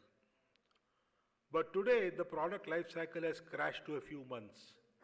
You come up with a Samsung phone, and that Samsung phone that is absolutely latest and modern today, in 6 months' time, better newer models come out. So the product life cycle of this phone is hardly about 5 to 6 months. And in 2 to 3 years' time, you will start supporting it from your customer care point of view also. So a customer has no option but to change. And you look at iPhones, their product life cycle is about a year or less. So if product life cycles have to crash, and if we have to come up with far better products on a constant basis, we need a highly innovative workforce. And that innovative workforce becomes absolutely crucial. Look at this data. Management policy practices, etc. are required. Gender diversity in research and development teams for 4,277 companies in Spain was done. Using statistical models, they found that companies with more women were far more likely to introduce radical new innovations into the market over a period of 2 years period. So gender diversity or whatever diversity that you are focusing on always helps.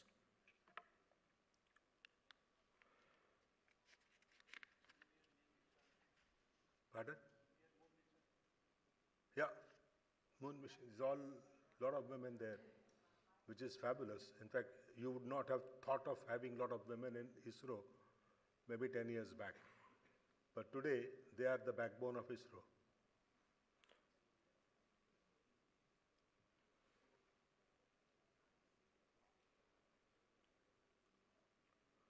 In another study published in Economic Geography, and authors concluded that increased cultural diversity is a boon to innovativeness.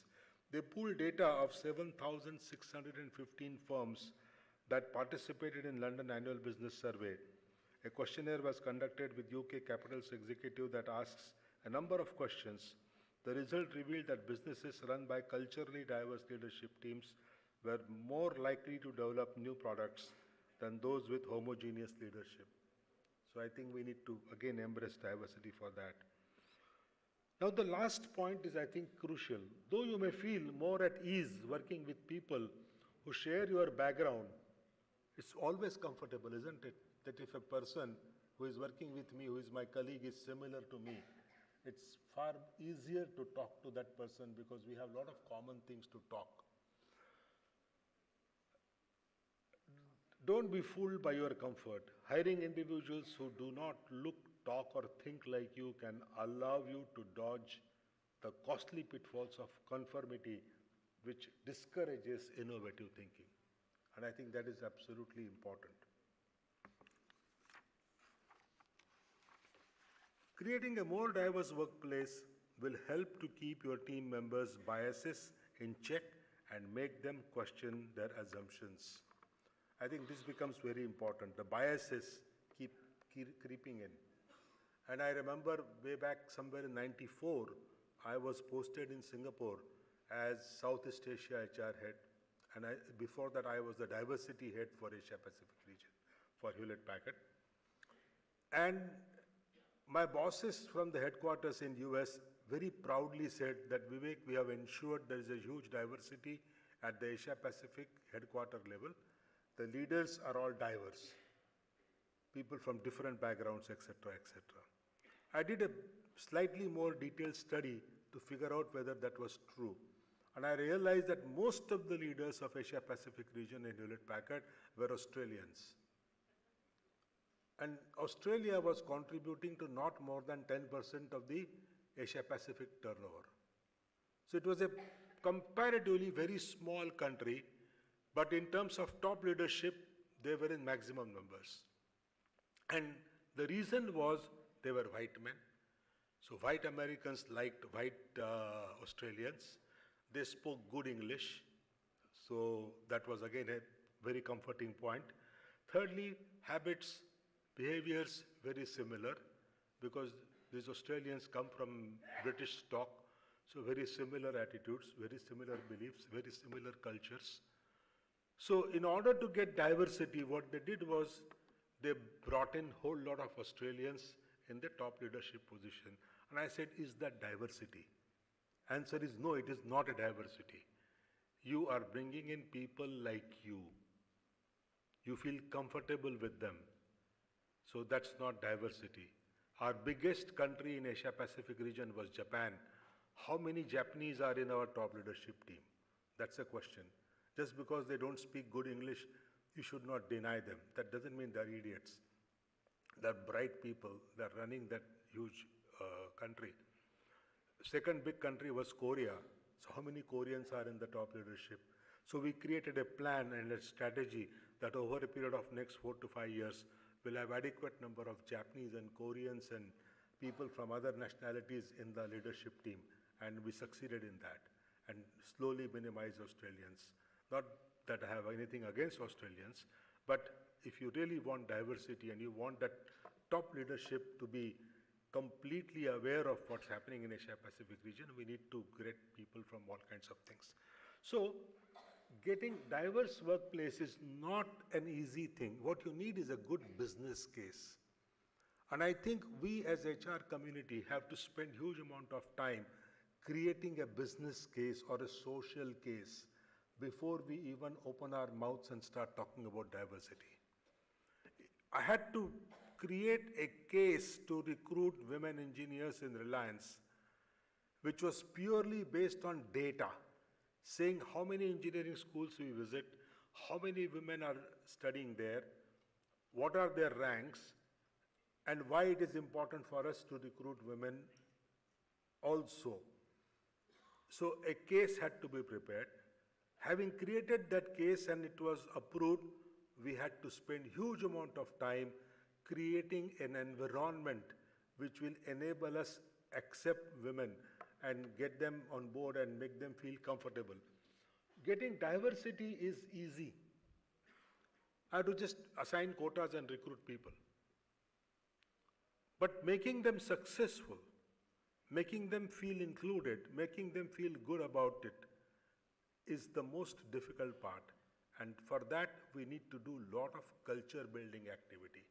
And let's spend some time about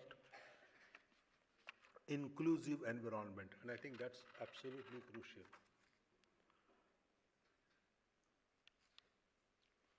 Let's look at some of the dimensions of diversity. And this is not a complete list, but a few lists. Look at work background. The work background is absolutely important. In fact, if you look at it, Reliance is one of the most successful corporations in the country. And way back in 2002, they decided to get into telecom, and they created a company called Reliance Infocom. And most of the leaders in Reliance Infocom, to begin with, came from original Reliance. Now, if you really look at Reliance, was an industrial economy company, large chemical plants, world's largest refinery, and so on and so forth. Now, these people coming from industrial economy do not understand consumer behaviors. Now, to ask them to run telecom company, and they were all engineers, so they understood telecom, but question that comes up is, do they understand consumer behaviors? Now, you cannot do that. So people like me got inducted into Reliance at that point of time, saying that we people understand consumer behaviors because we came from consumer corporations. And we started recruiting a lot of people from FMCG companies who understood consumer behavior, and that consumer behavior background enabled us become a successful telecom company at that point of time. If we would have depended completely on industrial economy people, we would not have succeeded. So even that becomes a dimension of diversity. So the moment we talk of diversity, we think of gender. And I'm saying gender is one of the aspects of diversity, but even this, what is your work background? Which kind of organizations have you worked with? What kind of experience you have in the past? That also becomes an important element of diversity. Another interesting part, now let's look at the bottom part, religious beliefs. That also becomes an interesting, important part of diversity. And this I'll give you an example from Philippines. Now, Philippines is a typical Roman Catholic country. And I used to be the diversity head of Asia Pac at that point of time. And one day I get a call from the general manager of Hewlett Packard Philippines saying that, Vivek, please come down. I have a problem on hand. So I went there and to figure out what's the problem. The head of the sales and marketing of HP Philippines used to be a staunch Roman Catholic. And he had a very interesting practice. Intentions were fabulous, and that practice was in the morning before the work starts. He would have the gathering of his team, and he would talk about religion. They would do some common prayers of Jesus. And after that 15-20 minutes of those rituals are over, then people will start working. It worked very well as long as his team was homogeneous Roman Catholics. But as he started getting other people from other religious backgrounds, it didn't work. Because a lot of people opposed this, saying that you want to do some prayers in your office, go ahead and do it.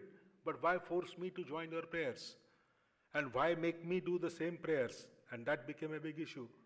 So one had to spend huge amount of time with this leader saying that your intentions are fabulous. This is part of your team building activity that you started with. But now your team is that of diverse people.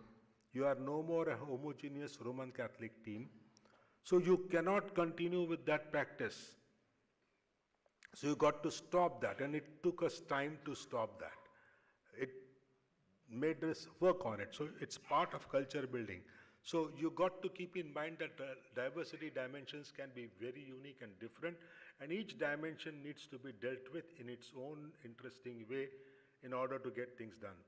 In fact, I still remember in HP we used to have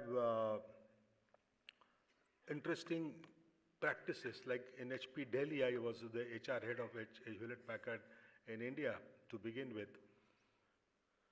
We went to the new office and we did Vastu Shanti. We did that puja, etc. We did Vastu Shanti, and then we entered the office and we started the work. Those who were not Hindus objected to it, saying that how can you do a Hindu ritual of Vastu Shanti in a multinational office? And that's the issue, which is a very right issue, which is very genuine problem, good question that they asked. Then I had to do a research. I had to call up my people in US to find out what do Americans do when they move to new offices or when they start building a new factory and they have a groundbreaking ceremony. wherein the priest comes and does the ground baking. So what we need to do is look at the majority of the workforce, figure out what is it that they need, and we will have to do something similar. For example, in Singapore, we constructed a multi-storied building as our headquarters for Asia-Pac region. And when we constructed that building and we started moving into that building, we had a big problem. And that big problem was our employees were completely uncomfortable working from that building. And we started going into depth as to why are they uncomfortable, what's their problem. And we realized that as per the feng shui, wherein we had a lot of Singaporean Chinese, you need to have a water body outside your building. And you need to have flying birds fixed there. And unless you have that, your office will not be auspicious and right. So that was a belief of Singapore Chinese people. So we had to create those water bodies, and we had to put in those stainless steel flying birds outside, which may sound ridiculous, but that's absolutely important to take care of emotional aspects of your workforce. Because unless those emotional aspects are taken care of, you have a problem. I had a problem also with very interesting person. We, over time, appointed a lady who was a Singaporean Chinese as the Asia Pacific head. And first thing that she claimed was her office was not as per the feng shui. I said, what's wrong with the office? Earlier people sat there. It's a nice cubicle. Everything is right there. She says, I need to bury an old Chinese coin under my carpet before I operate from that office. Now, this is an emotional need. There is no logic. But I have to respect that logic, whatever that expectation is. So I called up my counterpart in China, and I said, please send me some old Chinese coins. So they were sent to us. Then we got those coins and we buried them under her carpet, and then she was satisfied. We had a head of medical division of Hewlett-Packard who insisted that he must have a large aquarium in his room. And that large aquarium should have seawater and seawater fish in it. Because if you have seawater fish in seawater, then only he will be successful, otherwise he will not be. Again, this is feng shui. Now, people have different beliefs. People have different expectations, and they expect the corporations to work as per that.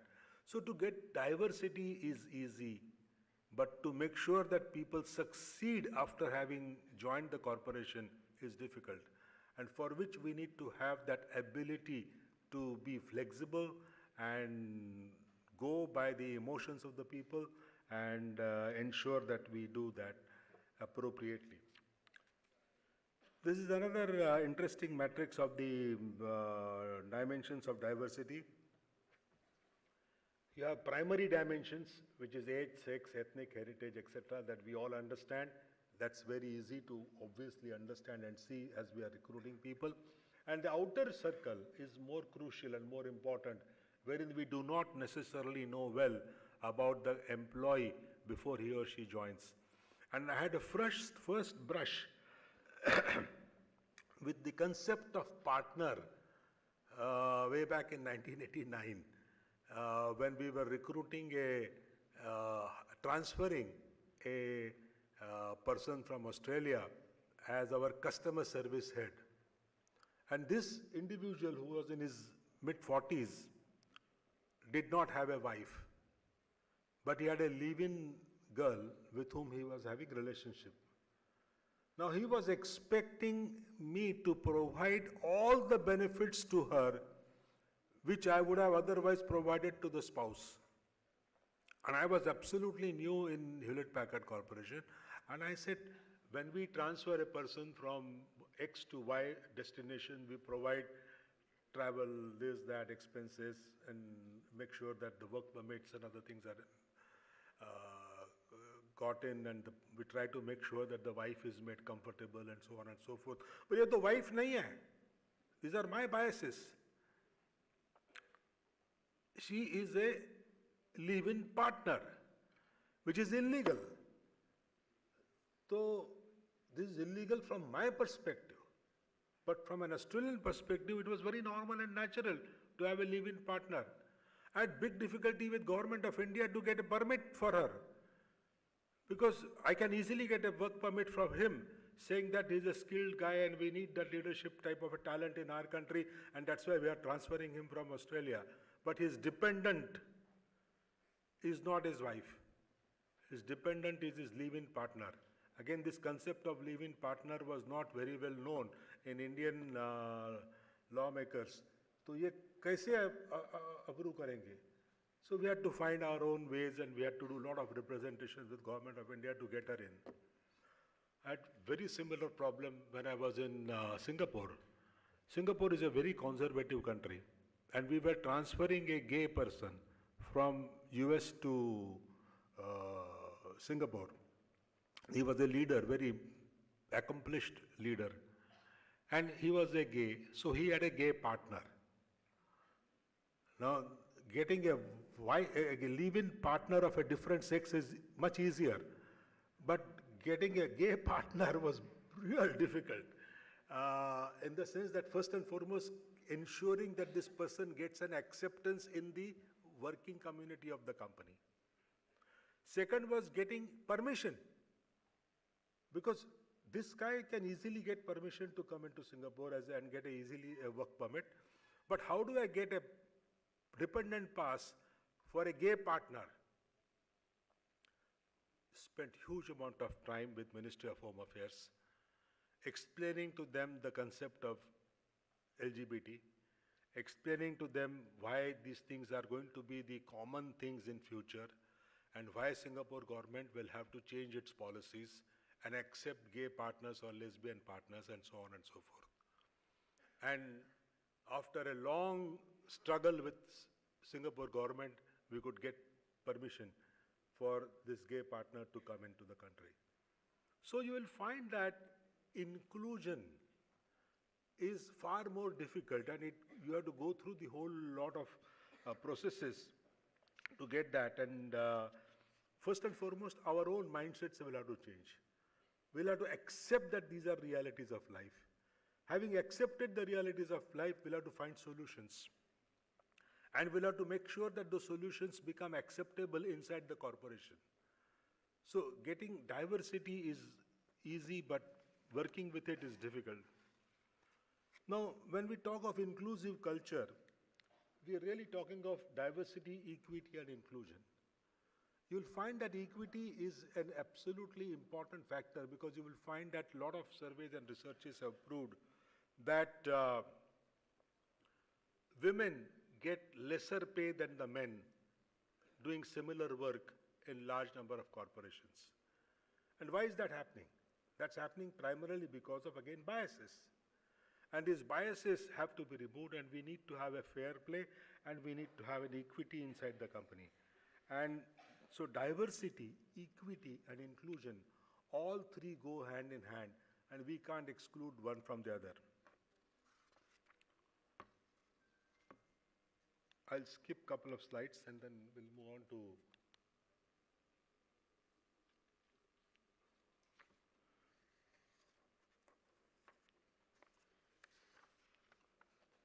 what we have to make sure is employees need a work environment that offers them a positive employee experience and where every team member feels empowered and supported. Empowered and supported.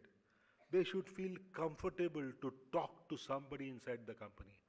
In fact, as a diversity head in Singapore, what I used to have is outside my cabin, an inverted pink triangle sticker saying that this is a safe place. Does anybody know here in the room what is an inverted pink triangle? Okay. It's a symbol of LGBT community.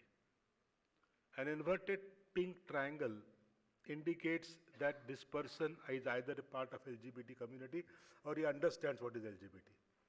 And what I was not a gay or a lesbian or whatever, but I had that triangle outside my cabin with a slogan saying that this is a safe place. And my boss asked me, are you really going to get anybody to talk to you? I said, he says, yes, Singapore hai. In Singapore, we don't have gays, lesbians. This is pretty straightforward people. You'll be surprised, after I put that triangle, many people came and talked to me about their personal life, personal issues, and what is it that it means to become part of LGBT community, and what is it that as a corporation we got to do to help them. In fact, I went through a very extensive training on dealing with LGBT in Stanford University before I became a diversity head for Asia Pac region. As a result of that, I understood what is that. And I could easily deal with these LGBT community people. In fact, in Reliance, I had a case, even in India, and this is recent, about 8-10 years back, wherein one of our managers was a lesbian woman, and you could make out from her face, her body language, that she is not a normal woman. There's something different in her case. And I started getting some complaints from people in her department. I called her one day and I asked her straight question. I said, look, I think you are a lesbian. Am I right? And he says, how do you know? I said, I think. I'm not saying you are. I think. I'm not concluding. You got to answer. And she said, yes, I am. So I said, that's fine. So that's your personal life outside your office. Inside the office, you are a manager and you behave like any other normal manager. And if these sexual tendencies come in the way of your performance, it will be unacceptable. So one had to deal with it very clearly and strongly. And I think in 6 months' time she left, which is good. Because you can't bring in your personal life inside the work. But you got to do that. In fact, I'm a Rotary Club member in Singapore, in Mumbai, and we had invited a doctor to address us on few issues. And this doctor in his CV wrote that he is a gay. And he is a leader of LGBT community in Mumbai. And one of the ladies was supposed to introduce this person. And she said that I'm not going to introduce. But I'm not going to stand there and say that this guy, our honorable guest, is a gay. So she says, I'm not going to do it. I said, what is wrong with it? These are realities of life and you've got to deal with the realities of life. Your own children or grandchildren may become gays. So learn to deal with it. Don't run away from it. So ultimately that introduction landed on my lap because they knew my background. So they said, Vivek, you are the best person to introduce. So I not only introduced him, but I talked good things about LGBT and why it's important and so on and so forth. What I'm trying to tell you is, getting diversity is easy, but creating a culture is very difficult. And I think that culture has to be created, which will create an inclusive organization.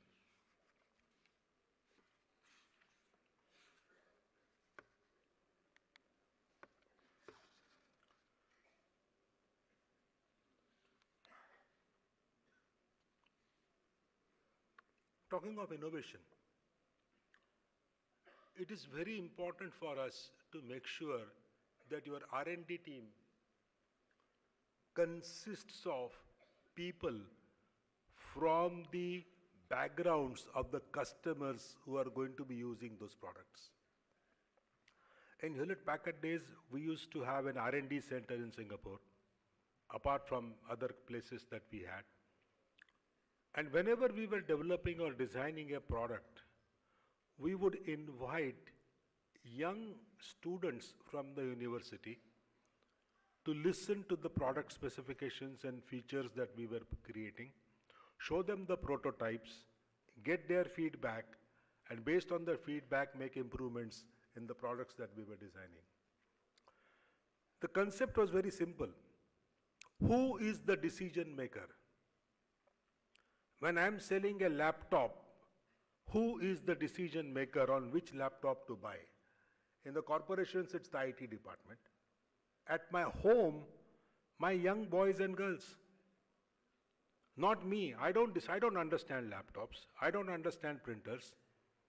So the person who helps me or who influences my decision on which laptop to buy or which printer to buy, my son or my daughter come into the play. Or my son-in-law comes into the play. And they tell me, Papa, isko purchase karo, not this. This is better, it has better features, it is much more advanced or whatever.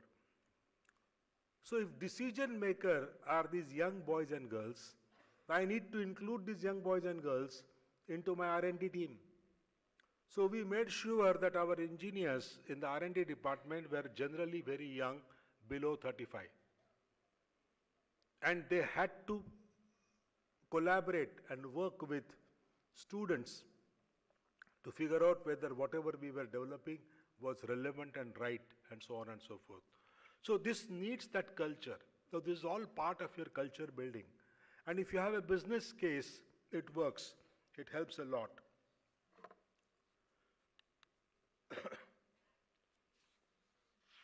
Recruitment.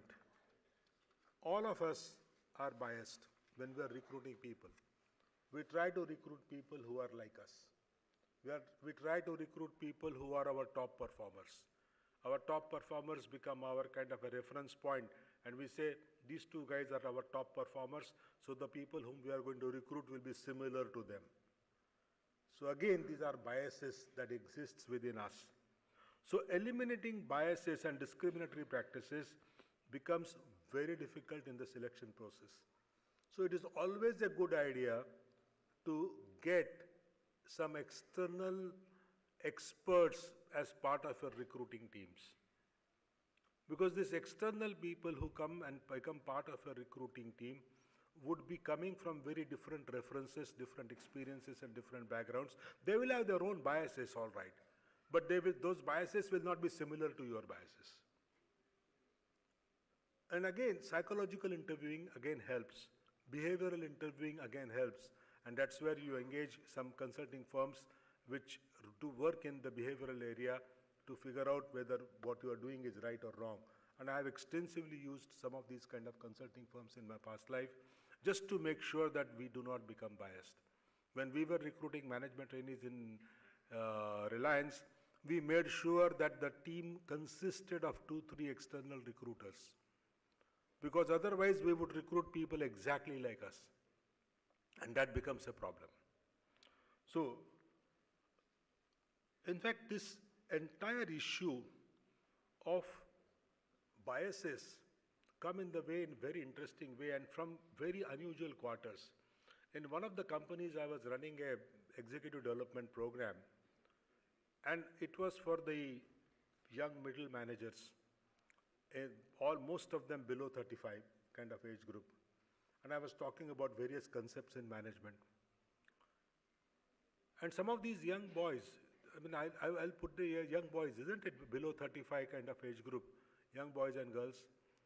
They asked me similar, very interesting things. He said, sir, आप जो बात कर रहे हो ना, वो सब ठीक है, सुनने में अच्छा लगता है. But आजकल की young generation is different. I said, you're 35 years old. And you are talking of आजकल की young generation. So are you old? You can't relate with these young 20 years old boys and girls. He says, you don't know, sir. आपका ज़माना अलग था. Today's young girls and boys are different. I said, मेरा ज़माना अलग नहीं है. मेरे घर में भी 20-25 साल के बच्चे हैं. And I can relate with them. And not only can I relate with them, but I have a very homogeneous home. If you can't relate, there is your problem. So ability to deal with and relate with people of all age groups is also a part of the culture building. And that is something which we have to focus upon. So when it comes to recruitment, these 35-year-old boys and girls are going to recruit people of their age group. And they will deny opportunities to the young boys and girls who are in their early 20s, who could be very bright talent from outside. Now, whole problem is these biases do creep in at different stages and different ways, and we've got to make sure that we find methods of managing them. Business case becomes again very important. customer satisfaction. I gave you an example of how we developed our R&D products. When I was in Reliance and we were creating Reliance Retail, and we did extensive market research, and when we were creating the stores of Reliance Digital, a question that came up was, who should be our merchandisers? Merchandisers are those people who buy the products which can be sold into the shop. And our market research said that in most of the cases where the white goods are sold, wherein fridge, then your mixers, grinders, ovens, and so on and so forth, the decision maker is a homemaker, your housewife. She is a decision maker. So if she is a decision maker, who should be the merchandiser for her? Good question, isn't it? Obviously women. So we said the women merchandisers must be recruited for home products. When it comes to laptops and mobile phones, we should be having young merchandisers who are in their mid-20s, because those are the decision makers who will be influencing their families on what to buy. So the type of people that we will be recruiting in the merchandising function will be very different.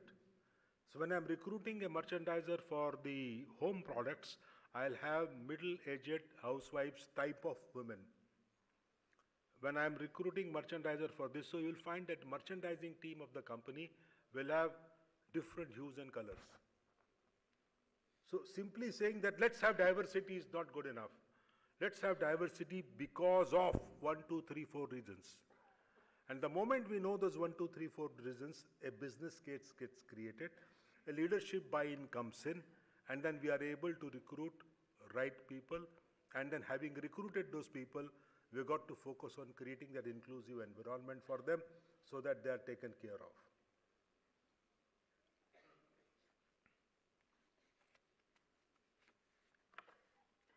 I have to finish by 4, isn't it?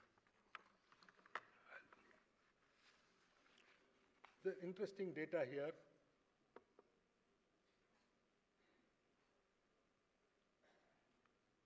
According to a 2012 McKinsey study, US companies with diverse executive boards had 95% higher returns on equity than those that lack diversity. So diversity becomes an important thing. Now the business case or a social case, the social case, as I learned from Hindustan Lever, saying that we are opening a factory which is in a agricultural displaced workers area. So you got to recruit their children as unskilled people. You got to recruit and train them to become semi-skilled, and you got to support them, etc. So these are all social cases. But there are business cases also, and we talked about those business cases. So those become again important. And data becomes very crucial. We can't be talking, saying that, मुझे ऐसा लगता है. आपको क्या लगता है is not important. Most important thing is, do we have data to support that? As I mentioned, I was working in Reliance, and one of the things that I observed was most of the people in accounts, finance, and commercial department were either Gujaratis or Marwadis, with an assumption that only Gujaratis and Marwadis understand business. Nobody else in this country understands business. So when we come to recruitment, in these 3 functions especially, we should be recruiting only Gujaratis or Marwadis and nobody else. So our recruitment became a problem because our entire net we could not spread wide. Now how do I convince that this is a wrong assumption? So what I did was very simple. I put somebody on the job and I said, look, make a list of the CFOs of top 100 companies in India. So they made a list of 100 CFOs in the country, and we realized that almost 50 to 60% were not Marwadis and not Gujaratis. So went with that list to Mukesh Bhai and said, Mukesh Bhai, dekhiye, these 50 great companies which are very successful don't have a Marwadi or a Gujarati CFO. But in spite of that, those companies are successful. Why can't I be successful? Why do I need to recruit a Marwadi or a Gujarati? He said, हमने कब कहा है sir को? I said, आपने नहीं कहा पर आपके कंपनी में ऐसा बिलीफ है. This is wrong. So ये data सबको दिखाओ. So I published the data, and that entire embargo on recruiting non-Gujaratis went away. So be armed with data. Don't do diversity because it's fashionable. Don't do diversity because it's a good thing to hear. Do diversity because there is a business case or there is a social case. And then creating an inclusive environment becomes much more easier.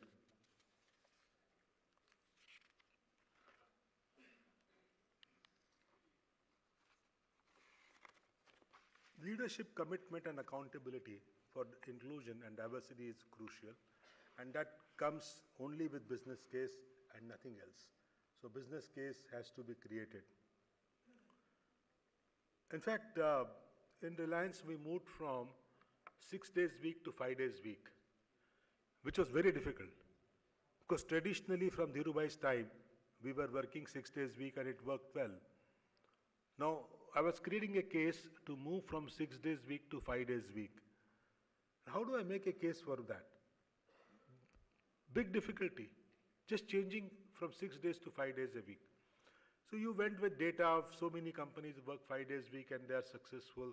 Why can't I remain successful with 5 days a week and so on and so forth? It doesn't help, it doesn't work. वो कुछ भी करो, हमारा तो DNA है 6 days a week काम करने का. So what I did was very simple. In Reliance Life Sciences, we used to have large number of women working, and bright, talented women, PhDs, doctors, because this was a Life Sciences Research Center, MDs in gynecology and so on and so forth, lots of women working. So I went with that data to Mukesh Bhai and said, Mukesh Bhai, these are all women who are highly educated, who come from excellent backgrounds. Their husbands are working in top multinationals and they are also big timers. And I have a huge attrition in that group. And my attrition rate is 15-20%. Primarily because we work 6 days a week. On a Saturday and a Sunday, the husband is having a chutti. But the wife has to work, which is quite ridiculous. Not only does she have to work, but in her lifestyle, she has to work till late night. 10 बजे तक रात को काम करती है. This kind of a thing will not help. We have to change. So if I have to continue to hire this kind of highly talented and capable women in my company, I have to make sure that they leave the office by 6 o'clock. That is one. And they do not work for more than 5 days a week. So create a business case. Present it to the top leadership. Top leadership are not idiots, they understand it, and then they accept it, and it becomes easy. So a cultural change becomes very easy with that kind of a thing. Now, inadequate policies and practices again becomes very important. As I mentioned to you, we started recruiting graduate engineers who were women. Having got them, then I said, look, which are the factories in which they'll be working? So I sent my diversity head to those factories to figure out whether the living conditions in the factory campuses was conducive for women. And we realized that most of the factories didn't have women toilets to begin with. So creating women toilet was comparatively very easy because it makes an investment of a few thousand lakhs of rupees, and we created women toilets. But we had to create even hostels for these women to live. Because you had men's hostels wherein graduate engineer trainees used to live.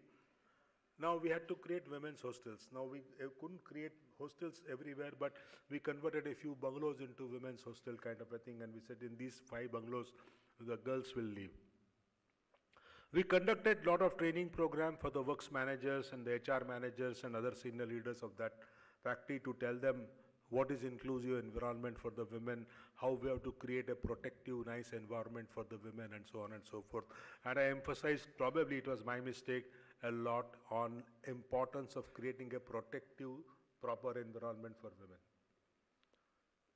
It came against me. I got a complaint from one of the factories saying that the works manager is policing on us.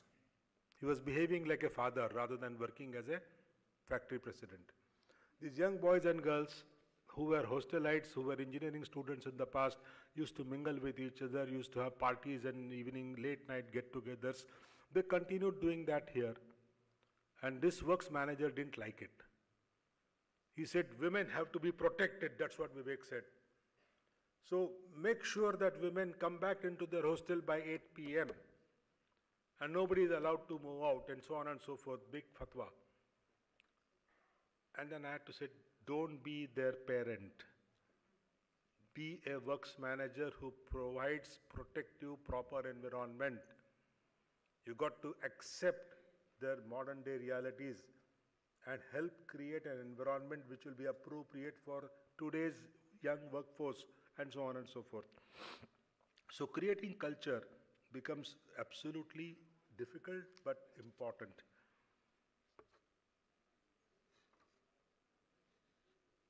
I think I'm running short of time. So what we will do is we'll conclude quickly. But most important thing is the culture has to be measured, because simply creating culture is not good enough. We have to make sure that we are on the right track. So data is important, and we got to keep collecting data. I'll stop here. Thank you.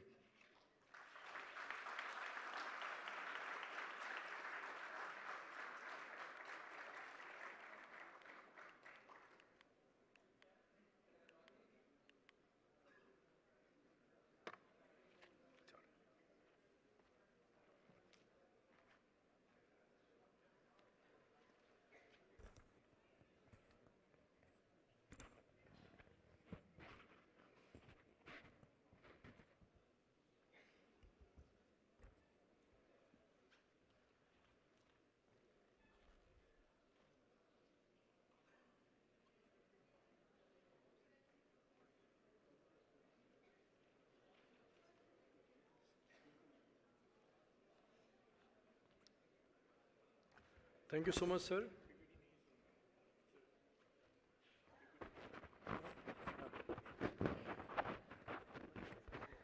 It was an extremely informative, and I think you gave a lot of practical solutions to the problems. So when actually I was growing up, I thought that the universal nashta is paratha.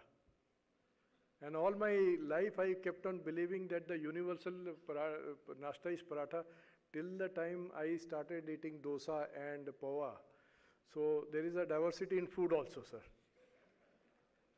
And all my life when I was reading one kind of book. Okay, either it was fiction or something. Till the time I started reading the diversity in books, I realized that you can find diversity in everything, including people, and diversity helps a lot. So thank you so much for a great presentation, sir. Now we move on to our next presentation. We have with us Mr. Dr. Akil Busrai.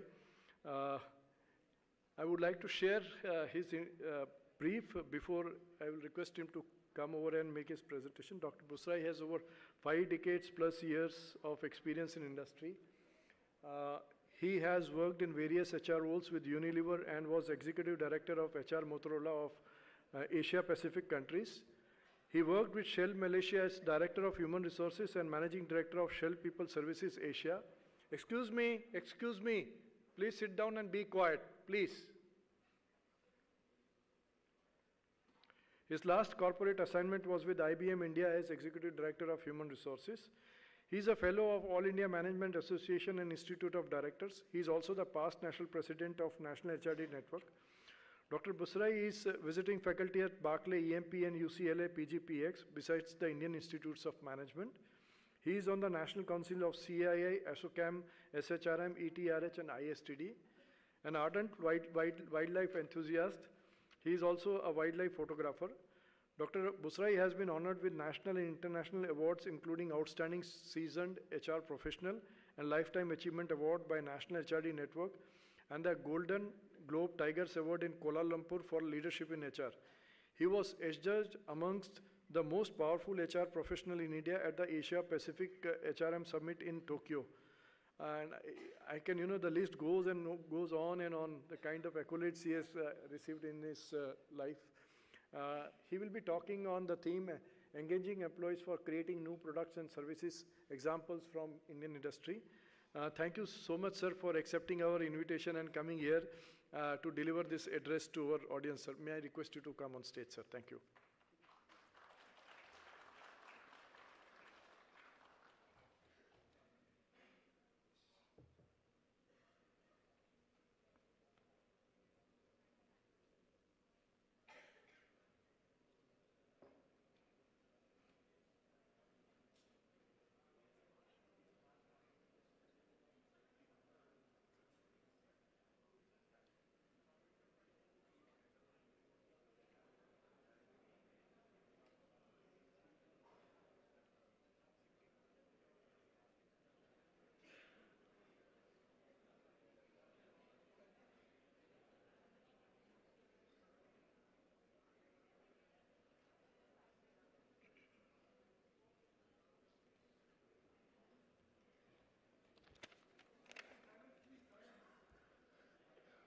Namaskar.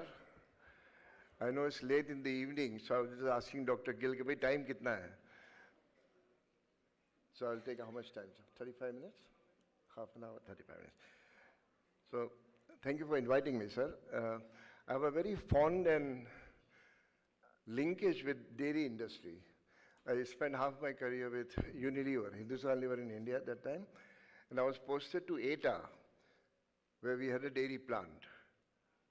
And we used to manufacture anik ghee, anik spray, and liver spray baby food. So coming to Anand, especially looking at the dairy industry again, is a very nostalgic time for me. Thank you for inviting me. I will not use any slides. Instead, what I have done, that empowerment or engagement has become a cliche. Every company talks about हम empowerment करते हैं, हम अपने employees को बहुत ये करते हैं, liberty देते हैं, or we engage with them.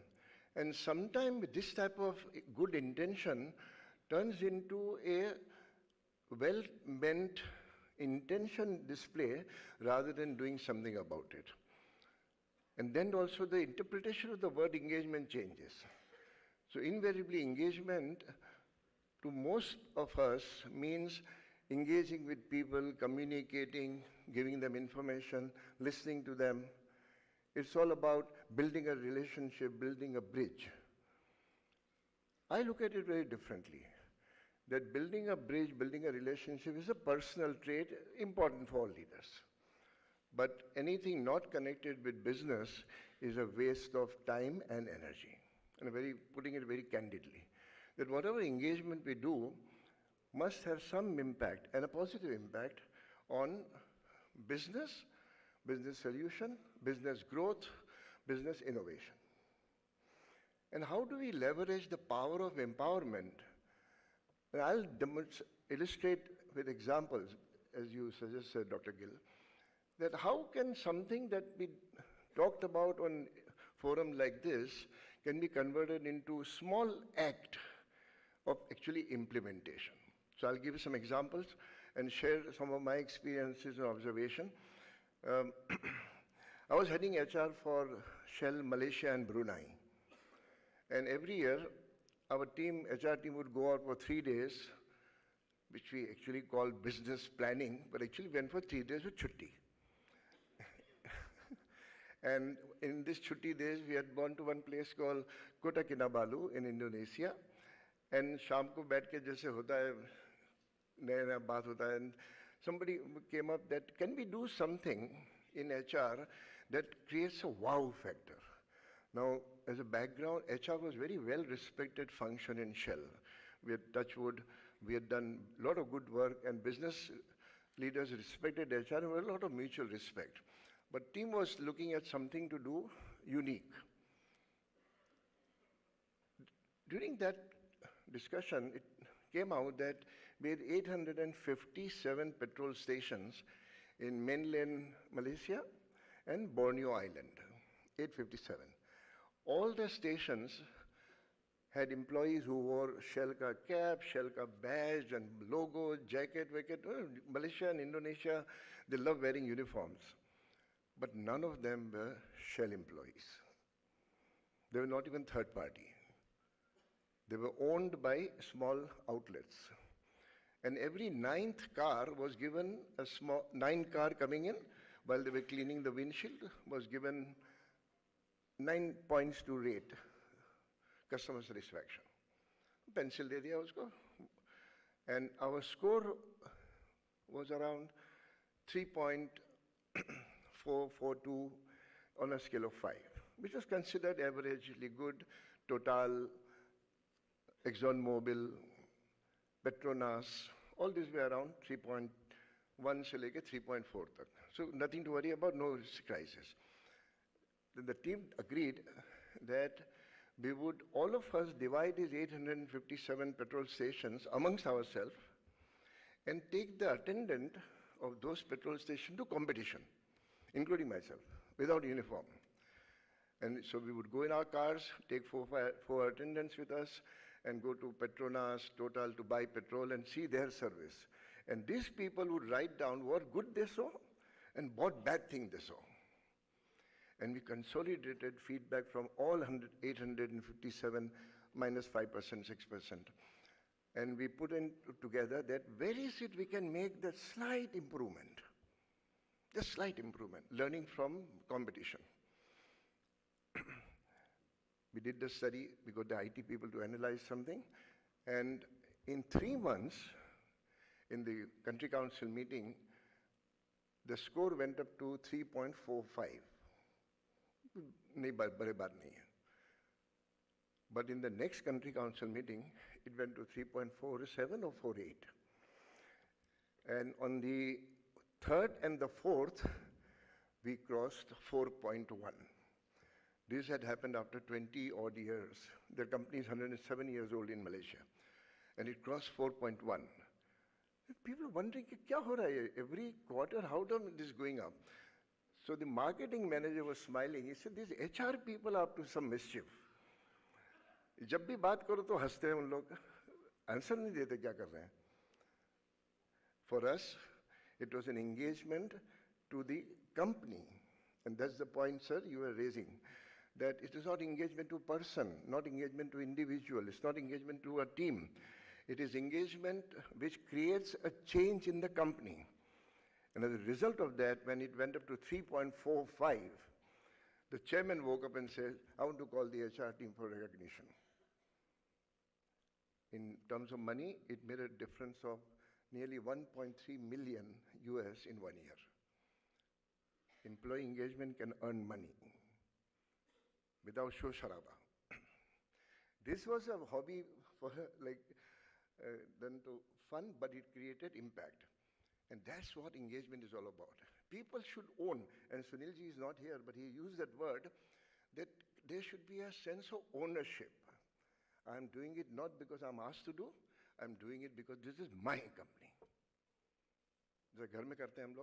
Many of us go and fix up tube light. We don't call electrician every time because we feel we own this place.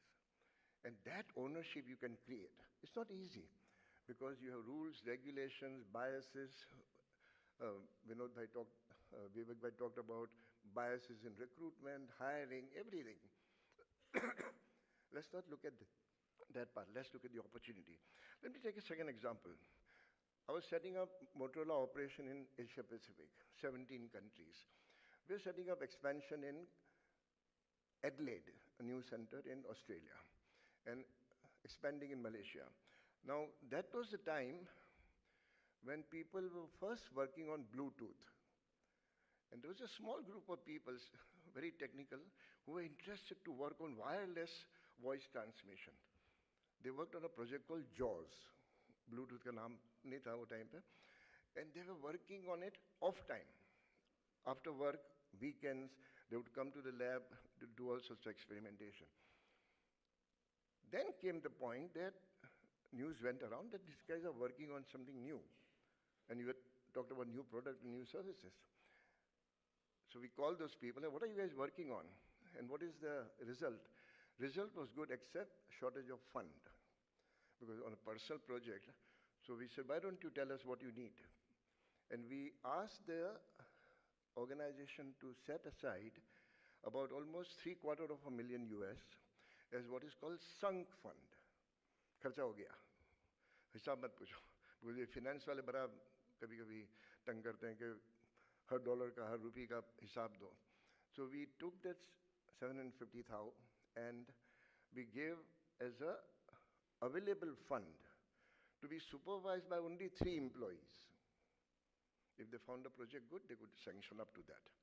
No hisab asked, except end report. And that is where the first step of Bluetooth started. They could transmit data from one table to the other 10 feet away. That's all. 11 feet karo to data break ho jata tha. See the impact. Giving them freedom to work on something which they found as a hobby or as a professional interest didn't cost us much. But it set a foundation not only for a new product range, but it set a foundation for the culture that this company will allow us to do something that I love to do. There's a small plaque in my study room that if you choose a job you love, and you will not have to work for a day in your life. So when you meet aspirations of employees, personal aspirations, magic happens. And that could affect business. It may not. Sunilji was mentioning about 3M. 3M was working on a project for NASA to have a very lightweight, easy to apply adhesive, but very strong. Now they worked on it for some time, and it didn't work out too well. Either the adhesiveness was not good or something was wrong. And one of these operators who was working on that realized that he was applying adhesive and putting down on the paper, it sticks. But he flipped it up, again it sticks. Mistake, because the project required adhesive which was strong. And today none of us can claim that we can work without post-it. So instead of looking at the failure of the project, 3M looked at it as a success of a new product line. And Sunilji nahi hai, but he mentioned some staggering figure that they have 6,000 plus product. Creating an environment where employees can make mistakes. It's not easy. We can talk very nicely in an air-conditioned hall like this, but our superiors will not forgive us if our juniors make mistake. That's a reality.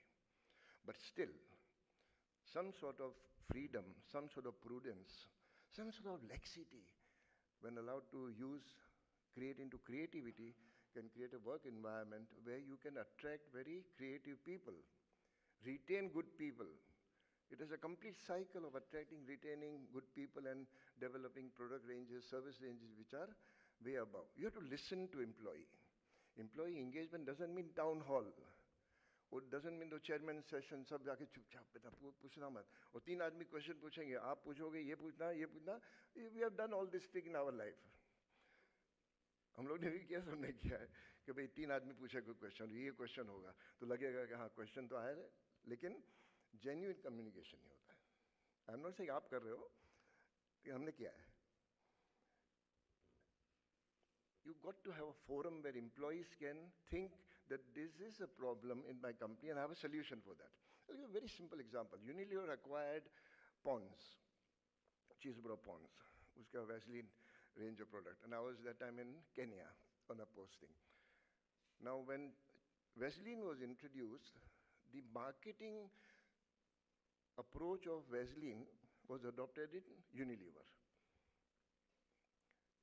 There was this very attractive African woman, and she had this hibiscus flower, hibiscus bolte na, to beach mein nikalta, hair and beach background, Vaseline for your skin. Because African ladies use a lot of Vaseline on their whole body. The sales started dropping and continued to drop in East Africa, Kenya, Uganda. And we had once a month a session, employees speak, where employees could bring to the surface of senior management, whole panel of senior management, including the chairman, what is going wrong with the company, anything. And one of the points that came up, that the sales are dropping because the managers, are insensitive to the cultural nuances. Now, this advertisement agency was in the West Africa, in Nigeria, and we were using that advertisement in East Africa. A girl with a flower in her hair in East Africa was considered a sign of, how shall I put it, let's talk prostitution. Only they put flowers in the hair to identify their profession. And when the advertisement was replicated, it ignored the sensitivity of the people in this part of the geography. And when the employees pointed this out, the entire advertisement was closed next day. A firm, Ogilvy and Mather in Kenya, redesigned the whole advertisement campaign, and the sales picked up. Now see, small thing like this, best of the MBAs could not find out. Best of the agencies could not find out.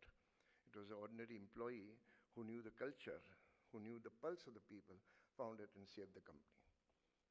हमारे पास बहुत example होते हैं. We have to look for those examples. Give opportunity to people to speak, which either brings up the sales or saves disaster. Are we together on so far? Is this method okay, or you want me to go to some slide and bore you?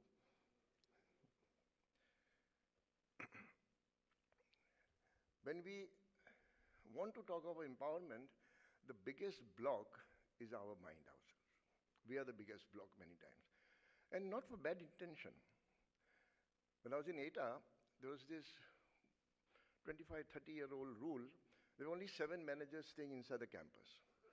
और एक rule था कि किसी भी समय में एक manager factory में होना चाहिए 6 में से. You can't leave the factory unattended. आप बाहर जाते हो तो सिक्योरिटी सुपरवाइजर से सब आप नहीं जा सकते हो, 5 मैनेजर बाहर है. जैसे नहीं, there was no place to go ETA में, लेकिन तब भी ये रूल था. And उसमें ये था कि production manager and the factory manager cannot go out simultaneously. Safety reason, remote, no mobile phone those days. एक safety के हिसाब से और एक discipline के हिसाब से कि factory should not be left unattended. ये rule कब का था? Time came when Hindustan Lever sold the ETA factory to Lipton. And the chairman, one Mr. Bipin Shah, he called all the managers and about half of the supervisors to Delhi for a meeting. So we told him that all of us will come except one manager.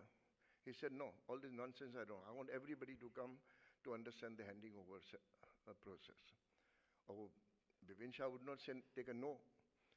तो फिर production manager, factory manager, सब supervisor को बुला के बड़ी meeting की, कहते हम लोग जा रहे हैं 3 दिन के लिए, ये ऐसा होना चाहिए, इसको देखना, स्कूल होमवर्क देके जाता ना.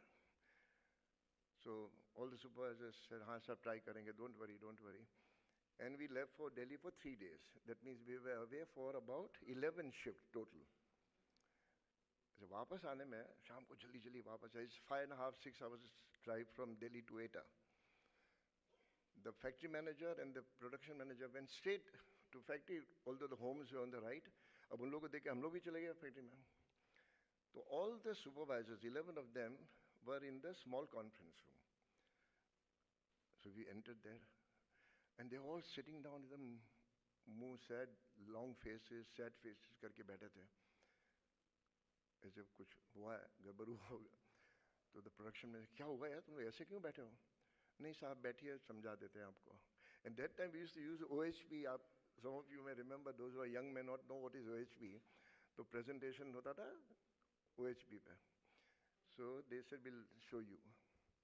To cut it short, what they did, all the production supervisors and the engineering supervisors got together and say, ये जो आपस में झगड़ा होता था, engineering, typical production, engineering blaming each other. अभी breakdown होगा, हम लोग आपस में manage कर लेंगे.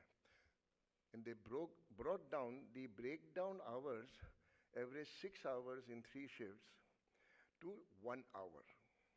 जो pump खराब हो गया, उसको बोला, hey, भैया तू pump ठीक कर दे. And as a result of that, for 3 days, average production overall went up by 11.1%. Went up, minus the manager. Now we are good set of managers. So, कैसे किया? Because they broke down the silos between engineering, maintenance, and production. They wanted to teach us a lesson.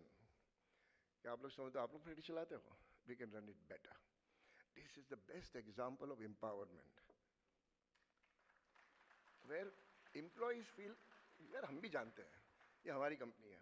Next day, I propose from HR, the reporting system should change. The daily report, जो एकदम minute, बारीक report आता था, go by 3-shift report, 3 major things. Downtime, production output, percentage, provided no accident. Now, just by changing that one thing, the conflict between engineering team and the production team, होता है कि नहीं? Anybody from Amul here? होता है कि नहीं सब? Production हर time तुमने maintenance ठीक नहीं किया, तुमने machine use ठीक नहीं किया. Now this is where the employees become owners, and I like the way Sunil ji कह रहे थे. When employees think this is my job, my responsibility, that we have reached a level of empowerment and engagement. खाली बातचीत करने से, चाय समोसा खाने से engagement नहीं होता है. Although many of us feel कि चलो समोसा पार्टी हो गया, chairman भी आए थे, उसने मालूम है मेरे प्लेट से चिप्स उठाया खाया. अरे Amitabh Bachchan can do better कभी कभी.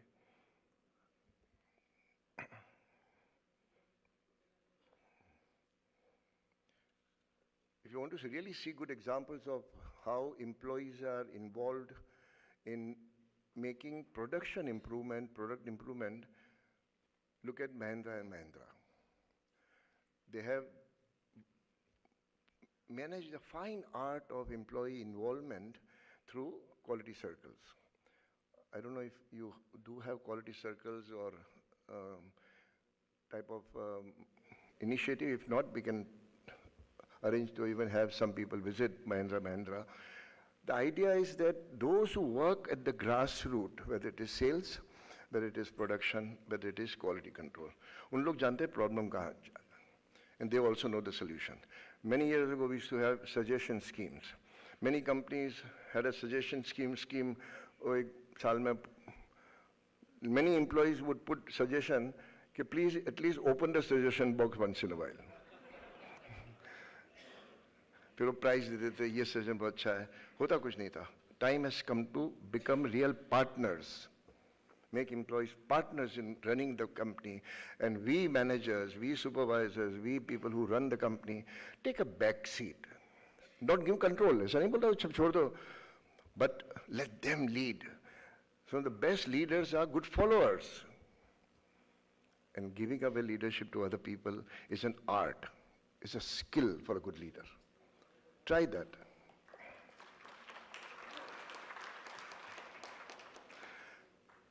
I was heading HR for IBM.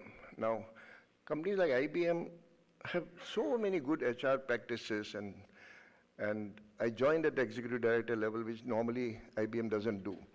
So now I was at least keen कि क्या करूँगा यहाँ पे नई company में आके. Everything that is in HR that could be done is already existing in IBM. So if somebody talked about 360-degree feedback, some others will say, oh, 240 is also available in Brazil.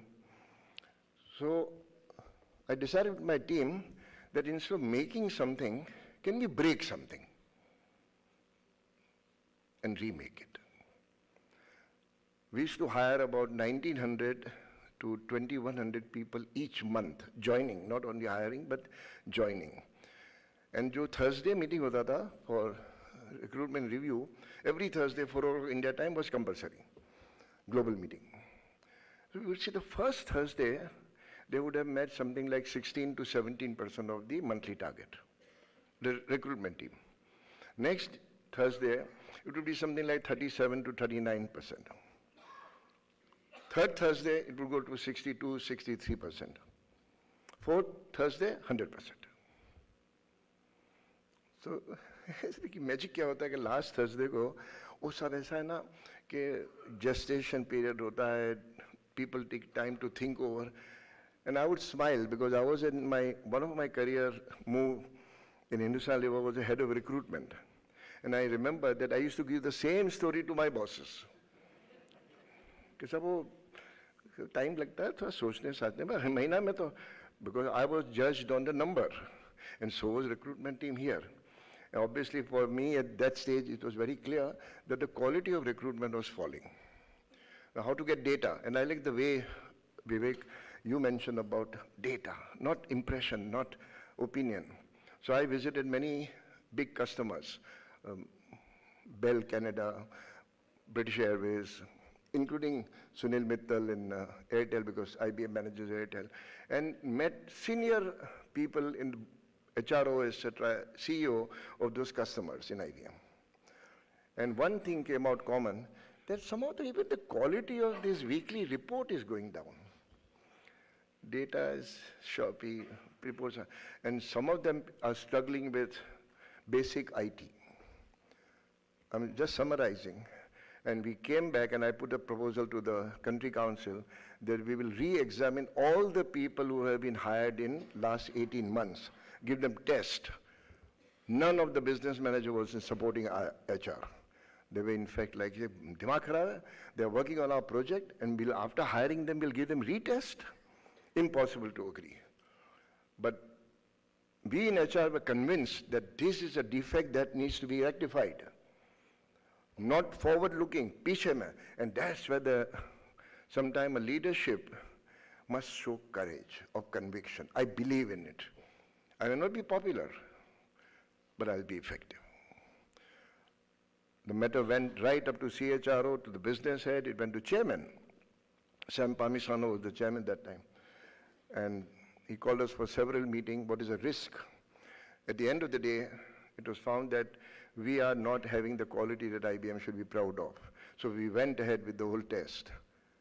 And now I can talk about it in public. We separated 778 people. Quietly, but with logic, with respect, with data. Some of them brought their parents to us that you are throwing my child out of the company. And we said, if your child shows you the result of the test that we've given, we'll not show you because you have nothing to do with you. Let your child show you the result. And I remember in that meeting in a place called Silokhera in Gurgaon, where there were 15, 20 parents there. And he asked his son, "What was your score?" He said, "No, that day I had fever, I could not do well." So, score kya aaya? And he said, out of 100, I got 21. That father got up and said, "You should not have brought me here. It's very insulting that you do so badly and tell me the company threw you out wrongly." Now see the example, what is the lesson we learned? We learned that we had done the right thing for the business. After separating 778 people, the customer satisfaction survey started going up. We had done our small bit to improve business. That is engagement. Getting involved, taking courage to practice. We didn't become popular, but at the end of the day, we got respect. I think as an HR community, if we can earn respect from our business counterpart, we would have done a reasonably good job as a profession. One more example, Motorola is expanding in India very rapidly. We set up a new company. And those of you who are familiar with chip, microchip manufacturing, Motorola wanted one particular specialty. I don't remember the name of that particular scientific chip making process. But that was available in one company in Noida. That company had only 465 or 475 employees. So we needed that type of skill. My reaction, arrogant, because we were paying very well. We were 75th percentile of compensation. So he said, "Kya problem hai? Tell us who you want to hire. Our compensation is so high, we'll poach." That's a very arrogant statement coming from HR. But the business leader and the other people mentioned that, no, we don't want to hire 5, 7, 10, 15, 20 people. Because we will not ask them what others are doing in the company because of our ethical standard. So I said, "Oh, that's logical." So in one of my moment of madness or carelessness, I said, "Then why don't you buy the whole company?" A total silence for a few minutes. I said, "Buy the whole company." And we said, "Okay, let's take a tea break." We sat down for next 1.5 days to make a plan how to acquire that company. And within 7 days, we actually bought that company. Now came the challenge for HR, Okay, you're buying company because the assets were zero value. The building in Noida, Technical Park, was dilapidated, Purana, computers were outdated. The only thing we were buying was the people with skill. क्या guarantee है कि कल आप ले लो next week में और के चले जाएं? And how do you determine the price for that company? None of us have done anything like that. So I went to many of my colleagues, including people like Dwarka and Santrup and others. Nobody knew how to buy a company with only thing that you are buying is human resources. You can walk out in 1 month's notice. When, of course, my team was involved, so we sat together, "Karna kya? We don't know how to handle this problem." Two of my young colleagues, who later became head of HR for Texas Instrument, "Akhil, let's do it. We'll find a solution. We have found solution for so many things. Isme bhi ho jayega. Let's take a risk." Now, with that type of comment coming from team member, can do two things. One, it can give you one more boost. Or second, it can make you nervous. I was both. Finally, having bought the company, we can't put any restriction on bond for them to stay, nothing. But we focus on how to integrate them well with Motorola. And we asked the business, how long will it take for knowledge transfer? And their answer was anything between 9 to 11 month, 12 month. We will do. Some of my young managers in HR worked on it on a single project with me directly. And the first attrition happened after 14th month. Now, when we look back, it's a crazy thing to do, getting into area where there is absolutely no knowledge, but conviction that we will find solution and some ideas. I think we're totally blind. When you own a process, when you own a result, ideas come automatically. Help comes from so many new sources. And when you help business, grow business, then you are invited next time for many more meetings. ये हम लोग पूछते हैं कि why is HR doesn't have a seat on the table? It's not required. You shouldn't ask. What we should ask is when people say, why is HR not on the table? We must have that pride in our profession that we are not here just to serve. We are here to shape the business. And I'm not being arrogant or cheeky when I'm sharing my thought with you. There is a lot of opportunity to do this. The only question is the environment in the company should allow you to. Now, how do you shape the environment? You can shape the environment, not very quickly, slowly, but if you make continuous effort and show results, we can shape the company. And many companies have gone. The typical example of Reliance disagreeing to give 5-day working week in that lifestyle medical center, and the women were leaving company. Data, environment changing, sensitivity, and sharing openly does have a difference. In ETA, we were looking at some very young people, especially in our quality control and lab.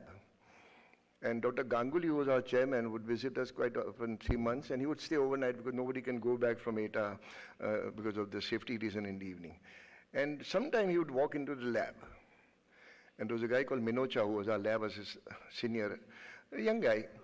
And they would talk, because Dr. Ganguly started his career as a lab assistant. So it was an affinity for him to work at the test tube and all that. And this man suggested, sir, why don't we make dahi? When did Amul introduce dahi? Which year? Sir, approximately? 1990 ke aspas? Anyway, that time there was no dahi in the market. And he came up with his idea, there's something called agar-agar. I don't know if any of you technical people understand. If you add some agar-agar to the pasteurized milk, etc., and then add this thing which makes dahi, joran, it will last longer, it will cut like cheese and all that. Dr. Ganguly gave him an approval to spend X amount to experiment this on his free time. Dekho, nikalo, next time when I come down, show me. Now, for that man, it became a mission. You know, a young man talking directly to the chairman in Hindustan Lever. It's not very easy in Hindustan Lever to get to the chairman that easily and talk. This is empowerment. Well, it didn't work out well, but we had bought Lipton that time, and Lipton का जो tea cleaning के बाद में जो ये निकलता है, somebody came up with an idea in the lab in Bangalore that we can actually convert this into a soft drink. So over the months and months of experimenting, a drink was produced called 21. Hindustan Lever would have been in the beverage business. The only thing, the fungus started growing in the bottle. And people found out that Panwala keeps the bottle in sunlight, and the fungus is growing, and they changed the color of this thing to green bottle, but didn't work. Now, so coming to your question, if the farmers are looking for aspirations for not doing only farming, but these are some of the examples they should be exposed to. Think, and you will find a solution. It will not be easy, but at least they will be engaged in thinking differently. So those farmers, take them to some of these places where some of this work is going on. एक दिन का visit करें. How employees think, how they can change the company, how they can introduce new product. And your example of Borolene is excellent, but do not rest on the reputation we have built up. Johnson & Johnson is a product that even my grandmother must have used when my mother was baby, or my mother must have used when I was baby. It's like for motherhood, it is the best quality for a child.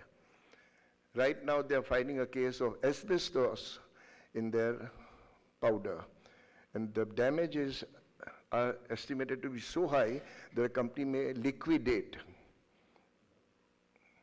So reputation don't last forever just because आपका green Borolene छाप है या Johnson का white छाप है. Personal level पे reputation नहीं रहता है. Some of these things have to be made aware. And the last thing I would talk about is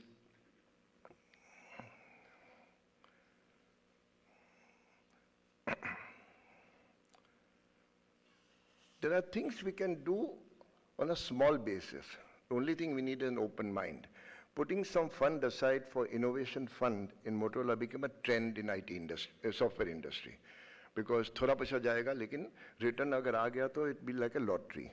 And those type of approaches can make big difference. And my only thing is that if you do not have or plan to have any quality circle system, have a small group of 10 people, employees. Let them identify what problem they see. Good, bad, ugly, kuch nahi hai. Let them sit in a meeting continuously for X amount of time, find a solution to that meeting. If you don't know what Ishikawa diagram is or what a fishbone diagram is, don't worry. Just discuss what is the main issue that can be improved, how it is affecting us, and how it can be improved, and what is the method of you'll be amazed at the employee engagement that you will see for that. Have a festival, 3 months of some of the activity on their own time, and recognize them when they come up with good solution. If you need any help on that, let me know. We'll be able to provide people who are practicing this very much. But all I will leave my thought with you is that when you enjoy breaking things or making things, this is the right time to do it. If you can make an impact on the business, then no better reward than being, oh, ye Gill saab ke time pe hua tha ye. Now that is the big plug for Dr. Gill, कि हाँ मैंने कोई एक legacy छोड़ गया. If we are proud of the legacy we have left behind, there's the biggest reward as a professional that we can get. So thank you for your time. Thank you for inviting.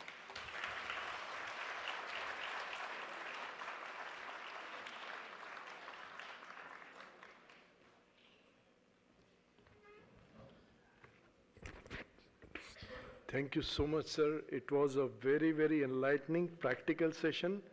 And I think, during COVID, I read Mihai Csikszentmihalyi Flow. So, people only know that Picasso's few paintings, but Picasso made thousands of paintings in which 1 or 2 became great. Now, flow is about, a phase that you enter when in the morning you came to office and you didn't come to know when it became evening. So the time just passed out, and that's what we call engagement. That when people come to office on Monday and on Friday also they feel that, okay, we can continue, to work on Saturday and Sunday, that is what is engagement. And you came out with beautiful examples of how, we can create engagement in our organizations. Thank you, sirs. It was a very, very enlightening session. Sir, I would like Vivek sir also to come on stage. We would like to felicitate both of you. And I would also request Lalit sir to come on stage for felicitation, sir.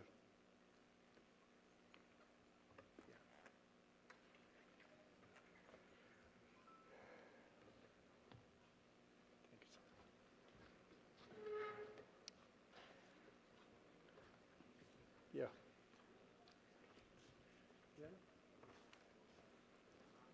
Vivek sir.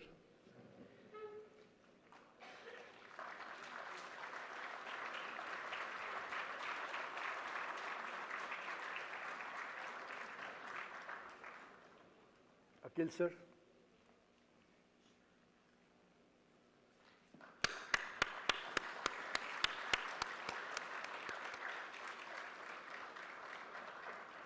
So you can keep it there. You can keep it there. You can keep it there.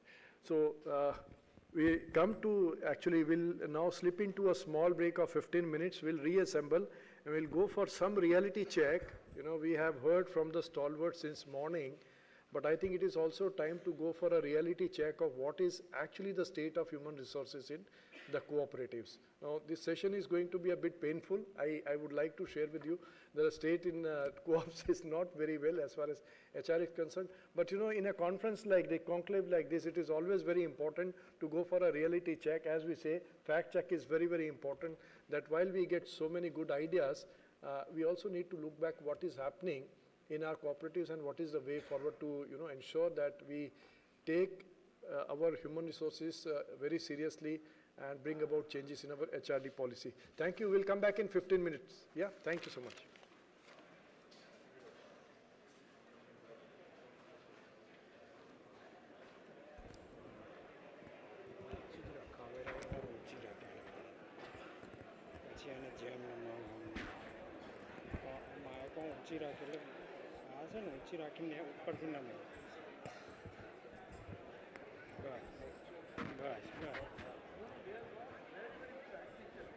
બસ આ બરોબર છે બોલો આટલી બરોબર પેલો આમ કરે છે ને એટલે નમી જાય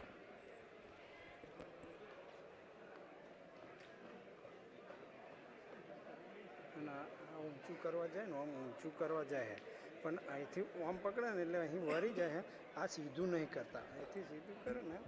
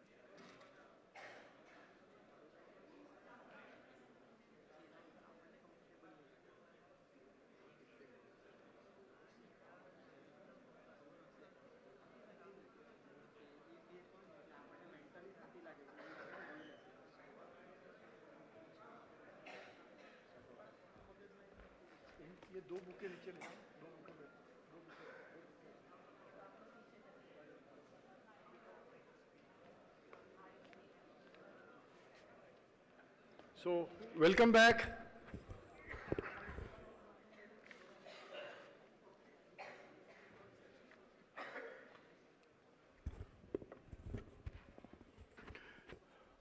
So, a few announcements I would like to make before we start this session.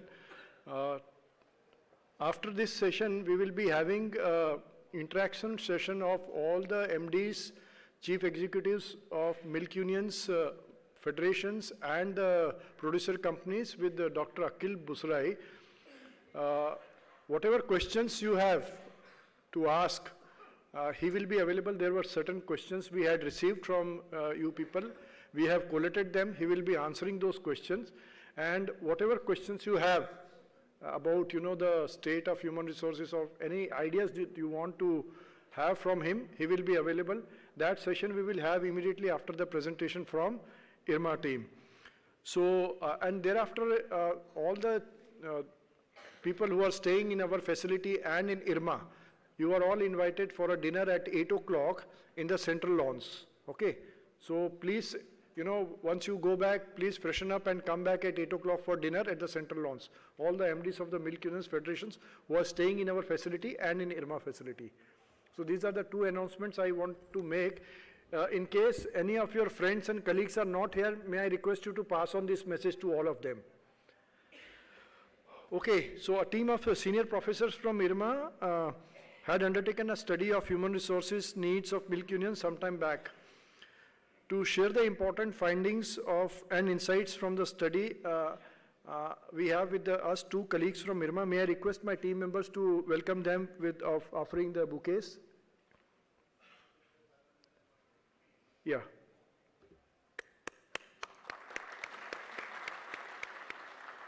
Professor Madhvi Mehta and Professor Sushanta Sharma. Thank you.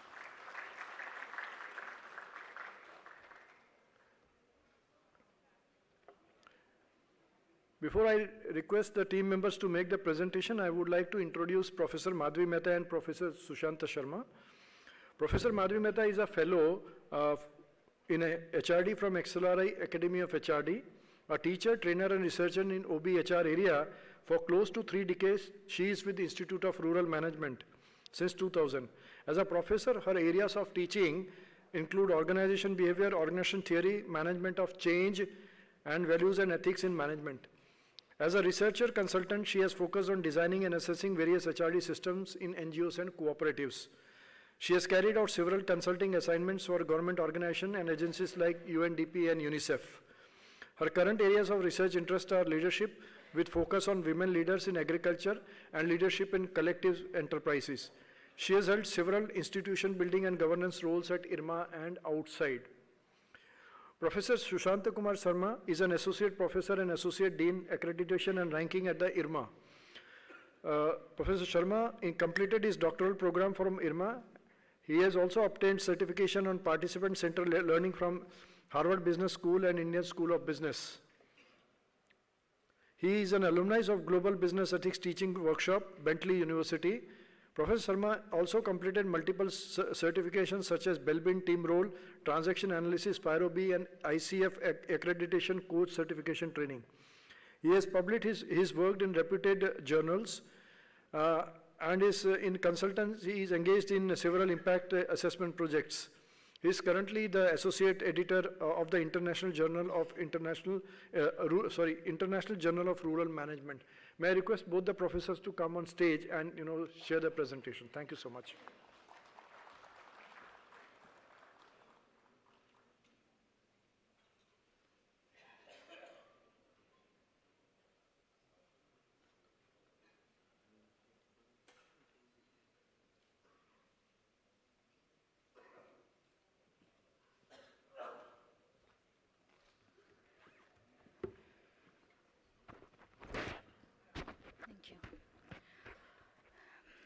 Thank you, Dr. Gill, and thank you, NDDB, for this opportunity to present the study findings. We start with two challenges. And I'm sure all of you will agree. The first challenge that we have is that this is the last session of the day. But I'm really happy to have all of you and very attentive to listen to the findings of this study.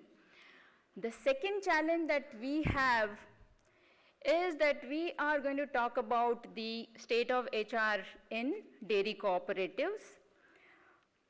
While there are several pain points, and I am sure the representatives of dairy cooperatives are familiar with those pain points, I also see this as an opportunity that, once we recognize, once we accept those pain points, only then we can actually think about what next, how to deal with those. So with that purpose, we are going to share the findings of the study that we conducted during the year 2018-2019. And so we're going to talk about briefly the study details, findings, and the findings would focus largely on the HR department, the perception of HR function, and the kind of HR functions that are being carried out in dairy cooperatives. We would also be talking about the prevalent HRD climate in dairy cooperatives. And after summing up the findings of the study, we would briefly discuss the recommendations that we have made. I think I can skip this since NDP is something which all the participants present here are very familiar with. Even the internal and external environment, the challenges that the dairy cooperatives are facing is something which is not really new to this audience. And if we have to talk about the growing evidence of a strong positive relationship between HR practices and organization, I would say that this conclave has actually begun with that. When we had Dr. Anil Khandelwal, an HR professional who succeeded as head of a bank, a financial institution, and he headed it successfully for several years. There can't be any stronger evidence than that to see the link between the HR practices and performance of the organizations. Let me briefly talk about the study process that we had followed so that gives you the context of the study. So the objectives with which we started the study was to understand the current state of HR function, HR competences, and competences in dairy cooperatives as such. I'm sure you will agree that when you conduct a survey or when you conduct a study, when you ask, it's not that you're just asking a question, you're actually triggering a thought process in the mind of your respondent. And so that was the way through which we thought we would also be sensitizing the decision makers towards the need for professionalizing HR in dairy cooperatives. So there were 186 end implementing agencies under the NDP that were considered, and we went for a sample of 10%. So 19 such dairy cooperatives were identified. Out of these 19, one was our pilot study site, and the 18 unions are where we have conducted this research, and so the data is going to be presented, which is based on the study of these 18 unions. These unions represented 4 different regions. South and West having greater concentration of dairy cooperatives led to selection of higher number of milk unions from these 2 regions compared to North and East. And so we had 6 each from South and West and 3 each from North and East. And we also looked at those unions in terms of their procurement, and that's how we defined the capacity of the unions. we have used mixed methods. So it's that, we've conducted surveys, but we've also interacted with people in groups, individually, and so it's a mix of quantitative and qualitative data. And the, respondents that we had ranged from the board members and MDs to heads of departments and employees of the milk union. So in a nutshell, the findings that we present, they provide a holistic view of the HR function and the way they are being perceived by different levels in the dairy cooperatives. The findings that we're going to talk about, we have divided them into 3 broader categories. The first one is where we're going to talk about the HR department. The second one is where we're going to talk about how the HR department, HR function is perceived by the rest of the organization. And the third one is where we're going to talk about the perception of, the existing HRD climate by the respondents, by the employees. I don't really think I need to spend time on talking about the HR objectives, because I think, what HR can do is something which I think we've been hearing from the, session 1. So what I am going to do is ask a little tough question. And that question is, does HR department exist in dairy corps? We asked the same question to the unions, to the respondents, and our finding was that large majority, 2/3 of the sampled organizations did not have what you would consider either as HR department or anything close to HR department. One third of the sampled organizations had HR department. Many of them still carried titles like personnel department or administration department, but something in terms of HR was happening. What does HR department do? That was the next question that we asked. And we found that there are, 3 functions where majority of them are focusing. These are,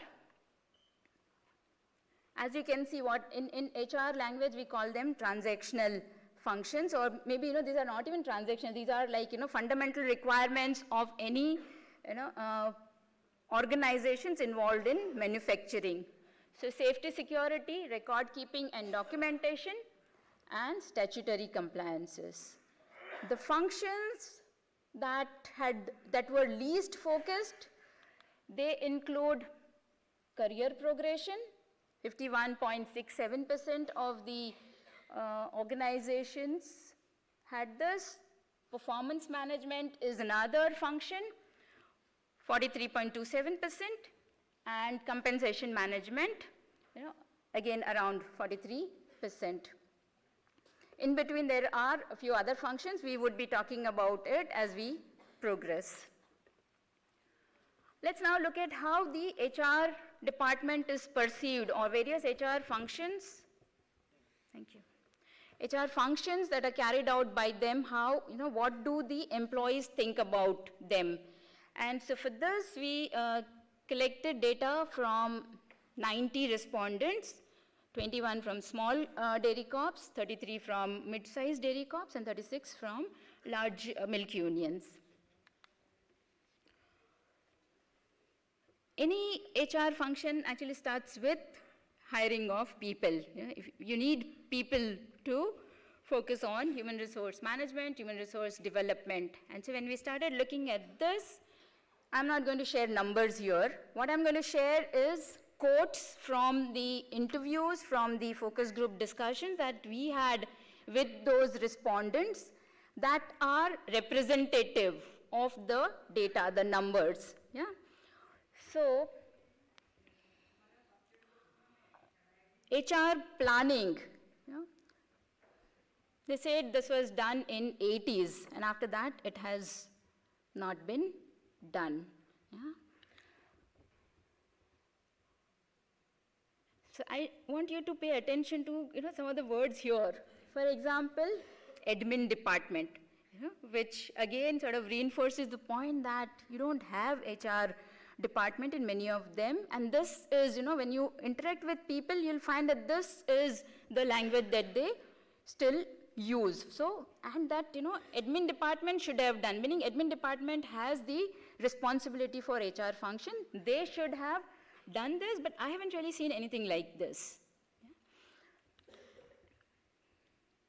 I'm sure the person who came up with this, no disrespect, no disregard, only hinting at the fact that professionally qualified people are not taking care of the HR function.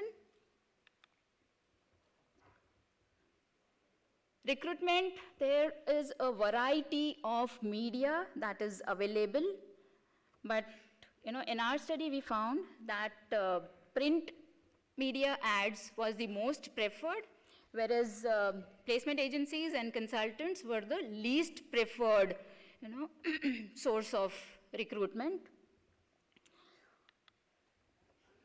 Then we go to selection. I understand that there's a change in the process that is approved by the regulators now, but back then it was primarily interviews, and psychometric tests or performance tests were not there. But I do understand that written tests are what are now the preferred mode of selection. After assessing the candidates, you hire them. What are the modes? Appointment is done largely through labor contractor. In fact, some of the unions where we visited, we found that even technically qualified manpower was hired through third party.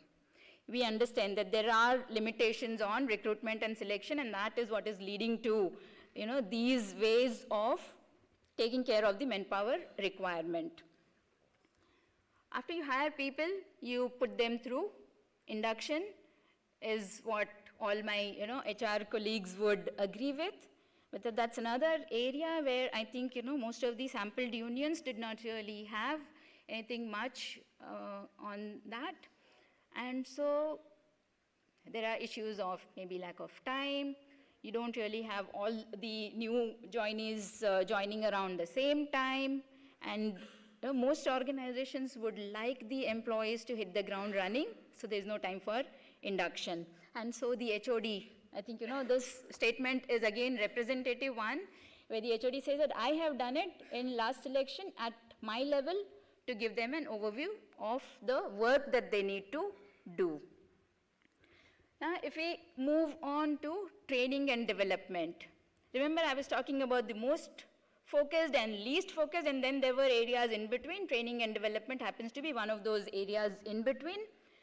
And so what we've done is we created a word cloud to capture the focus of the trainings that happen in dairy cooperatives or is provided by the dairy cooperatives. And as you can see, technical skills is one area where there is major focus.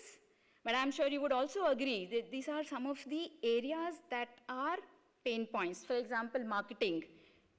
Marketing is a competency that is much needed. So there is training provided on that, but technical skill is the major focus. And then you have small little emphasis on things like behavioral skills, team building, or effectiveness, personality development, and so on.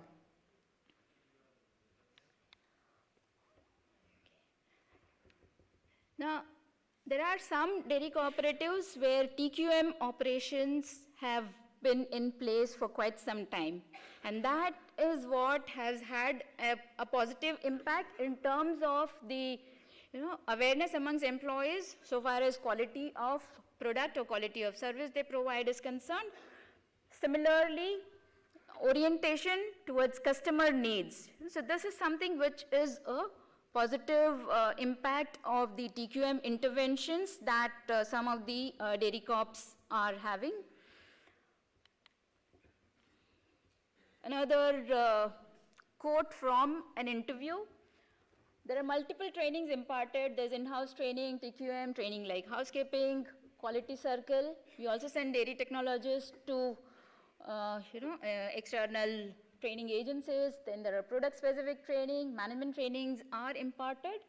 But the extent to which this training should happen is not happening. So again, if you look at the kind of trainings that get reflected, largely technical training. Yeah. Moving further, when somebody goes for training, one would expect that the person comes, gives feedback. There is also evaluation, because training is supposed to be contributing to capacity development. So when we looked at what kind of focus the training programs have, largely task-oriented. So again, I think what the word cloud highlighted, the same thing gets highlighted again through quantitative data.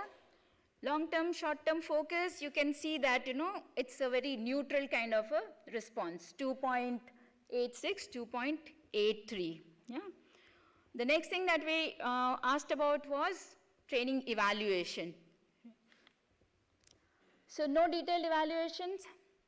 As we send someone, what is the impact of training at the level of individual, at the level of organization? We're not really looking at all that. Evaluation sheets are filled up, but then we don't really know what happens to them. Yeah? And the quantitative data about the evaluation, again, all below 3 indicates that there is a huge scope for introducing these aspects in training. The next HR function that we have looked at is performance management. When it comes to performance management, I'll be first sharing 2 quotes from the interviews which are representative. And so the first one says, appraisal has just started here. I've been with this dairy for several years, but this is the first time that it is happening, which of course is a positive sign that, at least a beginning is made. But many organizations still have what we used to call as confidential report, CRs. I'm sure that is an acronym that is very familiar. Yeah? So there is no performance appraisal like monthly or yearly, but there is secret reporting or confidential reporting that is done.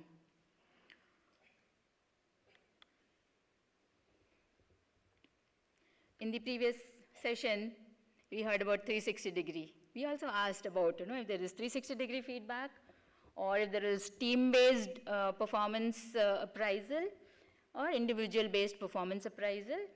And so majority of the respondents said it is individual-based performance appraisal. But then I think, this is something which is a very big concern. When a reporting officer says something like this, it's more of subjective.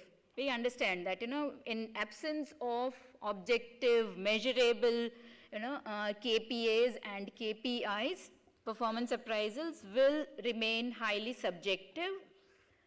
And so if I want to write excellent, nobody can challenge that. If I want to write poor, nobody can challenge that. So that is, a very strong evidence of subjectivity in the performance management system that the responding organizations had prevalent.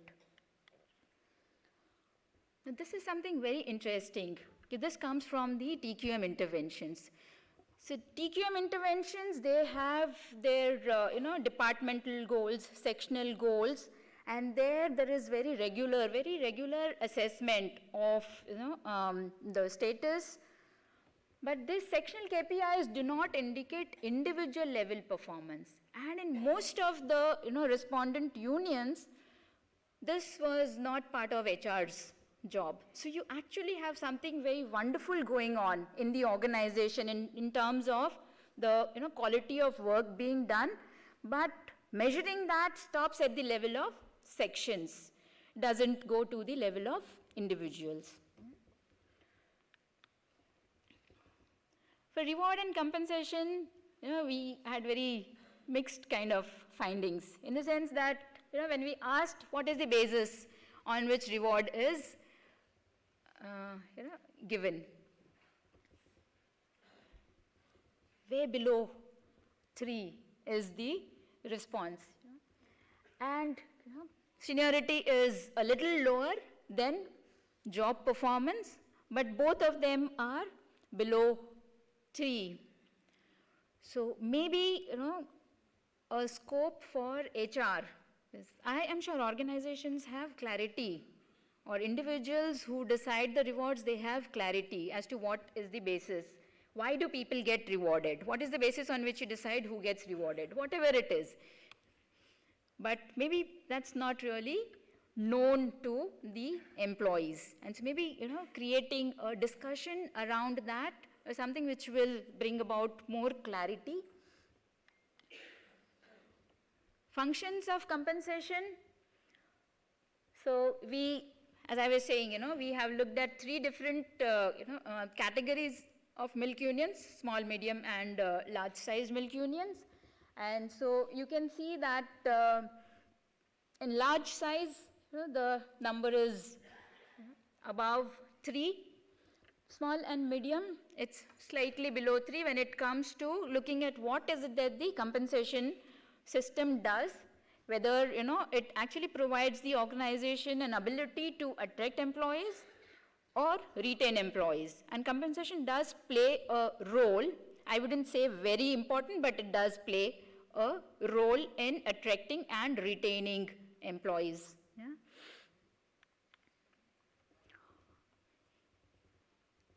Being academicians, we got a little more greedy to know if there are modern HR practices happening in these milk unions. And so we found that, there's 2 practices which are just around 3. Delegation of authority and responsibility to individuals at lower levels, and encouraging employees to make suggestions for improvement. So suggestion scheme and delegation of authority. The delegation of authority to lower level employees sounds really empowering, but I think one also needs to look at the context of the milk unions. Why are the lower level employees being delegated these powers? That's because the higher levels, you are, employees are not there. The higher level positions are vacant, and so it's out of compulsion that this delegation is happening.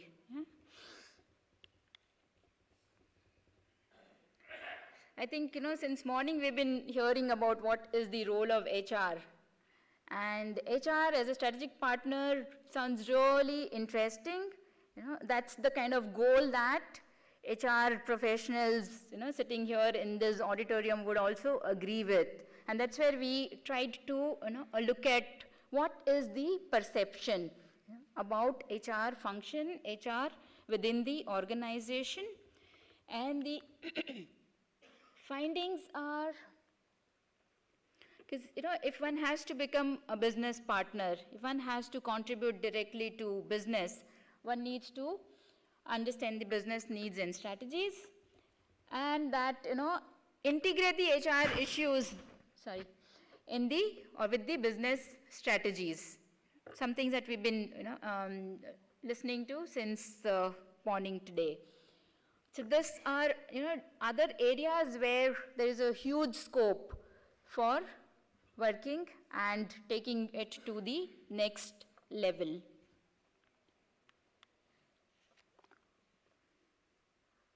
Just to, highlight from a quote, which basically indicates that, HR needs to understand the technical aspects of the dairy business if HR has to be relevant and,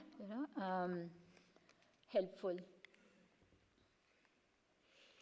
So this is another need very beautifully captured in this quote, P&A should have very professional people. They are not there. At least 3 to 5 people who work professionally, identify the gaps. Results are in alignment with, so ensure that the results, whatever one is working towards, that is in alignment with organization's visions, mission, and goals.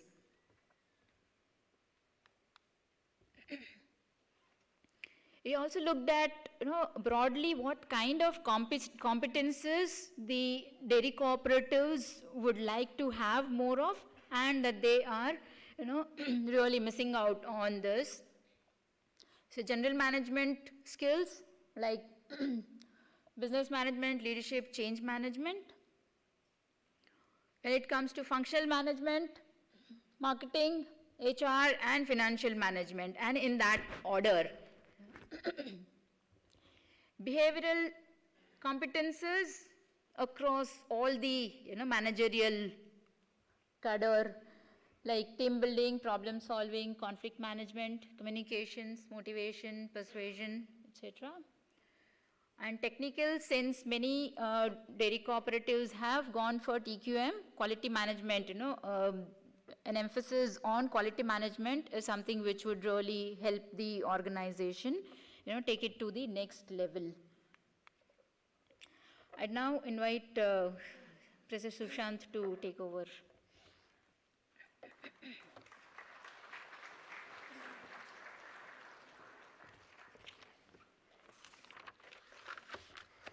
Okay, I think it's been a long day for us. But I think, so when two individuals in an office, when they meet, talk to each other, and they don't want to have any political discussion or any personal discussion, then they start talking about climate. Right? Mausam ka kya haal hai? Right? So I think we also did the same in the study. We just had we did used two instruments to understand ki HR ka mausam kya hai, what is the climate of HR in the organizations. But like as in the previous part of the study, these are all perceptual studies. In a sense, this is how people perceive their organizations. This is how they perceive their working conditions. You have every right to disagree to the findings because these are based on perceptions. But at the same time, probably it's also an opportunity to rethink and probably redesign whatever we are doing. So we use two tools in HR survey. So this is like, I mean, if you just look at this, these are the 10 dimensions on which perceptions of people are being assessed. Any score which is probably more than 3.5 is a good score. I think we are doing fine. Anything less than 3.5 is probably an area which we should really, probably we should rethink about it. Right? If you look at this, in a case of this slide, probably one of the good promising point is the point on counseling. You will find that counseling has a relatively better score. What does that mean? It actually means that the employees in dairy cooperative where the study has been done, they believe that their seniors, their supervisors are playing the role of a good counselor. So they can go to the supervisor and probably seek help on issues that they think are important for them. So in that sense, this is probably a very wonderful kind of development. Second one is, if you look at the score on organization development. So this is mostly about that in organization development is that how much the organization is putting effort in building that organization, developing the organization, right? That's what the perception is. And here the scores is also on a higher side, on a better side. So it also means that employees generally believe that there is a general commitment of the management in creating a better organization. One of the point of worry is career planning.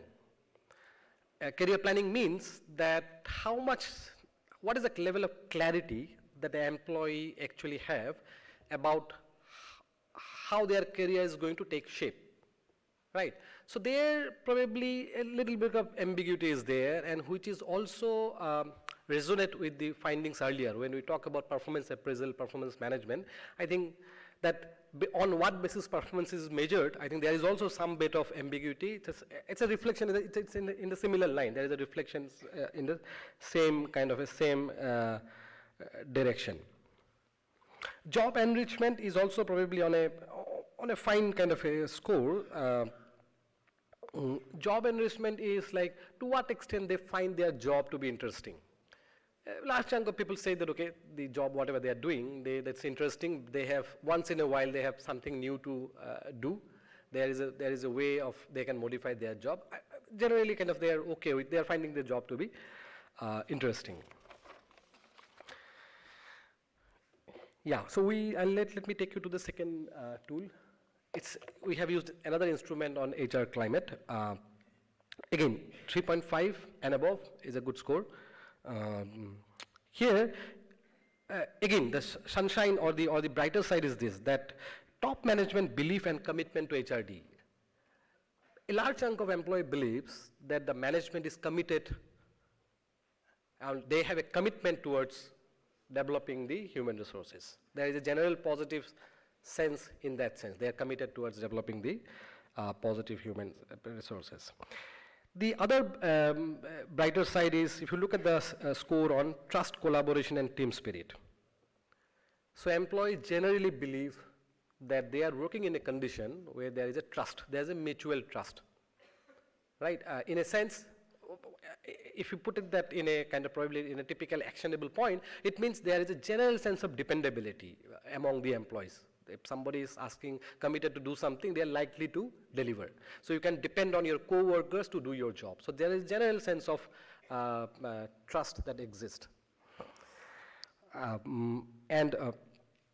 Support and superior subordinate relationship. I think that's also on a brighter side. It's exactly the same. I mean, in the previous slide we spoke about counseling, where we say that there is a counseling support is there. It's the same reflection of that, in a sense that a large chunk of fairly good number of employees probably look at their superior in a positive way, that they believe that the superior is there, their supervisor is probably there to guide them. So in a sense, that's also on probably a positive side. One of the danger signs of this slide is the reward, performance, and potential and appraisals. A lot of people probably are not sure how rewards are decided or what happens to performance appraisal. Again, this is probably a continuation of the findings of the, I mean, there is an alignment of the findings from the past. So this is probably an area which is, of course, rewards are very important. I mean, in a sense that if we continue like this, then going forward, probably the trust and team spirit that the employee has today is going to get affected if the reward system is not streamlined. So I think that's probably because they are interlinked. I mean, there is a kind of, reward is a trust building mechanism as well as a mechanism to kind of kill the trust. Right? So I think that's probably another area which surely requires our attention.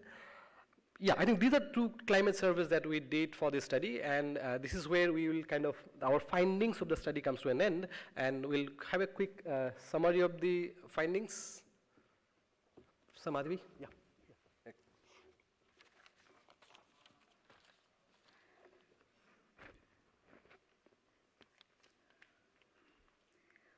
You'll find that, the summary about findings that I'm going to start with, I did not really talk about when I presented the data. And so the staffing related summary is something which we understand that everybody present in this room is very well familiar with, so the concerns: depleting staff strength owing to inadequate recruitment, coupled with a substantial increase in milk handling in most of the sampled unions. Yeah. In fact, when we conducted this study, I remember first time when we had presented this, I think in 2019 or 2019, we had actually predicted, and not a very happy one, that most of the milk unions are likely to have the top layer in the hierarchy virtually absent by 2020. And I am afraid that that fear has kind of come true in most milk unions. There's an absence of any succession plan. HR gap has increased in managerial positions. Not so much, in the technical positions, but a lot more in the managerial positions and professionals in most of the key functions. So including HR and marketing professionals, as we've already talked about. HR with technical qualification, that's the next area. So, engineers, dairy technologists, chemists, microbiologists are also inadequate when it comes to, looking at the number of people required. The next area that we looked at is the HR and competency gaps. And so to bridge the gap, most of the sample milk unions, again, I think this doesn't come as a surprise to most of you. They have exhibited a tendency of employing not only workers, but also professionals on a short-term basis, often through third-party or labor contractors. Owing to the HR gap, coupled with an increasing number of employees with short-term contracts, it actually becomes difficult to place adequate emphasis on skill development, because we're not really sure if they're going to be with us and for how long, and so would it really be worth the investment. Marketing emerges as a key functional area with critical competency gap. Again, reiteration of what we've already talked about. In addition, managerial behavioral competences like effective problem solving, conflict management, motivation, performance management competences have also emerged as ones requiring critical attention. If we look at the department and the function, most sample milk unions have an administration department handling mostly transactional HR function. Function is handled by non-managerial employees or those who have superannuated but have been retained on short-term contract by the organization. Status of HR function, we've already looked at, so there is inadequacy so far as onboarding process is concerned. Performance management system is almost absent, or wherever it is present, it still is largely the confidential reporting kind of a system, and reward and incentive for higher performance is another system that is missing, required. And so some of the recommendations that we make, of course we recognize that some water has flown by. This was done in 2018, 2019. But looking at your responses when I was presenting the data, I find that the situation still remains grim. And so some of those recommendations that we would like to make: creation of HR department, and I think just changing the title is not really going to help. So understanding what the HR function is, what is the purpose, and having people in those, in the HR department who can actually carry the HR functions effectively, professionally. Estimating the need for human resources through human resource plan and putting in place system for recruitment and selection. I understand that this is one area where many of the states, because of the regulatory requirements, the union's hands might be tied. Maybe together we can actually deliberate on this and think through as to what would be the options that can be considered. Set up structures and processes for induction, onboarding, socialization of new joinees so that they get integrated into the organization. Also, it serves as a very important mechanism that can ensure their retention. Once they know, it's not just about the technical tasks that they have to do, but if they know about the objectives of the organization, the way they are actually catering to the dairy producers, this could actually trigger what we call as the superordinate goals.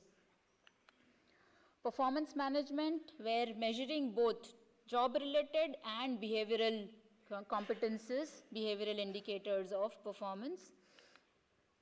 Establishing provisions for career progression, because when a newcomer joins an organization, if one sees a career path possibility of the person being retained by the organization increases manifold.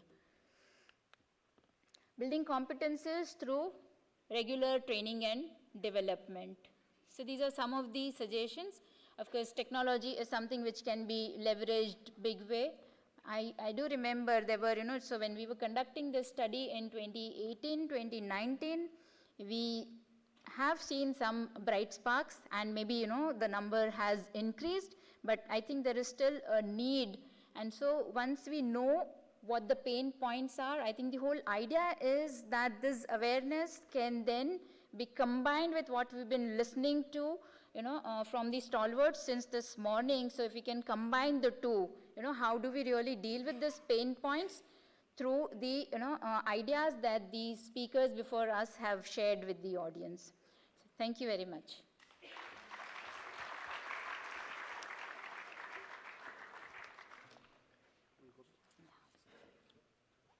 Stay back here.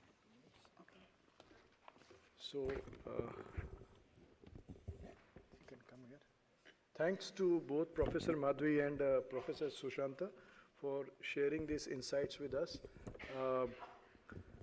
I think there are important lessons for all of us to take away, and I hope that, when we go back, whatever learning we are going to get from these 2 days, we'll try to implement in our organizations.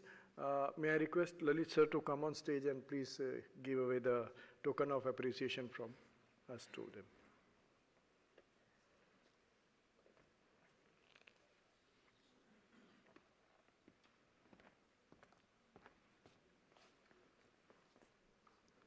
A big round of applause, please. Thank you so much.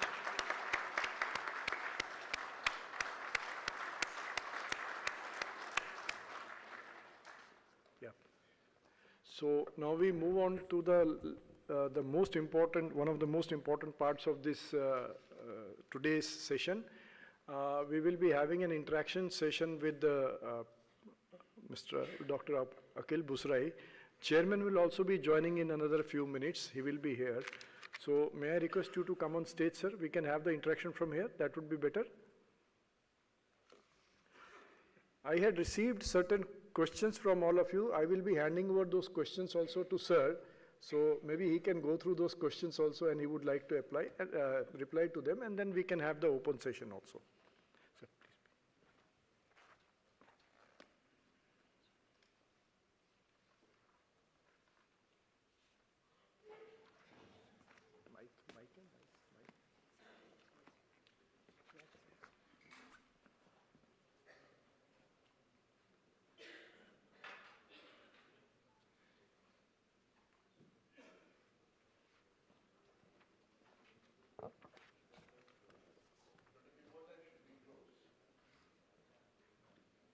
Half an hour, okay?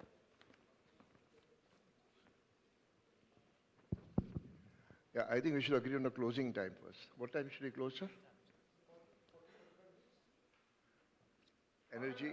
Half an hour. I think energy, we should be sensitive to people's long day here. They have already given some 30-odd questions. A lot of questions here, but is there any particular pertinent question that... You can club it and you can, maybe you can ask the questions and then you can take some questions from there. Okay. There? Mics. And who's given this question, sir? From them only, sir. Oh, from UP.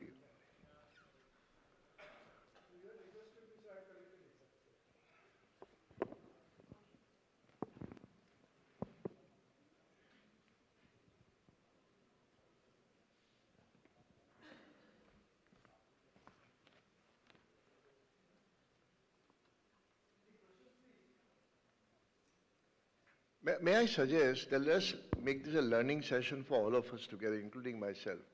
So any particular problem that we are facing at dealing with people or issues that you have, we can find a common solution with the pooled resources. Will that be okay?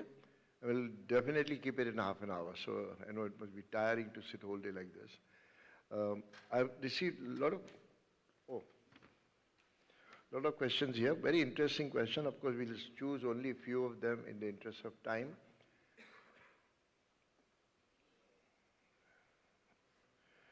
So can I take one question, Dr. Gill, from here itself? So there's one question here, how to evolve effective performance appraisal system to bring transparency and objectivity in performance measurement. May I know who's raised this question? But present here? You raised the question, sir? Okay. And how big is your organization in terms of employee strength? We have very few employees. Magad Milk Union, Gaya, it is a milk union of Gaya, Bihar state. We are having only 65 total number of employees, including regular and through contractual or manpower hiring agency. And do you link appraisal system with increment? Yeah. You do? Yes. So last year, what was the number of, how many categories of performance appraisal do you have? Almost सभी को हम लोग दे देते हैं, क्योंकि बहुत कम man power से हम लोग यूनियन को चला रहे हैं और एक्चुअली सभी लोग ओवरलोडेड हैं. अगर उनका देखा जाए कहीं पे कुछ थोड़ा बहुत जो है कमी भी है तो वो इतना मेहनत करते हैं वो पूरी हो जाती है. तो मेन इश्यू क्या है आपका, किस तरह से अप्रेजल करना या किस तरह सही रहेगा, किस तरह से जिससे कि एम्प्लॉय जो है वो हों और हम लोग उसमें एक सिस्टम डेवलप कर सकें कि अगर किसी का परफॉर्मेंस अच्छा है तो उसको नॉर्मल से ज़्यादा हम लोग इंक्रीमेंट दे सकें. नॉर्मली अच्छा ये जो डिस्कशन है वो स्पेसिफिक आपके फिट हो या किसी और में फिट हो, ऐसा थोड़ा सा एडजस्टमेंट करना होगा आपके साथ. नॉर्मली प्रिंसिपल क्या है परफॉर्मेंस अप्रेजल का कि पहले तो आप डिसाइड कीजिए कि आपके कितने एम्प्लॉयज़ आप अप्रेज करेंगे. सबको एक कैटेगरी में नहीं अप्रेज कर सकते, एक ही सिस्टम से अप्रेज नहीं होते हैं. लेकिन अगर 65 आपने कहा 65-70 लोग हैं, one way is to decide कि आपके पास गोल सेटिंग है कि नहीं. पहले foundation is goal setting. If your goals are not clear then appraisal will be incomplete, because then it will become subjective कि वह आपने अच्छा किया मैंने अच्छा नहीं किया. If your goals are set, then उसमें भी 3-4 प्रिंसिपल होते हैं कि goals must be measurable. It cannot be हम डेयरी इंडस्ट्री को बढ़ाएंगे. Good evening, sir.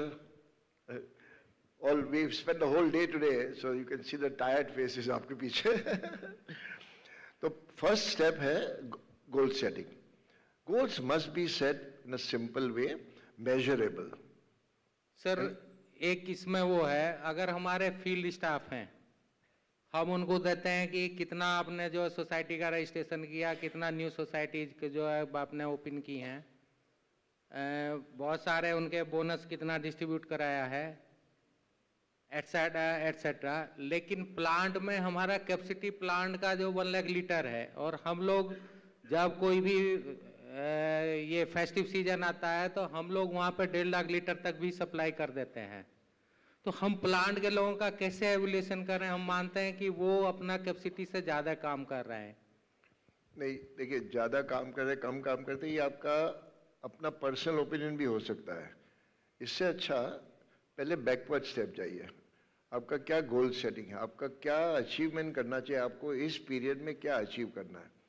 अब नॉर्मली हम टन पे बात करते हैं कि पूरा यूनिट का इतना टन होना चाहिए.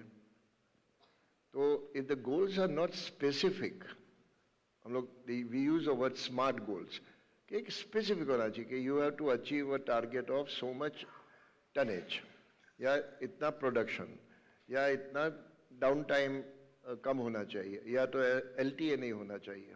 कुछ ना कुछ गोल्स स्पेसिफिक आपके इसमें होना चाहिए जिससे आपके एंड ऑफ द ईयर आपको भी सेटिस्फाई हो कि भाई मुझे ये करना था, मैंने किया है, नहीं किया है, कम किया है या ज़्यादा किया है. ये बहुत प्रेशर आ गया, बहुत काम करना पड़ता है, ये तो सब हर कंपनी में होता है. जहाँ पे गोल सेटिंग ठीक होगा आपका तो वहाँ पे अप्रेजल सिस्टम भी सिस्टमेटिक होगा. अब अप्रेजल सिस्टम क्या होता है कि आपको ये करना था, आपने कितना किया, met expectation, exceeded expectation, below expectation. and far below expectation. Normally 4 या 5 category में assessment होता है. Now इसमें you should avoid personal assessment. यार वो काम बोला था तुमने किया नहीं. Go by the goal first. उसके ऊपर में there are a lot of efforts people put in extra sometime outside the goal sheet. You must recognize that. Normally appraisal system में where we go wrong is we try to find fault. ये नहीं किया, ये नहीं किया, ये नहीं किया है. वो भी जरूरी है, लेकिन उसके साथ में acknowledgement भी कीजिए, नहीं तो क्या होगा, हेडमास्टर का काम हो जाता है. You would be very objective कि ठीक है आपने ये काम अच्छा किया था या तो बहुत अच्छा किया था और ये काम कम हुआ है. तो अगर ऑब्जेक्टिव आप ट्रांसपेरेंसी की बात कर रहे हैं तो दैट कैन ओनली हैपन कि मुझे ये करना था, ये 6 आइटम थे मेरे, इसमें मैंने 5 अच्छा किया, 1 नहीं किया है या तो 2 एक्स्ट्रा किया है. इसमें सर ये 2 दिन के जो ये अभी आज जो सेशन में मैंने समझा बहुत चीज़ें जो मेरे क्वेश्चन थे उनका भी, ये अभी इरमा से जो प्रेजेंटेशन दिखाया एक्चुअली हम लोगों का वो स्थिति है. और हम लोगों का क्या हो रहा कि सचिव किसानों का पेमेंट नहीं कर रहा तो डीबीटी करिए, direct benefit transfer to farmers. Staff जो हमारे पास है मैन पावर का वही स्थिति है. तो हम लोगों को गोल हम लोग दे रहे हैं, उन लोगों को करते जा रहे हैं. जो एक सुबह से जो चल रहा है, जो हम लोगों का कोऑपरेटिव कल्चर था, उससे कहीं ना कहीं हम लोग कंप्रोमाइज करते जा रहे हैं और जिससे एक नई समस्या खड़ी हो रही है. कंप्रोमाइज हम लोग का 3 टियर सिस्टम है. एक सोसाइटी भी इंडिपेंडेंट आइडेंटिटी है. जब हम डायरेक्ट बेनिफिट ट्रांसफर करेंगे तो जो सोसाइटी की मैनेजिंग कमेटी है उसका क्या रोल होगा? ये स्ट्रक्चर की बात है, ये अप्रेजल सिस्टम की बात नहीं है. नहीं वो दूसरे तो वो अलग चीज है. वो स्ट्रक्चर में यदि वो अलग ही टॉपिक है. I am not very familiar, maybe you can add to that.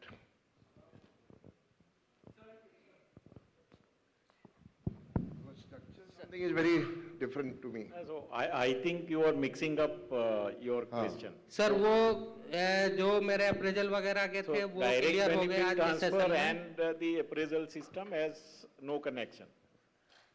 Sir वो नहीं चाहिए क्योंकि वो बहुत सारे क्लियर हो गए. क्योंकि उस पर मैं ये समझ में आया, इरमा ने वो दिखाया.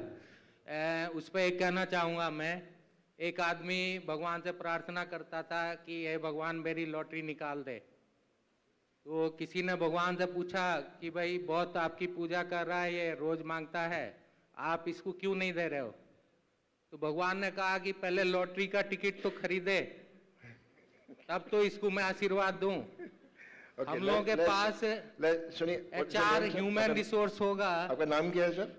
छत्रपाल सिंह यादव. छत्रपाल जी, सिंपल ऐसे गैदरिंग में तो बहुत क्वेश्चन आ जाएंगे. हमें देखना है कि अप्रेजल सिस्टम को एक अप्रेजल की नज़र से देखिए. स्ट्रक्चर जो सर बोल रहे हैं वो भी ठीक है कि स्ट्रक्चर अलग है. कितना चीज होता है जो हम चेंज नहीं कर सकते हैं. HR वाले खत्म हो गया. मानना होगा कि ये क्वेश्चन मेरे यहाँ आने से पहले थे. यहाँ आने के बाद मेरा क्वेश्चन जो है ये हुआ कि हम लोग जो अपनी कल्चर को छोड़ते जा रहे हैं, कोऑपरेटिव कल्चर को, ये हमारे लिए बहुत डेंजरस होगा. हम लोग यहाँ एक आता है कि दूध बढ़ाना है कि दूध बढ़ाइए, भले ही वो मिडिल मैन का हो किसी का हो.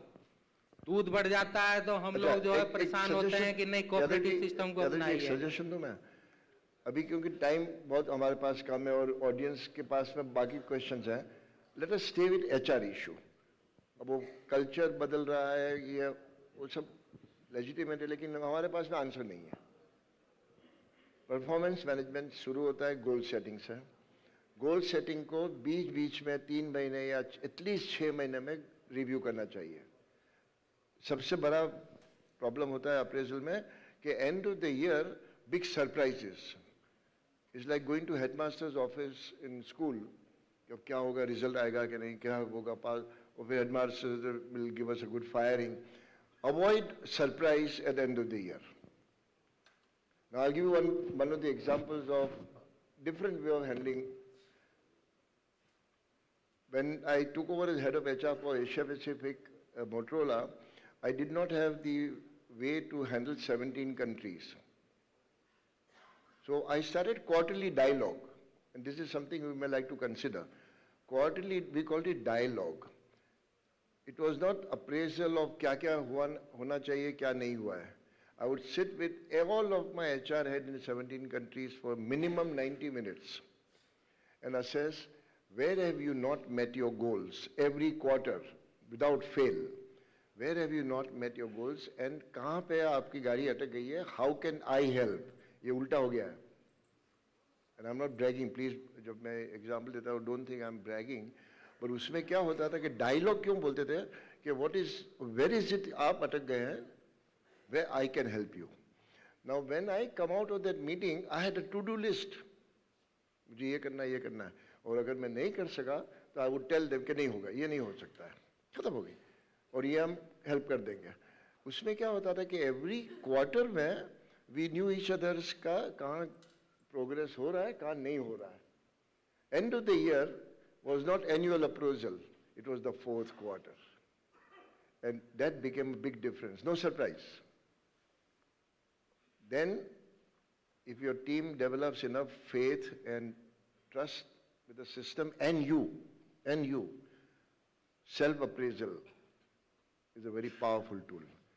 हमारे वहाँ self-appraisal करते नहीं है because डर लगता है कि यार मैं खुद बोलूँगा कि मैंने ये नहीं किया है तो डंडा पड़ेगा. With the lack of trust. But in that situation of quarterly dialogue, we realized in 1.5, 2 years, many of the managers would come to me, senior people, I could have done that, मैंने नहीं किया, I missed it. I had to do ulta. Why are you beating yourself? यार तुमने ये किया था. अब look at the change in trust. As a manager, I would tell him, no, you have done this, don't deny yourself up. ये theoretical होता है, unless you have a level of trust. Basic foundation, have a very systematic or tracking. आपको ये करना था, you met expectation, did not meet expectation, exceeded expectation, period. And don't end with that.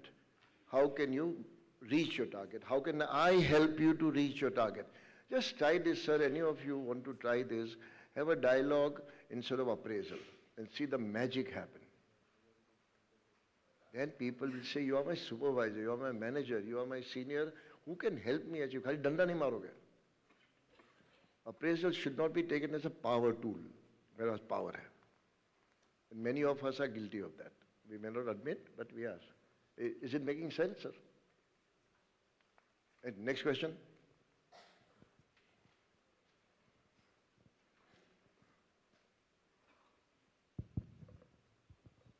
नमस्कार sir, मेरा नाम जनार्दन मिश्र है.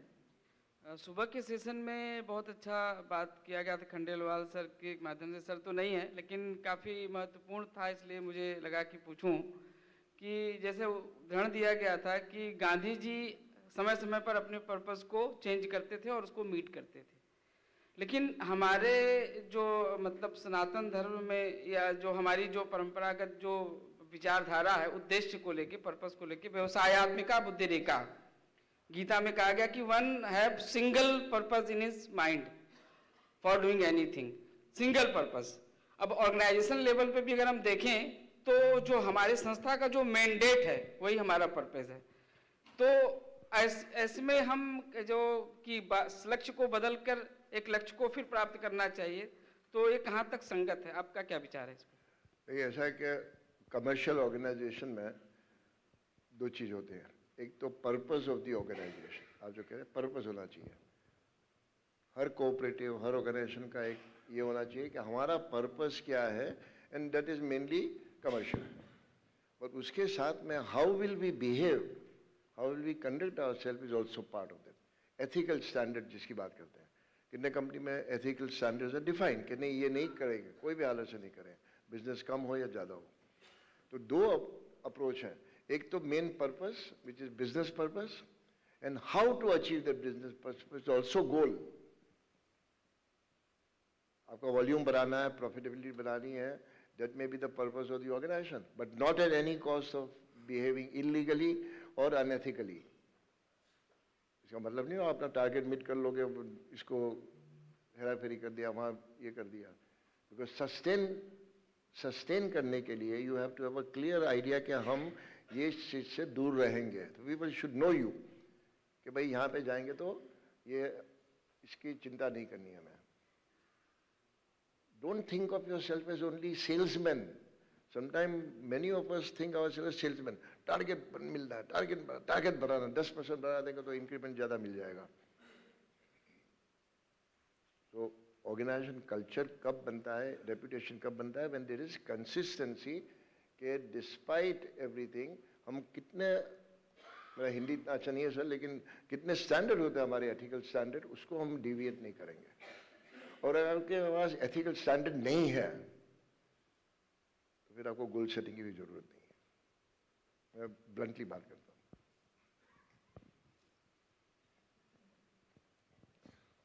How come ladies don't ask questions? I have not heard a single question being raised from ladies. So maybe, ma'am, one of you would like to ask. Think about it. Anybody else?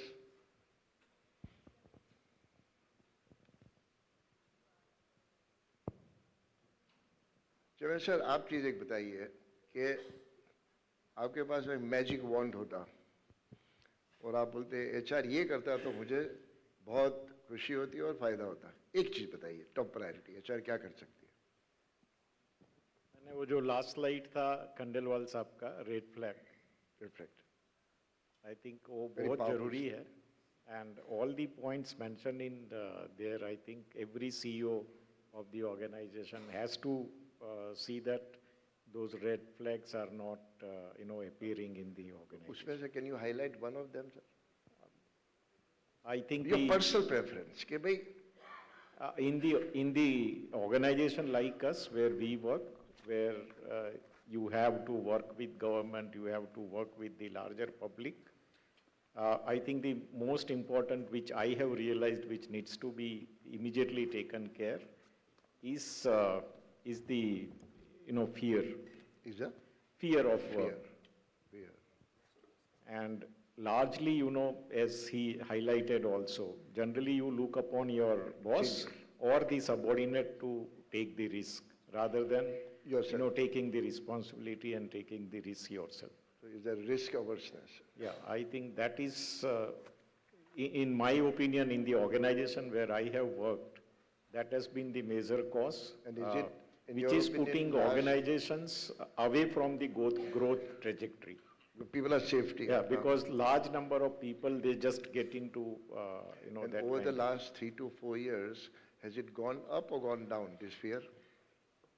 I am trying to, reduce it. And to large extent, you can ask some of the NDDBians. So I think as CEO, you have to take responsibility. You will have to convince that whatever mistakes happen, it is my mistakes. Whatever achievements happen, that is your achievement. If that happens, nothing. If this happens, then the organization is a shining example of role model. If the manager, supervisor, jo bhi level boliye, if it's and this is one of the things that succeeds in every culture, every industry. If the manager says, "Tum karo, tu gadbad hoga to main sambhal lunga." The famous example when during Kalam's time, when one of the space project failed, when he succeeded, he asked the station director to address the press.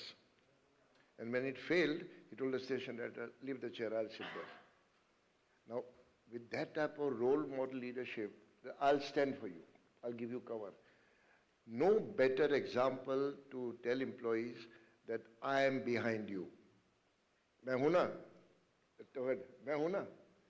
Now, once that trust is established, ये trust बहुत delicate चीज़ होती है. आप बोल दो हाँ मैं हूँ ना, और फिर बोर्ड मीटिंग में या कोई स्टेटमेंट में झाड़ पोछ कर दो उसको, क्या बेवकूफ़ काम किया, ये तुम्हारे लिए इतना नुकसान हो गया, तो हो गया. फिर नेक्स्ट टाइम आप मैं हूँ ना बोलो कि नहीं बोलो, कुछ नहीं होगा.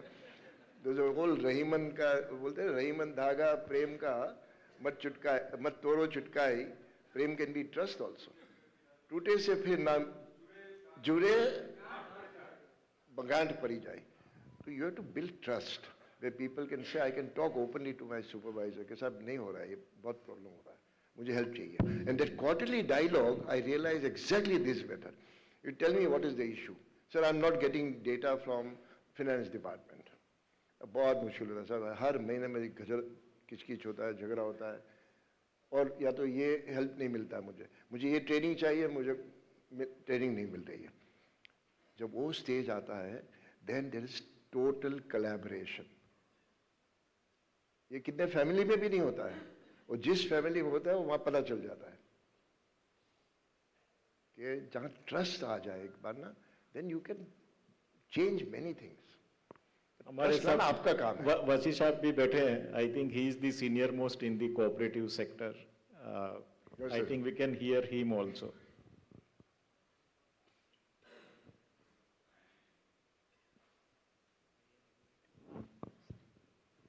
He was part of NDDB, then joined Valsad Milk Union, and in the tribal area.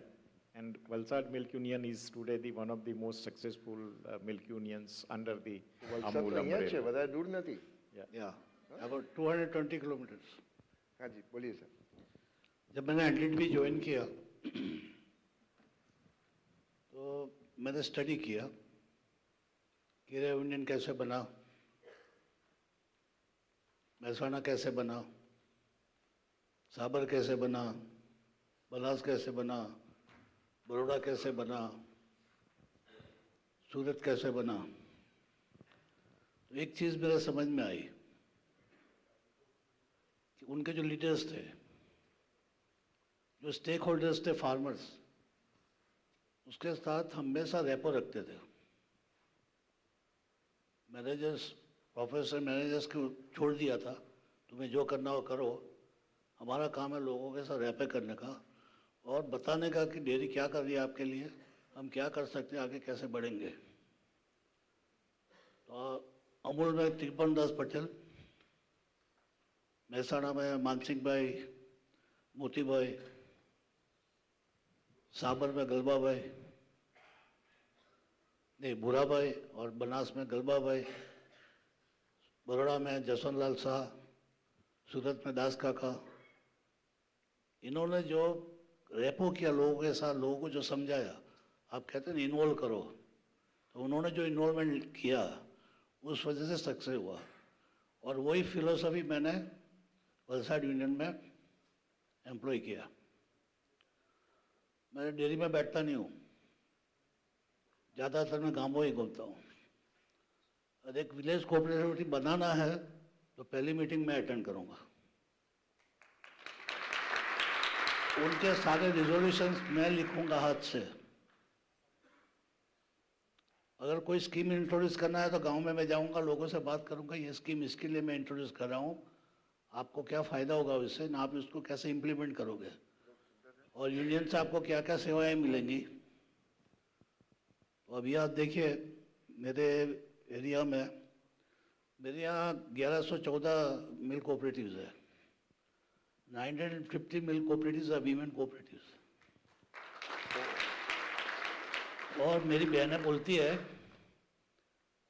वो आदिवासी भाषा में, वसी ने आखा तो देवा ने आखा, वसी ने बोला वो तो भगवान ने बोला। अरे वाह, that reputation I am carrying. ये पॉलिटिशियन कुछ नहीं कर सकते। किसान के साथ अगर आपको रेपो होगा, ये पॉलिटिशियन कुछ नहीं कर सकेगा आपको। और सर आपने ये रैपो कैसे बनाया? बताता हूँ आपको कैसे बनाया रैपो, विजिट करके? हाँ, गाँव में जाता हूँ, घूमता हूँ। देखिए क्या बताऊँ, as a MD I am sitting in the office, और प्लांट में कुछ गड़बड़ हो गई, एक्सीडेंट हो गया, तो वहाँ बैठे बैठे मैं क्या करूँगा? वो काम तो वहाँ मैनेजर रखे उनका है। ज़्यादा डैमेज हो गया तो बाद में मेरे पास आएंगे, कंपनसेशन क्या देंगे इनको, तो वो मेरा काम नहीं है। मेरा काम तो लोगों से रेपर रखने का है, इंडियन को कैसे आगे ले जाने का है, वो सब लोगों को बताने का है। अभी मेरा पर्सनल, हमारा CR पाटिल करके भाजपा का प्रमुख है, 2-3 लोग जो है इलेक्शन में खड़ा होना चाहते थे, वो खड़े नहीं हो पाए। 1-2 ने फॉर्म भरा लेकिन खींचना पड़ा वापस। उन्होंने जाके CR पाटिल को कंप्लेन किया, ये मैनेजर है, गांठता नहीं है किसी को सुनता नहीं है, वो मोबाइल रखता नहीं है, किसी से बात नहीं करता है, उसको निकालो। और वो तैयार हो गया निकालने के लिए। लेकिन जो लोग मेरे कांटेक्ट में मेरे फार्मर्स थे, उन्होंने जाकर उनको बोला इसको निकालना नहीं, ये तुमको भारी पड़ जाएगा।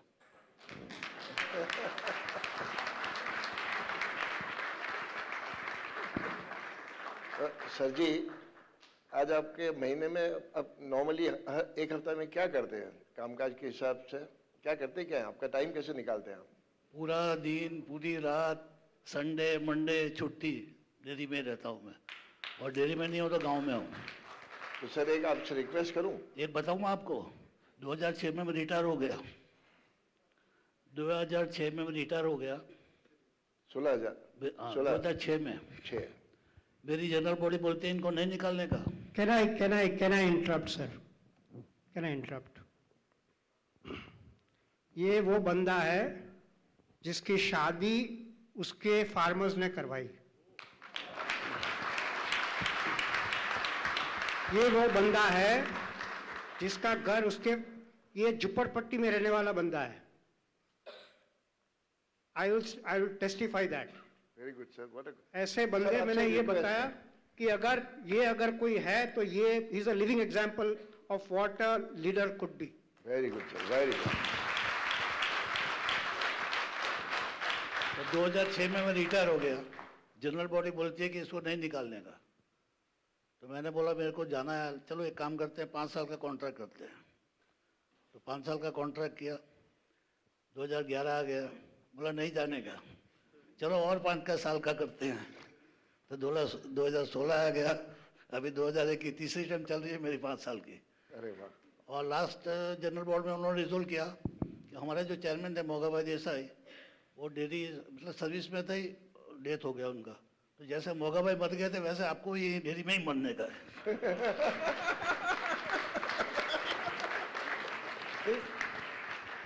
तो सर आपसे एक रिक्वेस्ट है कि आप थोड़ा कुछ समय करके 5-6 मेंटर क्यों नहीं बनते उनके? नहीं सच कह रहा हूँ सर, 5-6 बंदे लगाइए और उसको थोड़ा सा ज्ञान दीजिए, समझ दीजिए, जो भी उन लोगों को तैयार कीजिए आपके एक छाप के साथ, and that mentoring scheme can benefit all of us.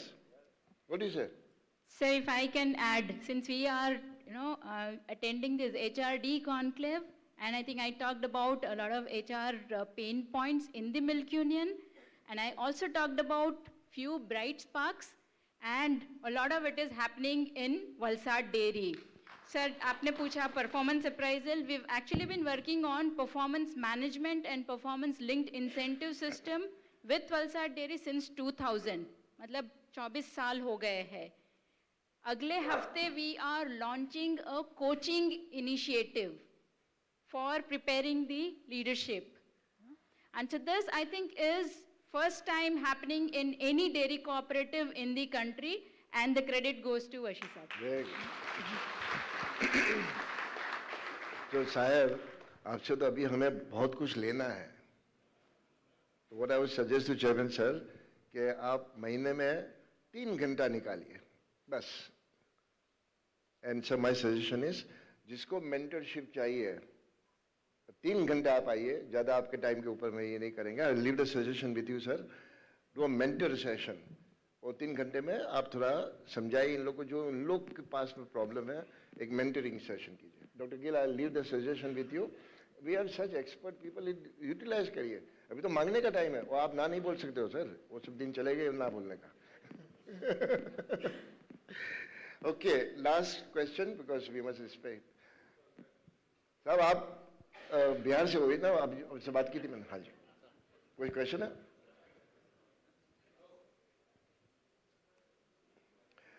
I will, yes ma'am, I was waiting for your question, so I'll come to you last. Normally in my house, the woman always has the last word. आपके वहाँ क्या है मालूम नहीं। Okay, finished? My last question? Give the mic to the lady please. Sir आप पूछ लीजिए फिर मैं last question पूछूँगा। हाँ जी, बोलिए। Good evening sir.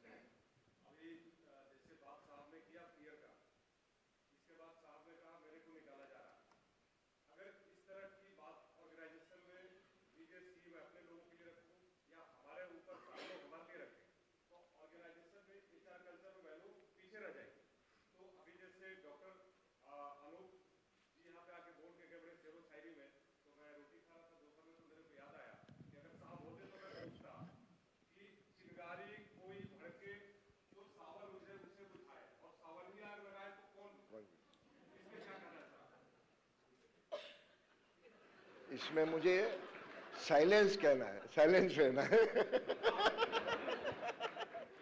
Yes, ma'am.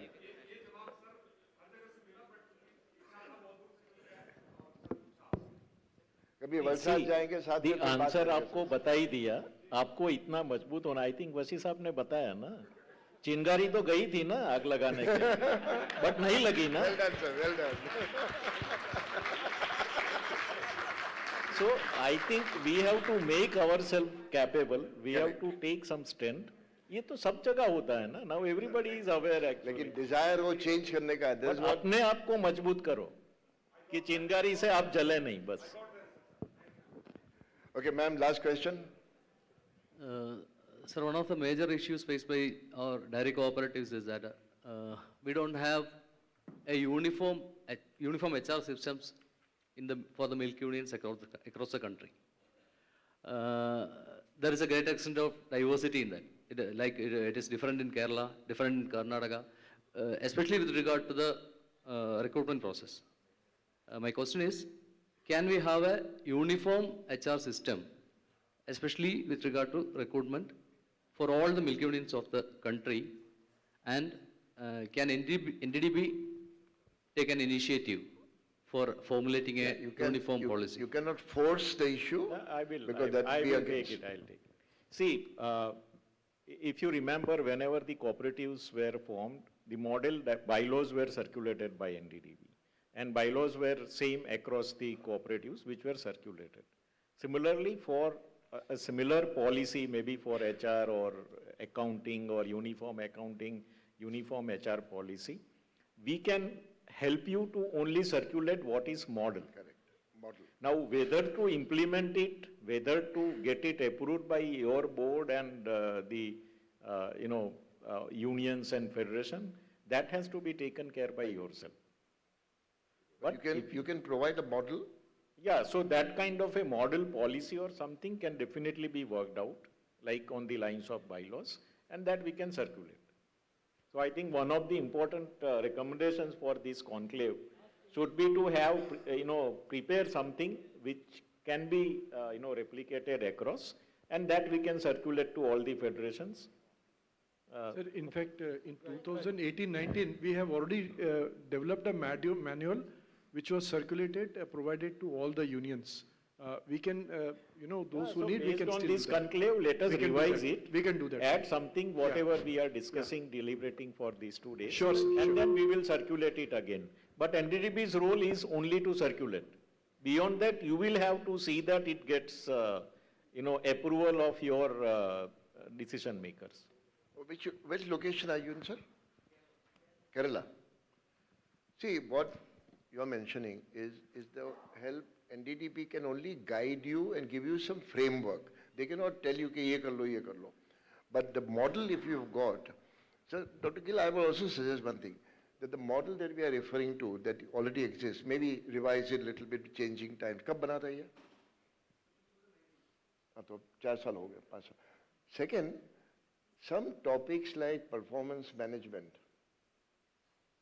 people like us can help you. We can send you a draft, फिर आप उसको modify कर लिए अपने structure के हिसाब से, अपने context के हिसाब से, and make those things available as a suggestion.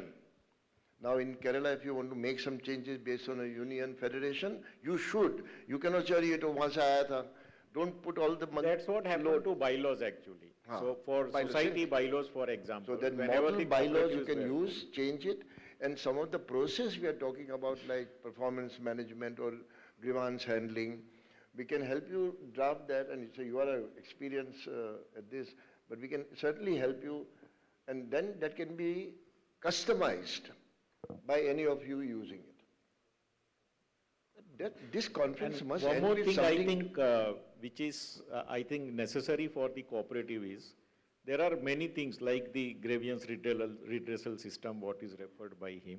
They are already available in the Companies Act. I think nothing prevents the cooperative to adopt some of the good, such reference guidelines which are available under the Companies Act to adopt in the cooperatives. As long as it is not, in violence of the Cooperative Act, why can't we take some of the good, such practices adopt from the Companies Act to cooperatives. I think it is a time that, there are some compulsory guidelines issued for the companies. So if they are better, let us adopt in the cooperatives also. And we can start small. Don't like whistleblower policy, like grievance redressal system, those are all available. Performance management has a lot of company. interest. We can work on some draft like that. Leave it to you, sir. One more thing.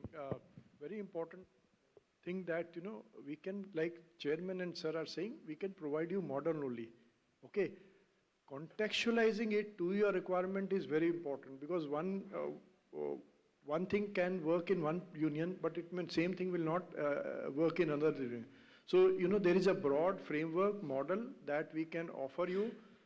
Then, of course, hand-holding can be done by us. Hand-holding can be done by us. Don't but, expect it's not ready-made- like, A, B, C, you have to do, one union, second union, third, that cannot be done. I don't expect ready-made document coming from sir's office. ये नहीं, आप outline ले लीजिए, model ले लीजिए, जो आपको suit करता है, customize it to your need, and I'll be very blunt. If something goes wrong, don't say ये NDDB से आया था, आप क्या करें?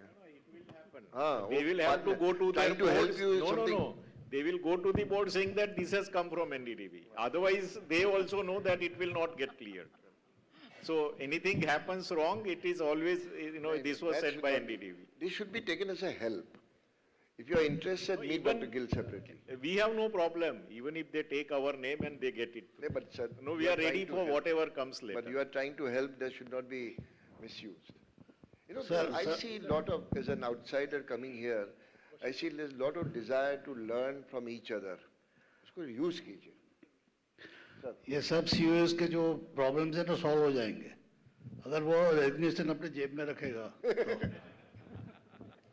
इतनी हिम्मत कहाँ है सर सब? Okay, ma'am, you would like to ask the last question? Sir. Akhil sir, good evening. I'm Kiran from Mother Dairy, and I take care of HR in Mother Dairy. Firstly, I would like to thank Dr. Gill and Chairman sir, under whose guidance this forum and program was organized. It was a wonderful forum where we met everybody. So thank you so much. Now, I'll pose two questions to you. One is that we all eminent speakers said that HR, human resource, is the biggest asset. And people can either make or break an organization. And HR has an important role to play. But somehow, HR is not able to justify that it is directly impacting the bottom line. That is question number one. Question number two is, culture is an assimilation of many local cultures. And it's in such scenario, how do we build, how do we propagate organization culture? How do we? Propagate organization culture. Over to you, sir. What you said it is reality. And it's not a very pleasant reality for many of us who are in HR, don't want to hear that, but that's a real thing. The HR has to understand that if they're only going to be providing service as asked for, will remain like that. So I use a word, can HR shape the business, not support business? Some of the examples I shared with you, like buying a company. These are not small things to sort of say, oh, by fluke. It is not by fluke, it's by effort. But only thing that they have to be prepared to defend what they are recommending and have the courage and time to propose. If they say, jo chalta chalne do, to fir naya koi cheez nahi hoga HR se. Now I'm not saying that every time kuch bhi naya hona chahiye for the sake of novelty.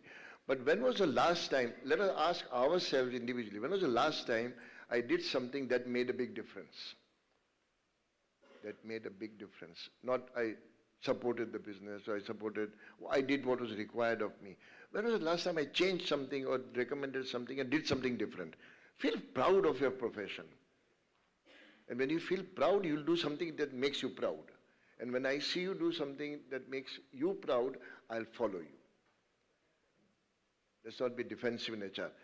Line managers do not have time for HR for fancy discussion. And I'm not talking about this company or any other company here. Line managers want impact on business. Can HR make an impact or not? Mota moti baat karo. કે કામ થશે કે નહીં, ફાયદો થશે કે નહીં, નહીં થતો ફાયદો તો પછી then let HR continue. अपना फॉर्म फिलिंग करेगा, ये फॉर्म भरो, ये ट्रिप्लिकेट में भरो, लाल साइन लेके आओ, ग्रीन साइन लेके आओ. HR will become bureaucratic, and we are blamed many reasons. We are rightly blamed. We don't understand business. So we say, no, rule number 5, sub-clause 2 says no. What's your question? Many times HR is blamed. The answer is no. Now what is your question?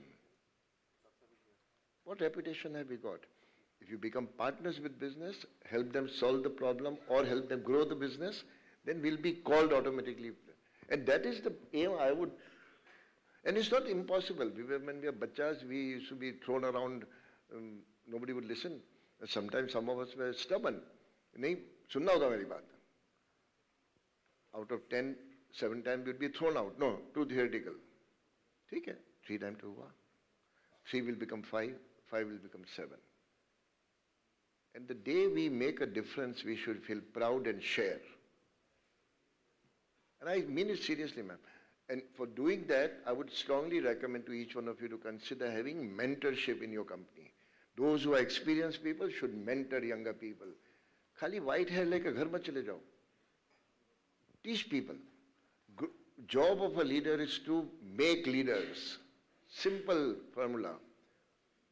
Job of a leader is to create leaders. You're not doing any favor to anybody. You're not creating obligation. It's your duty to create more leaders. And that's why, so when I suggested to you to find time to mentor people, I mean it with a lot of sincerity. And not only him, those of us who have experience, mentor somebody. How many youngsters are sitting here?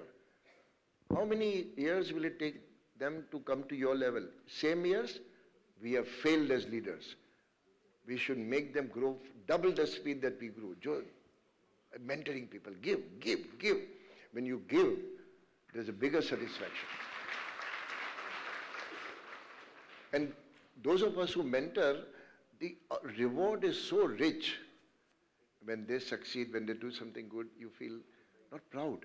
You feel satisfied. I had a small contribution in that person's success. There's no bigger reward. Maybe, Dr. Gill, you can become catalyst and drive some of these mentoring schemes in some of these small societies and all. You have. He can. Then if they have and you are not using it, there is a different story. If they have something, first of all, maybe you do not know what they have. NDDB is not a new organization. It's a pioneer role model organization for many of us who are not in this industry to quote. We quote shamelessly NDDB. Why? There's merit in that. Now, if you do not know कि NDDB का खजाना में क्या क्या है और क्या मैं ले सकता हूँ, knowledge and experience should be either beg, borrow, or even steal. And it's available to you on a silver plate. End of the conference today, write down 2 things you will do differently individually when you go back. And you know how many? 154 people? 150. 150 people committing 2 things that I will do when I go back to work. See the power of change. God willing, next time when we meet for the conference, there will be a different discussion. I tried this, I failed, but I'll try again. I tried this, I succeeded, I'll try more. ये खाली घिसा पिटा बात करके हाँ ये होता है वहाँ पे IBM में होता है, अरे IBM में होता है होने दो, मैं क्या कर सकता हूँ? Try this experiment. और किसी को शीट देने की जरूरत नहीं, आप अपने कमिटमेंट करो कि ये 2 चीज मैं करूँगा. And best thing is give traffic lights, red, green, yellow, and make it in 2 parts. I'm going back in December. I'll do this by, say, आप decide कीजिए period. March, April, February, January, November. And then look at that time कि मैंने क्या commit किया था. अगर शुरू नहीं किया है तो लाल mark कर दीजिए. शुरू किया है और complete नहीं हुआ तो yellow कर दीजिए. और शुरू करके complete हो गया, green कर दीजिए. उसी period में next time मिलिए, आपका paper निकालिए. यार ये मैंने बोला था complete कर दूंगा, नहीं हुआ है. Find out how many reds have become yellow and yellow have become green. 2 items. 2 items. I'm not asking you to goal set for 10 items. 2 items. और नहीं हुआ तो ठीक है, आप सुन लिया, आपकी मर्जी है, कोई जबरदस्ती तो है नहीं. But if half of us in this hall complete just 1 item out of the 2 in next 6 months, see the cumulative difference you'll make. But do it. Right, sir? Thank you. Chairman, sir.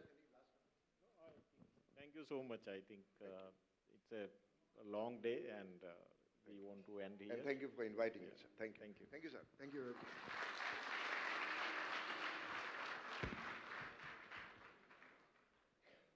Thanks to all of you. Tomorrow we start at 9:30. Request all of you to be seated at 9:15. All the people who are staying in NDDB campus, MDs of milk unions, federations, and in IRMA campus, you all are invited for dinner at 8 p.m. in our central lawns. We'll meet there. Thank you so much. Request your presence at 9:15 tomorrow.